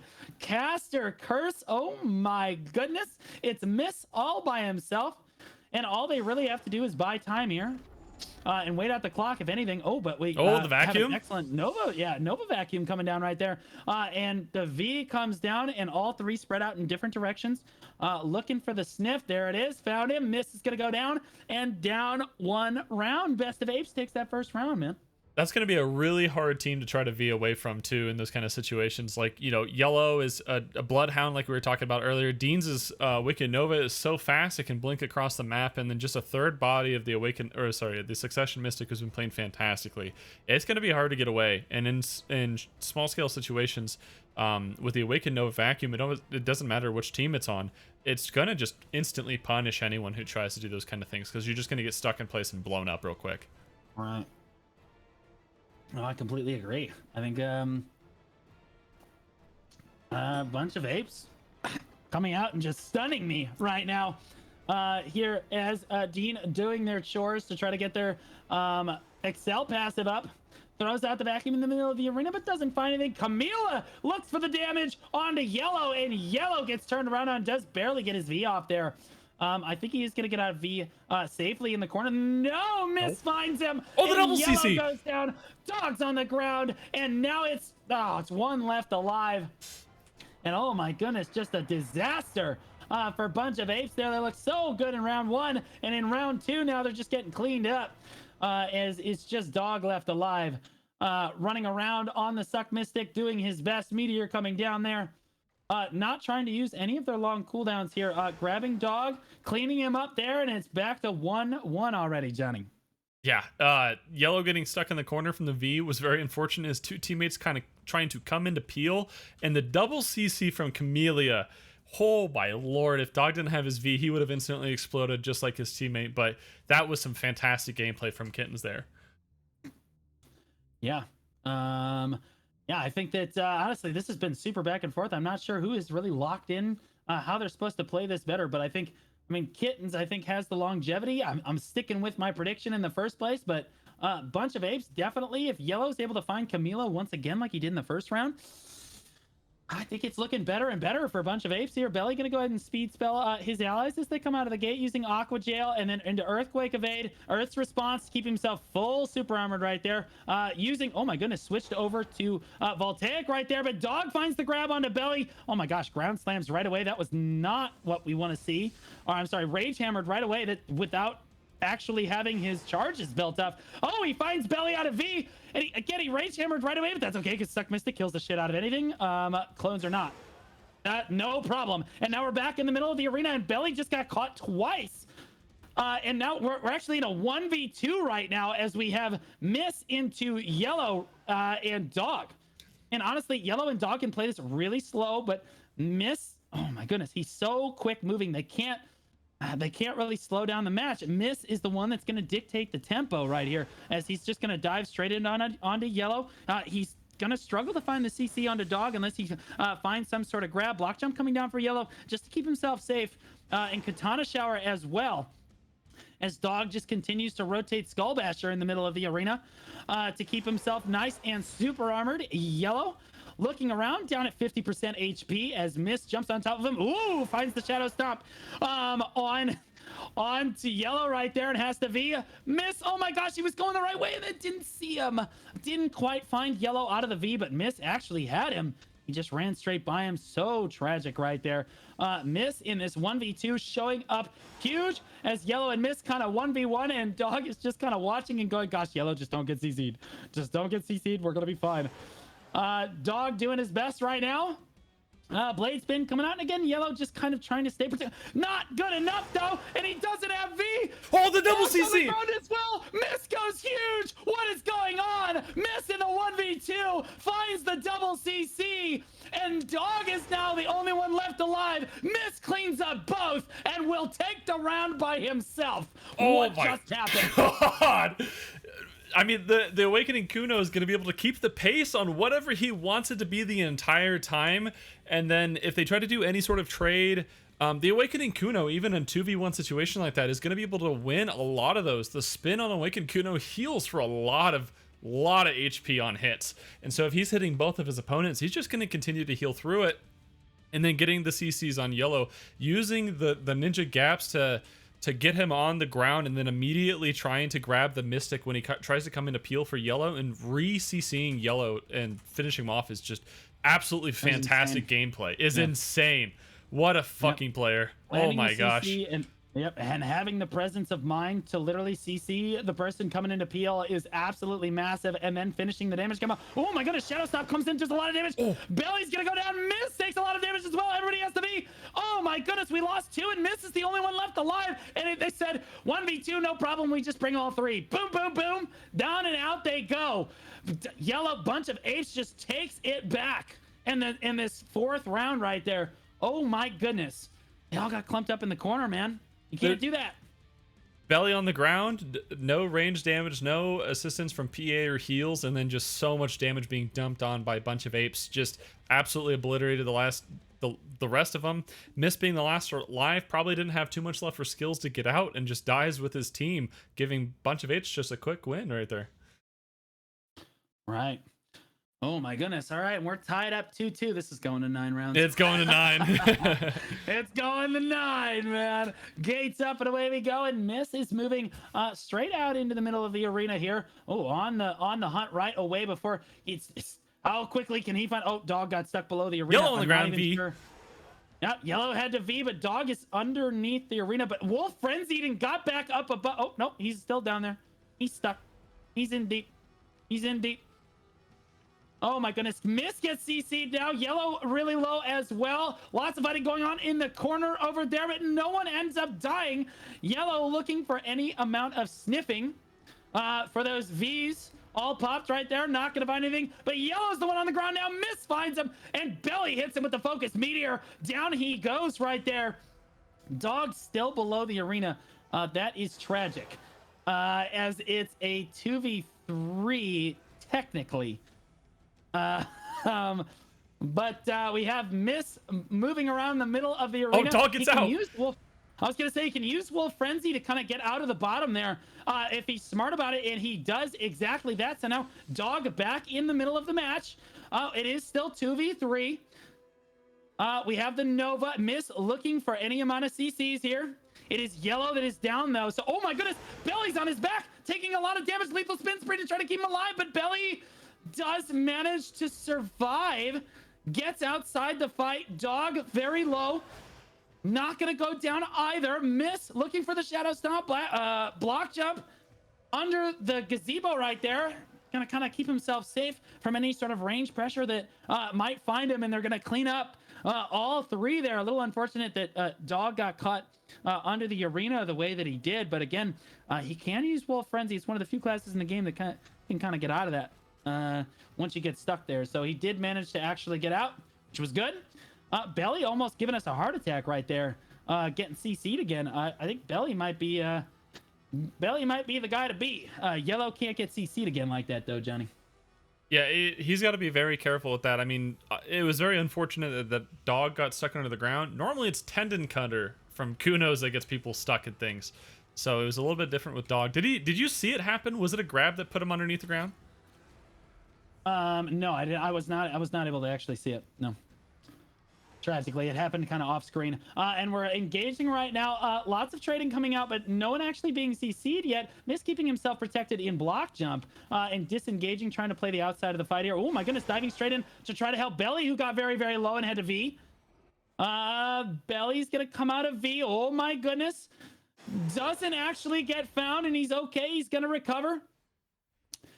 Miss goes out on the flank again. It looks like the fight is gonna reset just a little bit. Dance Macabre forward right there out of Miss, trying to engage down super hard onto DN. DN running for his life right now with about 20% left, but Belly just went down. Belly is dead. Miss is on the Miss gets Dean on the ground though and tries to trade one back, and he does indeed. And now it's 2 versus 2. Belly is traded for Dean, and I think that that's a solid trade right there overall, as you still have Yellow still left alive, Miss still left alive, all eyes left on them. Camila, work cut out for them on that Awakening Nova, and then the Succession Mystic on Dog can just play so safe.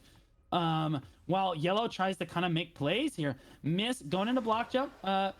Lethal spin spree. Yellow on the ground. A little bit of his HP back, but Yellow gets knocked CC'd on the ground and gets immediately turboed. No V to use right there. Dog's on the ground as well, and Miss and Camila will clean up the 2v2, and we are at match point.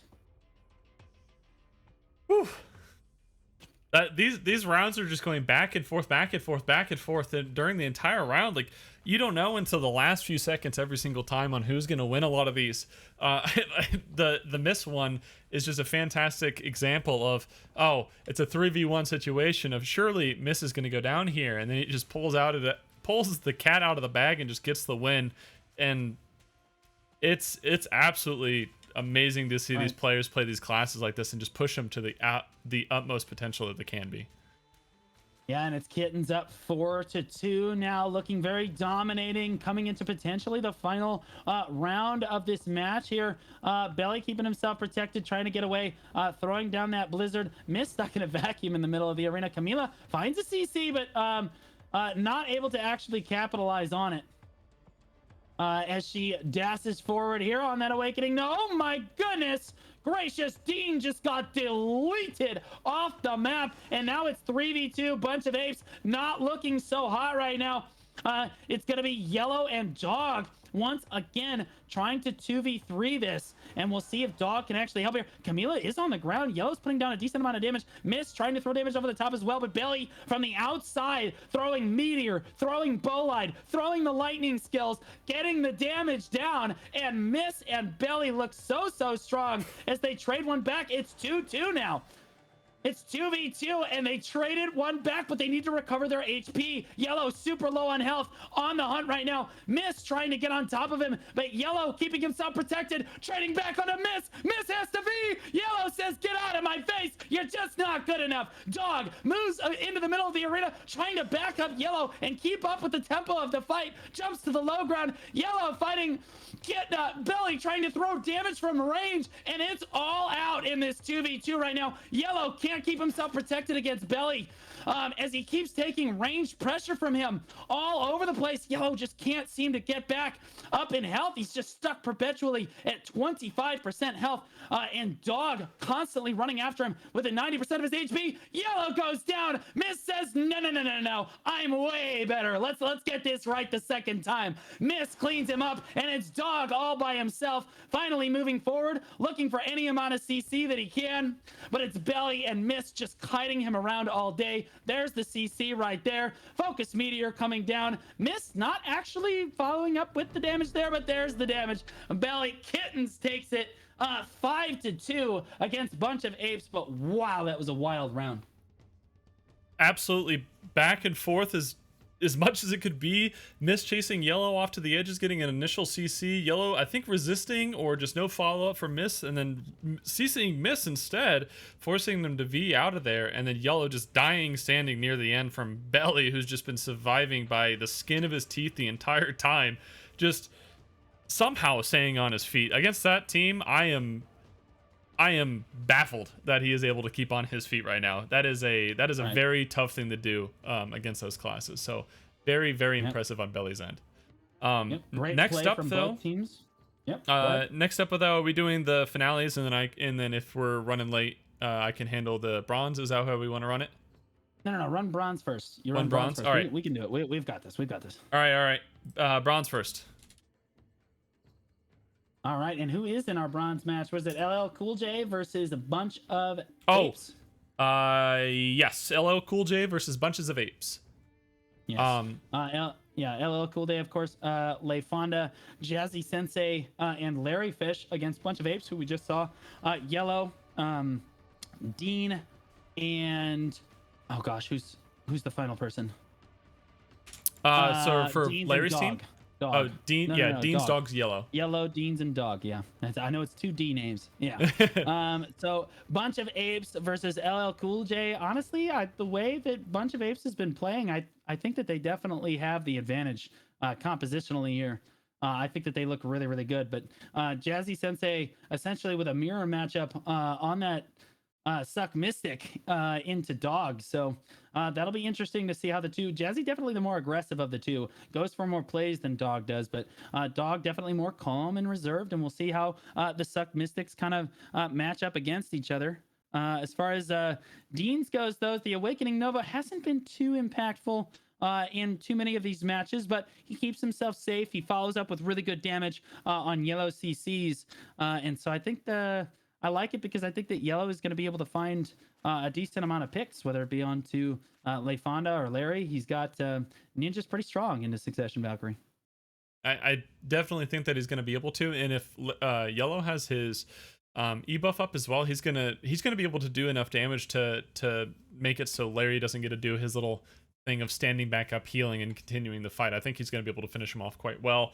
And even if he doesn't, I think the damage that we're going to see from Dean's on the Nova, or like you said, Dog on the Mystic, is going to be enough to finish him off each time. Yep. Man, my voice is literally going to be going. Johnny, my voice is literally going from 3 p.m. until probably 11 p.m. 11 p.m. for Straight through. just No gone. break.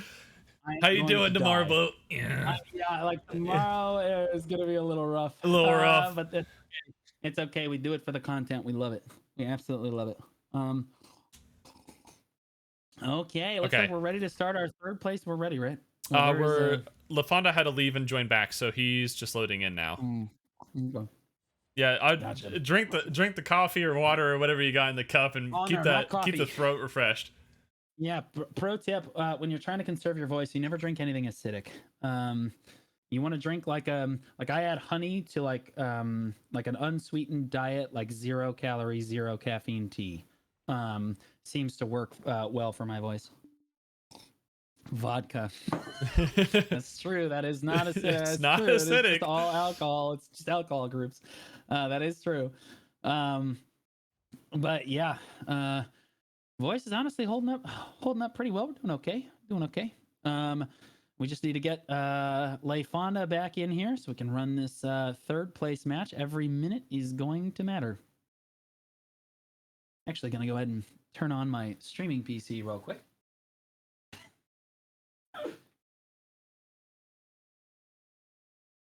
I gotta get set up to do that myself. Yeah, thankfully for I'm for sweating. Siege, I'm lucky that I don't have to stream it. So, whew. Oh yeah, like it's plus it's Reforged's first stream or first Siege, and it's a banger. It's like a big 3v3 on Valencia. It's like, oh my gosh, Hell yeah, hell it's yeah. gonna be interesting. All Tal, right. are you Do we inviting? get LaFonda in here? Yeah, we get LaFonda in here.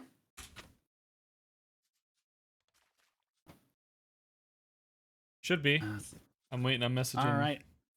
Well, looking ahead to the we've talked about the third place match. What do you think of the finals match? Is Rat Squad versus Twin Kittens? Rat I know Squad. You said Twin Kittens all the way to the finish, but Rat Squad is Backstab, Awaken Ranger, News on Awaken Kuno, Ginny on Suck Megu, Twin Kittens, Camellia Nova, Miss Kanoichi. So I think both Nudes and Miss are very comparable Kunos, but I think Miss is slightly on the edge of being better.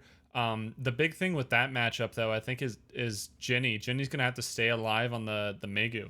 I think Belly's Witch is going to be more impactful as the range support class there, having the heals, the PAs, and after the Megu nerfs, probably equal damage or similar damage. It's just going to be kind of dependent on which one. I think it's going to come down to which of the range classes get ran down first in a lot of the matches.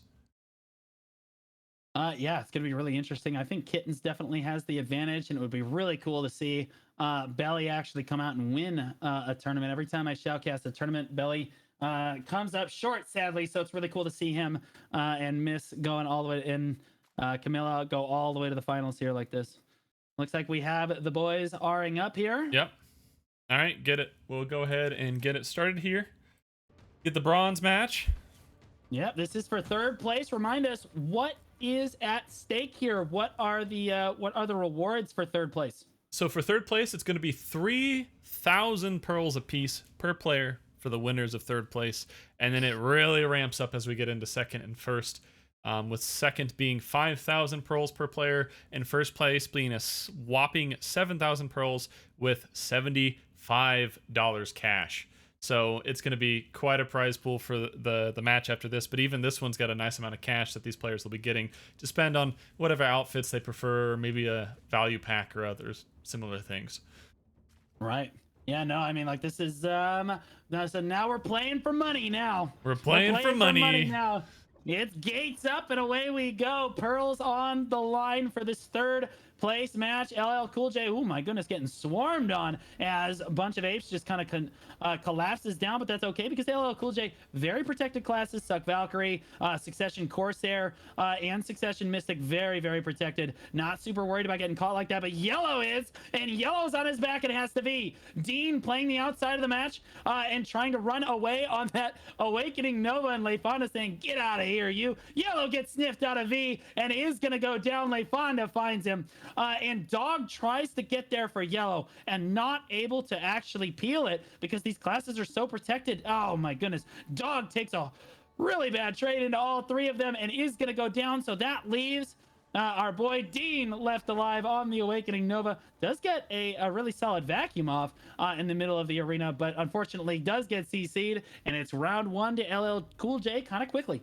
Cool J just absolutely running it down, getting the initial CC on yellow, forcing him to be V, getting the sniff, and then just jumping on top of Dog, just blowing him up while standing. Just a massive amounts of SA damage coming out of that team. They have great sustain, great damage. It's that's a gross composition to stand next to and trade with. Right. Absolutely. So all right, back in round 2. A bunch of apes came out really aggressive in round 1. It didn't actually work out for them. Jazzy's standing at the back of the arena. Yeah, we had a game moving. crash. We're being Tragic. trolled. Oh my goodness.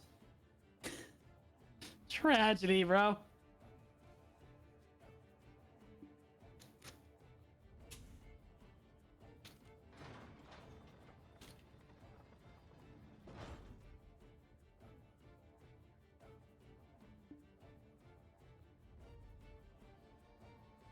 All right. Well, I guess we're resetting.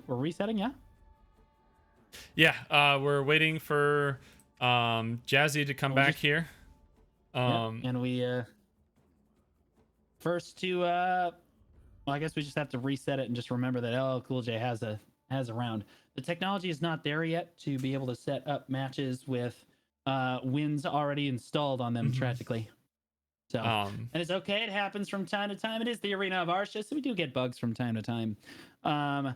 But this third place match, honestly, I mean, they made short work of them. I thought Yellow was going to come out a little bit stronger there, but he's the one that actually got CC'd. I think LL Cool J playing as a unit, like staying next to each other, is definitely compositionally the way they need to play it. It makes getting picked very hard because, you know, you have a Succession Corsair that is basically protected all the time. You have a Succession Valkyrie, which is essentially protected all the time. And then you have a Succession Mystic that is literally protected all the time. So it's just very difficult. You have to wait for someone to use a frontal guard, of all things, and actually sneak behind the frontal guard, because you're never going to catch them using a completely unprotected skill typically. It's just going to be tough to lock down LL Cool J and separate them if they play like this. Especially since they've been dependent on the crutch of yellow CCs. I think you're 100% right with that. I don't really see this being in Apes' favor, basically at all. Maybe with Ninja E-buff, but other than that, I think it's going to be really, really rough for them. Still just waiting on who was it, Kuma Queen? Yeah, Kuma Queen to rejoin back here. Yeah, waiting on poor Jazzy to go ahead and reload her game and come on back in. This was best of 3, right? No, this is first to 5. At no point in this tournament have we had best of 3s. They've all been either best of 5s or first to 5s. Mm-hmm. Yep. All right.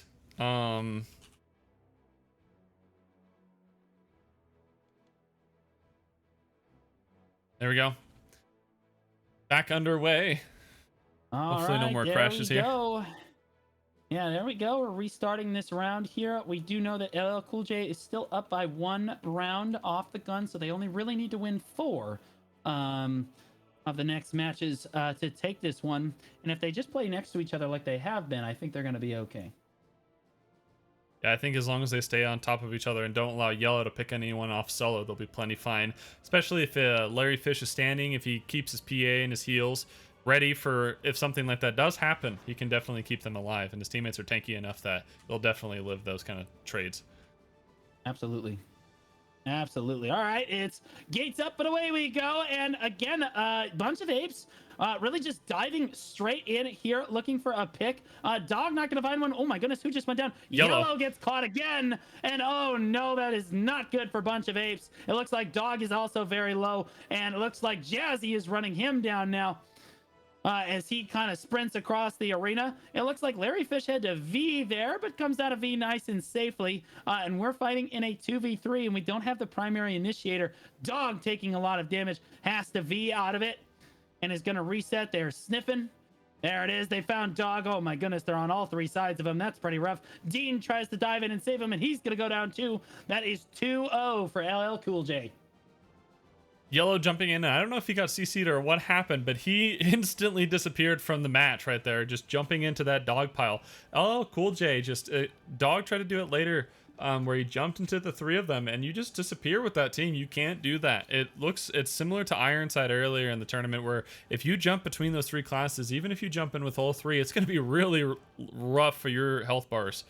They're just going to go down way too quick. Yeah, and honestly, like, Bunch of Apes just getting really, really aggressive at the start every time. And I think they should probably wait for LL Cool J to separate just a little bit. They've got to wait. Like, Yellow's just diving straight in, and dying each round. And there he goes once again. Not getting quite caught this time. Oh, Jazzy's the one that gets caught out. Oh, and she's going to stay in. Oh my gosh, she's going to V right in the middle of everybody. Oh my goodness, Larry's on the ground now too. And it is not looking good for LL Cool J, as LeFonda is down at 50% as well. Both teams taking a lot of health on the trade. Red Rain doing a lot to DP debuff everybody and keep Yellow protected there as he kind of tries to back up. Larry pushing forward now, down at 20%. I'm not sure why he's getting so aggressive. He's very low on health. Purification gets him just a little bit more HP back. And they trade one in. Dean gets absolutely blown away on the Awakening Nova, but it's Jazzy on the back foot now, getting very, very low. She needs to catch a heal from Larry and isn't gonna find one. Larry not able to get close enough to her quickly enough, and now it's a 1v2. It's Yellow finding Larry Fish on the ground, hits him with Katana Shower.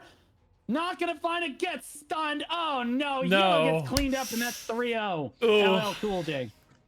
LL Cool J. I mean, all three of LL Cool J got really, really low in their spawn at the back end.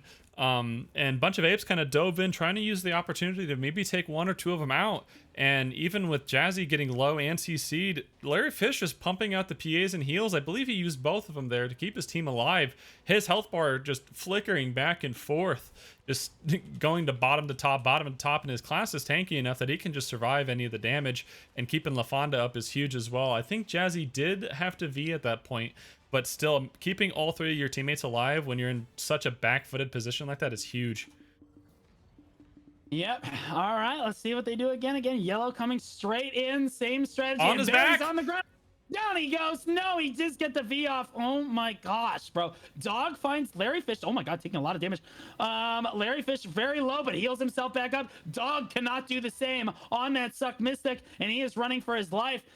Larry chooses not to go after Pursue Dog, but instead turn around and help his team go after Yellow. I do agree with that. Stay together. Do not leave your wingman. Here comes Dog in from behind, catches Jazzy. Oh my goodness.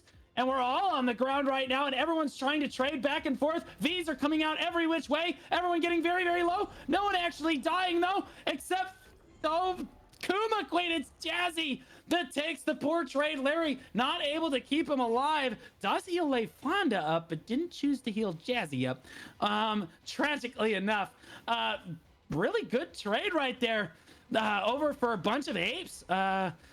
It looks like LL Cool J definitely on the back foot here in a 2v3. Definitely could still win, but basically taking out Jazzy and resetting the fight for free. LeFonda gets grabbed on the ground. Larry right next to him. Boom! Down they go. And Bunch of Apes takes their first round of this match. I mean, we had over on the stair situation where everyone's health bars is just getting really, really, really low. We had a bunch of CCs. Yellow got CC'd. He had no V. He managed to stand back up. Everyone was so low that no one could hard engage without instantly being just destroyed. Kuma Queen tried to, and she ended up being the first one to die there, unfortunately, for her. But it's a really close situation in all of these fights. It's always super close. Yep. Very, very close. And honestly, they traded for a super long time. And normally I would give that to the team with the Valkyrie. But sadly, Larry not able to heal through all of the damage the Bunch of Apes is putting out. Jazzy trying to keep herself protected on that Mystic, constantly just using Skull Basher. LeFonda diving in, looking for something. And just trying to be generally disruptive on the Succession Corsair. Larry comes in from the flank on the Succession Valkyrie and not finding anything.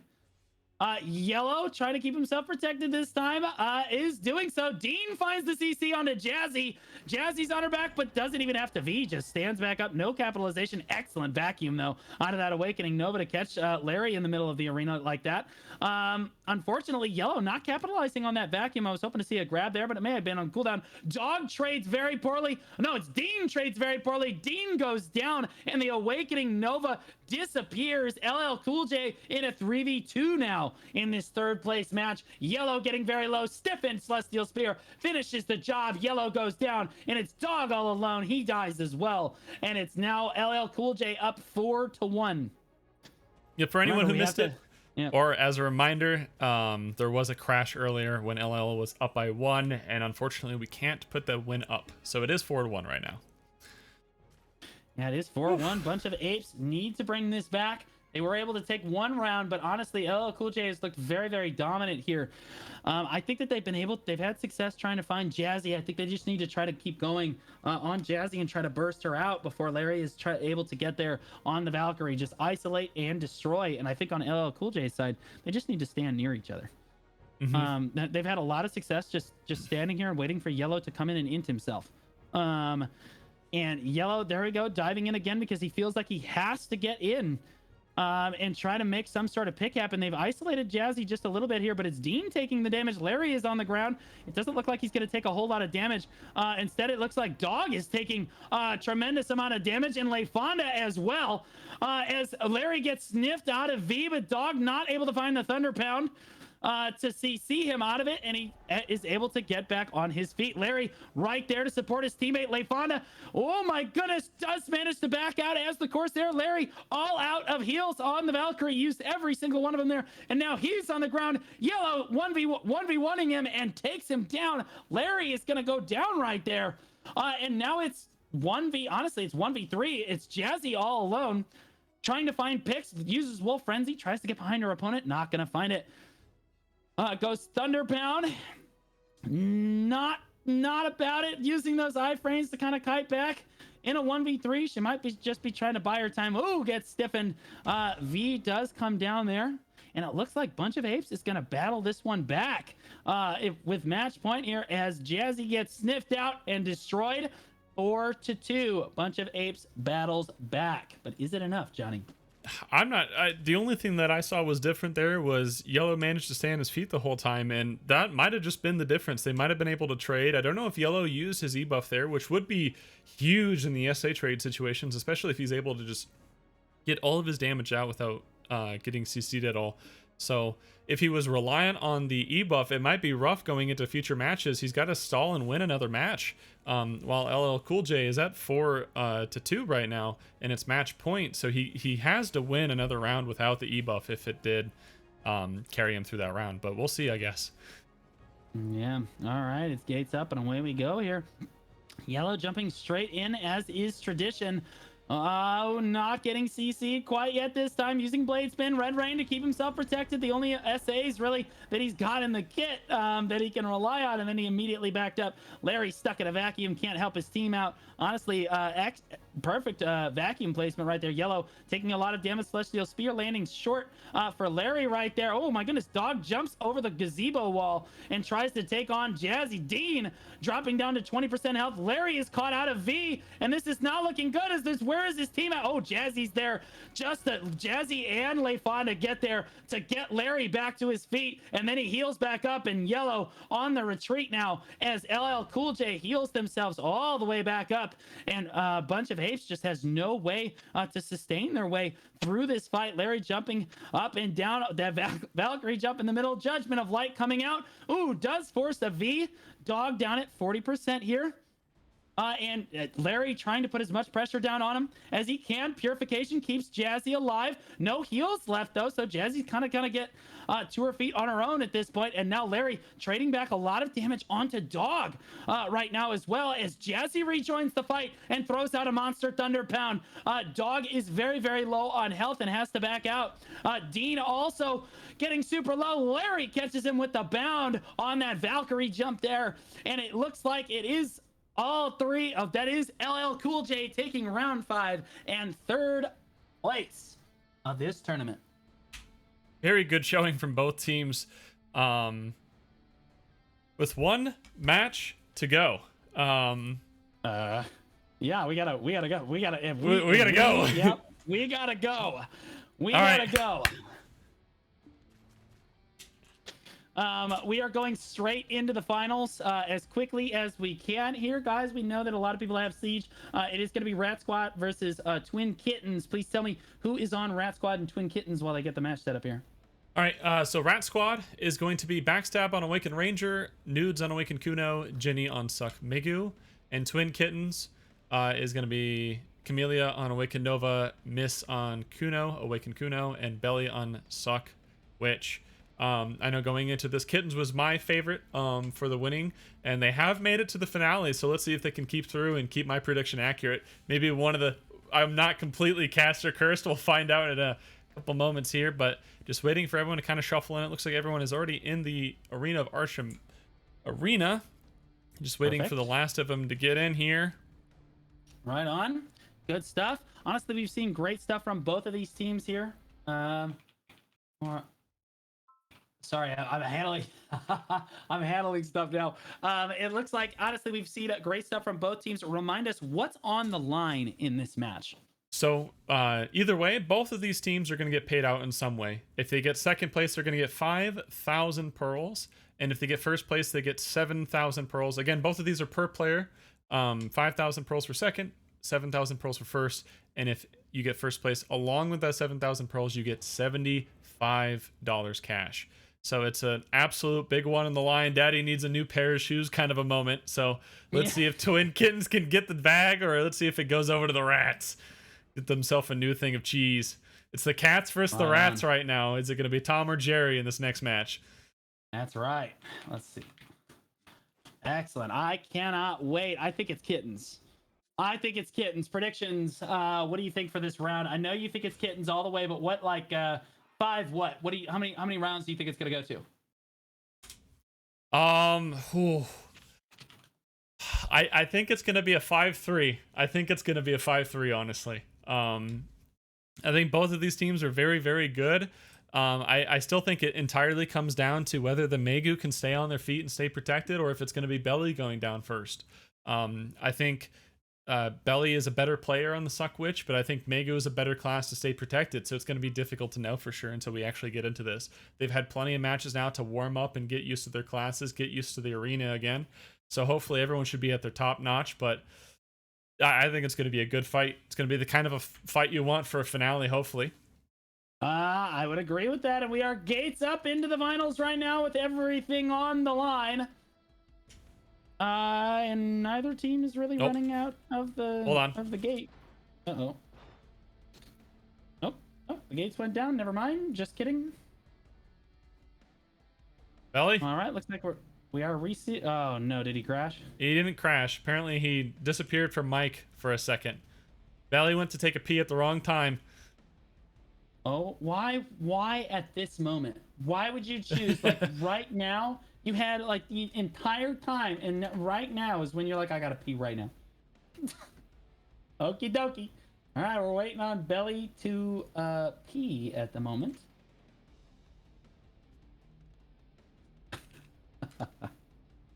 Anxiety pee. Yeah, it is an anxiety pee. I'm getting anxiety pee right now, and we're at 20. Bro, I gotta get villas and stuff. Like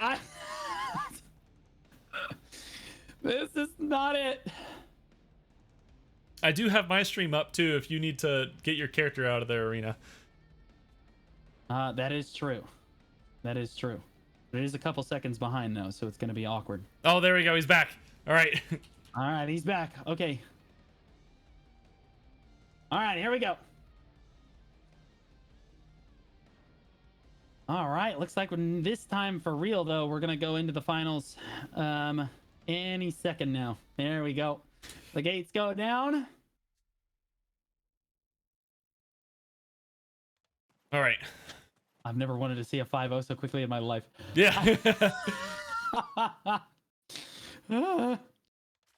I'm sweating. All right, let's see what both these teams can bring to the table here. Again, it is Rats What is it? Rat Comp? Yeah, Rat Or, Squad, Backstab, Rat Ak Ranger, Squad, Nudes, yeah. Akuno, and Suck Megu on Ginny versus Kittens of Yeah, Oknova, Okmist, or Akuno, and Ak. yeah. I Sucks think that Witch. the I can't speak today. I think that I think that Belly is definitely the target here as he tries to keep himself safe in the arena and constantly throwing. Honestly, it's backstab going in on Belly and misses the grab. Belly beautifully iframing that away with the TP there, throwing down Bolide. Honestly, constantly switching his skills as well, which is pretty cool to see out of a Suck Witch. Belly throwing out a lot of damage. Who just died? Jinae just died? Our Camille Nova died. went down. I'm sorry. Backstab just had to V as well. And Jinae's still on her feet. So now it is Belly and Miss against the world again, and it's in a 2v3. Belly is, oh my goodness, finds backstab on the ground, but couldn't actually get it done. Nudes on top of him. Belly coming out of V, it looks like, coming back to this one. Backstab, eye framing around, looking for the kill. And it looks like Belly did go down off screen there. We didn't actually get to see it. That's too bad. But now it is a 1v3, and they're going to go down as well. It looks like Rats taking round Rat one. 6 round 1. All right. Man, and here I thought it was going to be Kittens all day. But honestly, it was the Ranger diving Belly, which is an interesting choice, but I suppose it worked out. It all comes down to if it works or not. Rather, if it's a smart move, we'll find after.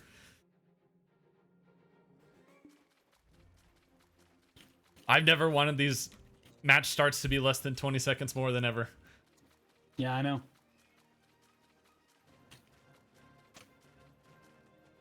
All right. And it looks like we are just about to start. There we go. It is gates up. And away we go for round 2 here. Camila buffing herself up on that Awakening Nova there. Miss playing a little bit more defensively this time. And allowing Belly to kind of posture aggressively with his ranged pressure there. Frigid Fog going down, not able to actually find anything as everyone kind of just stays protected right now. But Belly taking a relatively bad trade there and has to back up. But the fight kind of resets a little bit. Jinae hiding through on the Megu hasn't been the most impactful necessarily, but playing a very, very safe Megu. Underrated on that class. Miss throwing out lethal spin spray, but that's not it into the ranged damage right there. Oh my goodness, who is that very low? Belly getting very low here. Doesn't want to actually use this. Oh my goodness, does get his heal off and resets the fight altogether as the clock ticks down to 2 minutes. We will start to see HP start to fall here, and no one really is getting CC except for Nudes. Oh my goodness, gets nuked by Focus Meteor right there. Nudes just dies instantly, and now it's a 2v3 as Miss and Belly are on the prowl here. Camila coming in on the backside of it. Jinae getting very, very low. Has to back up right now. Can't stay engaged. Gonna go down. There he goes. And now it's backstab on the Awakening Ranger, the only one left alive in the 1v3. Although Belly's on the ground, he takes it. Backstab taking the 1v3. Finds Belly. Now in the 1v2, this Ranger actually might just find it. Oh my goodness. Resets the fight. He's waiting for HP bars to go down a little bit more. Backstab hiding, actually moving forward now with his iframes. Resets, has his grab back up now. Looking for Miss with it. Not gonna find it. Oh my goodness, backstab. Never mind. He gets CC'd and down he goes. And we are 1-1 in the finals now. Oh boy, it's gonna be a 9er. Of course it is. Of course it is. They had to do it like this. They had to. Oh my gosh. Yeah, I'll be honest, if it gets down to 5 minutes before there's not much I can do. Yeah. We are 1-1 now. Oh my god, I gotta pee too, bro. I'm You gotta take a belly break. I'm dying right now. All right, we are in round 3 of the finals here. It's gates up, and away we go. Camila doing their chores right there to kind of get that Excel mode up before the gates go up. Goes in, finds a V right away. Camila coming up huge on that Awakening Nova. Not finding too much of a CC, but getting the V down is really big. Belly took a lot of damage there. Camila gets grabbed, has the V as well. Belly took a lot of damage, but just heals himself back to full. Camila is going to be safe on the back foot of this grab right here, and is going to try to rejoin the fight. Excel mode starting to run out now. Belly cutting into the middle. Janae on the ground, taking a lot of damage from Belly. Belly with the range pressure finds it there. And Backstab not able to run Belly down as he just kites around the arena. This Awakening Ranger seems to just be a little slower than the tempo of the match overall.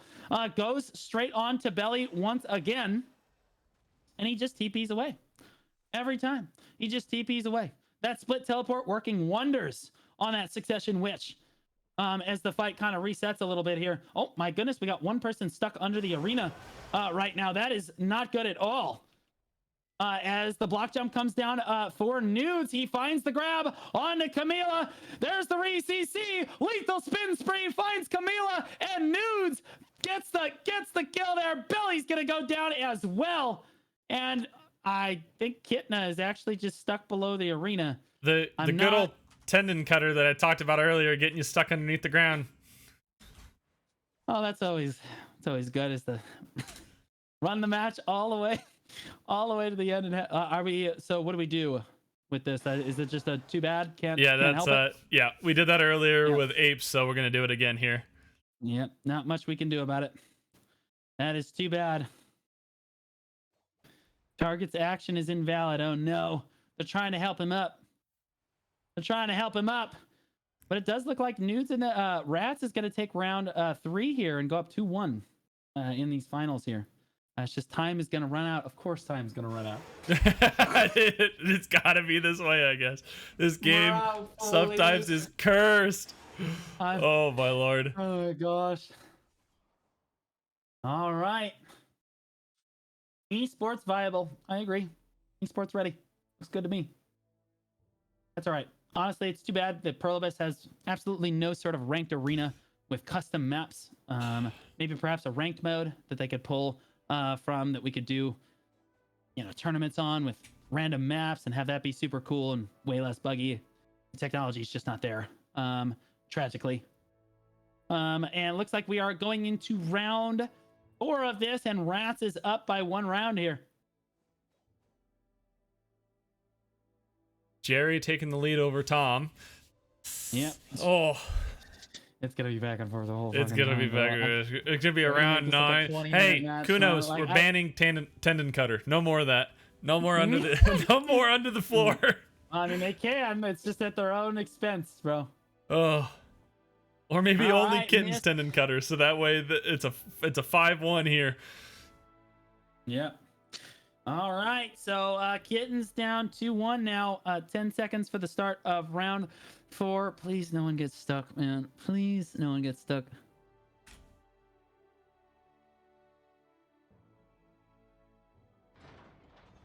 All right, it's gates up and away we go into round 4. Miss Dance Macabre forward. Class buff coming out for Miss right there. Looks like he's going to get really aggressive on it. Coming in behind his opponents here, which is exactly how you want to play. Kunoichi Nudes taking a pretty poor trade down at half health there. But Belly keeping himself really well protected this time, keeping himself at a distance. A backstab down at 60% health, taking a poor trade.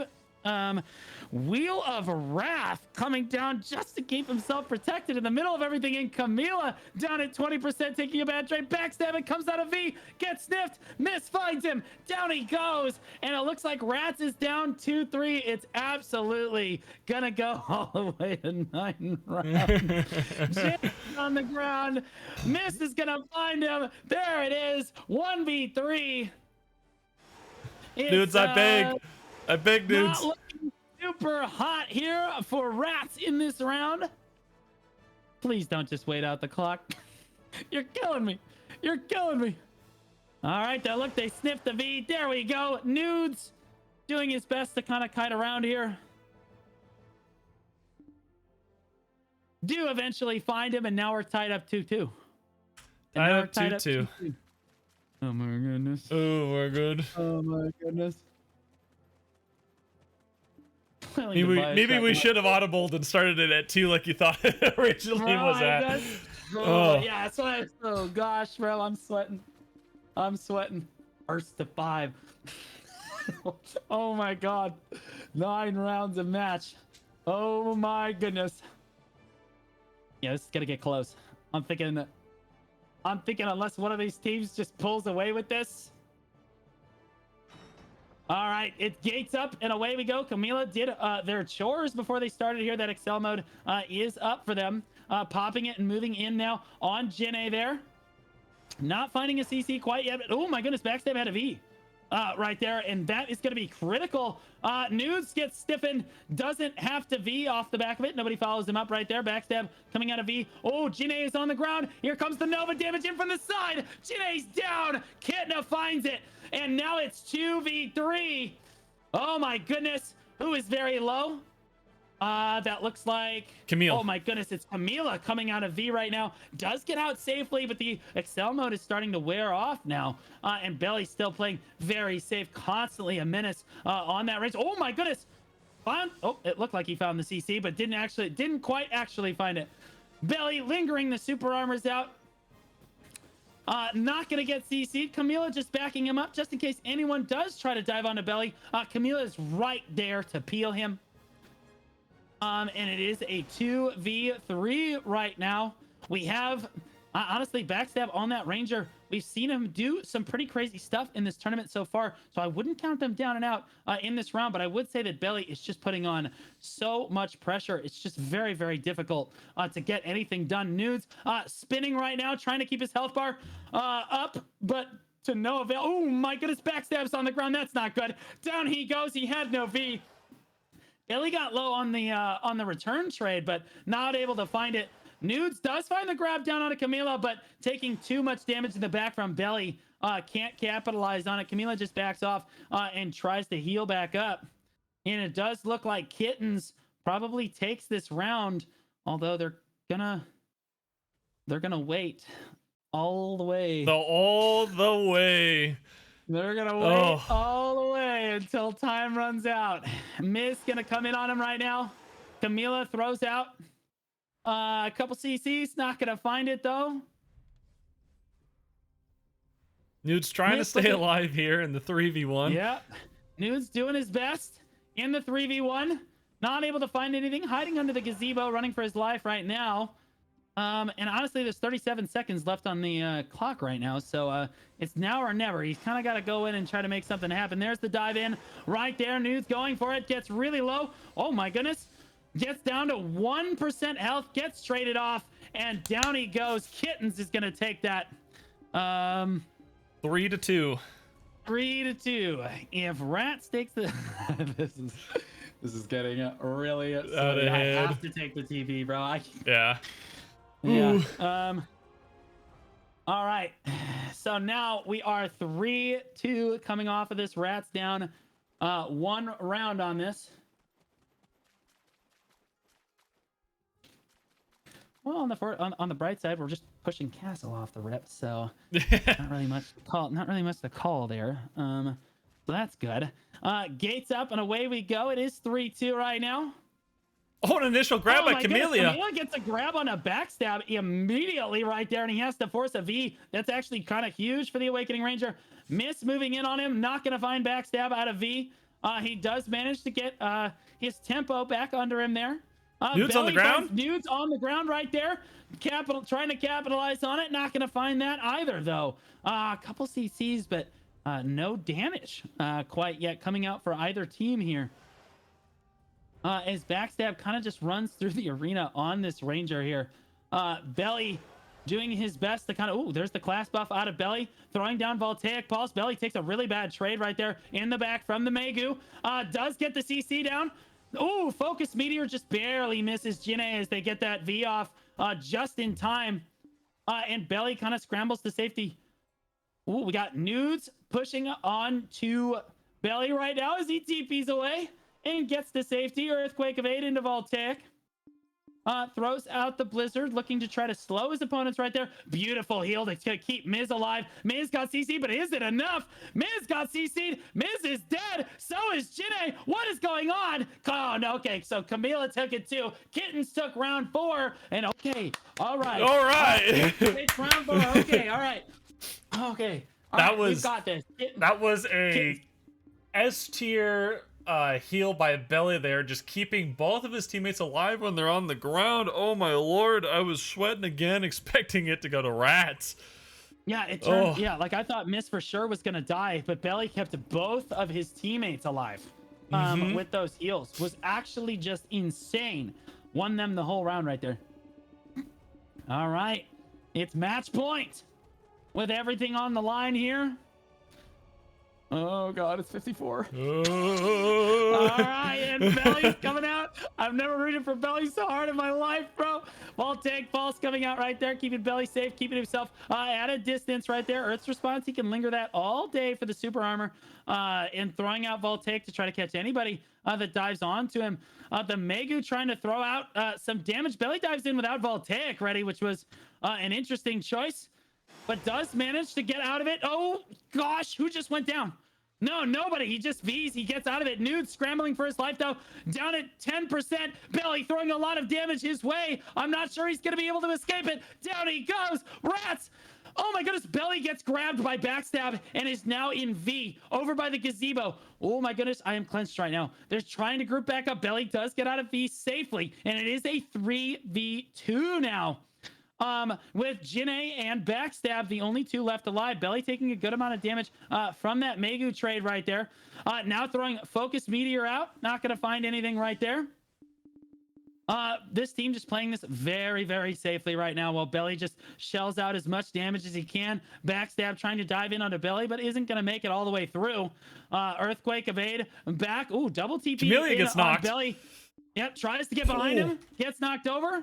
Absolutely still alive. Camila down at some health. Oh my goodness. Belly gives her one tick of the Rabam heal because that's all he had time for. And that's just enough to keep Camilla alive as they scramble, as they limp away. Backstab on the ground. Backstab's on the ground. No V. Down goes Backstab. It's just Jinae on the Megu left alive. And it does look like we will make it to Siege on time. Boys.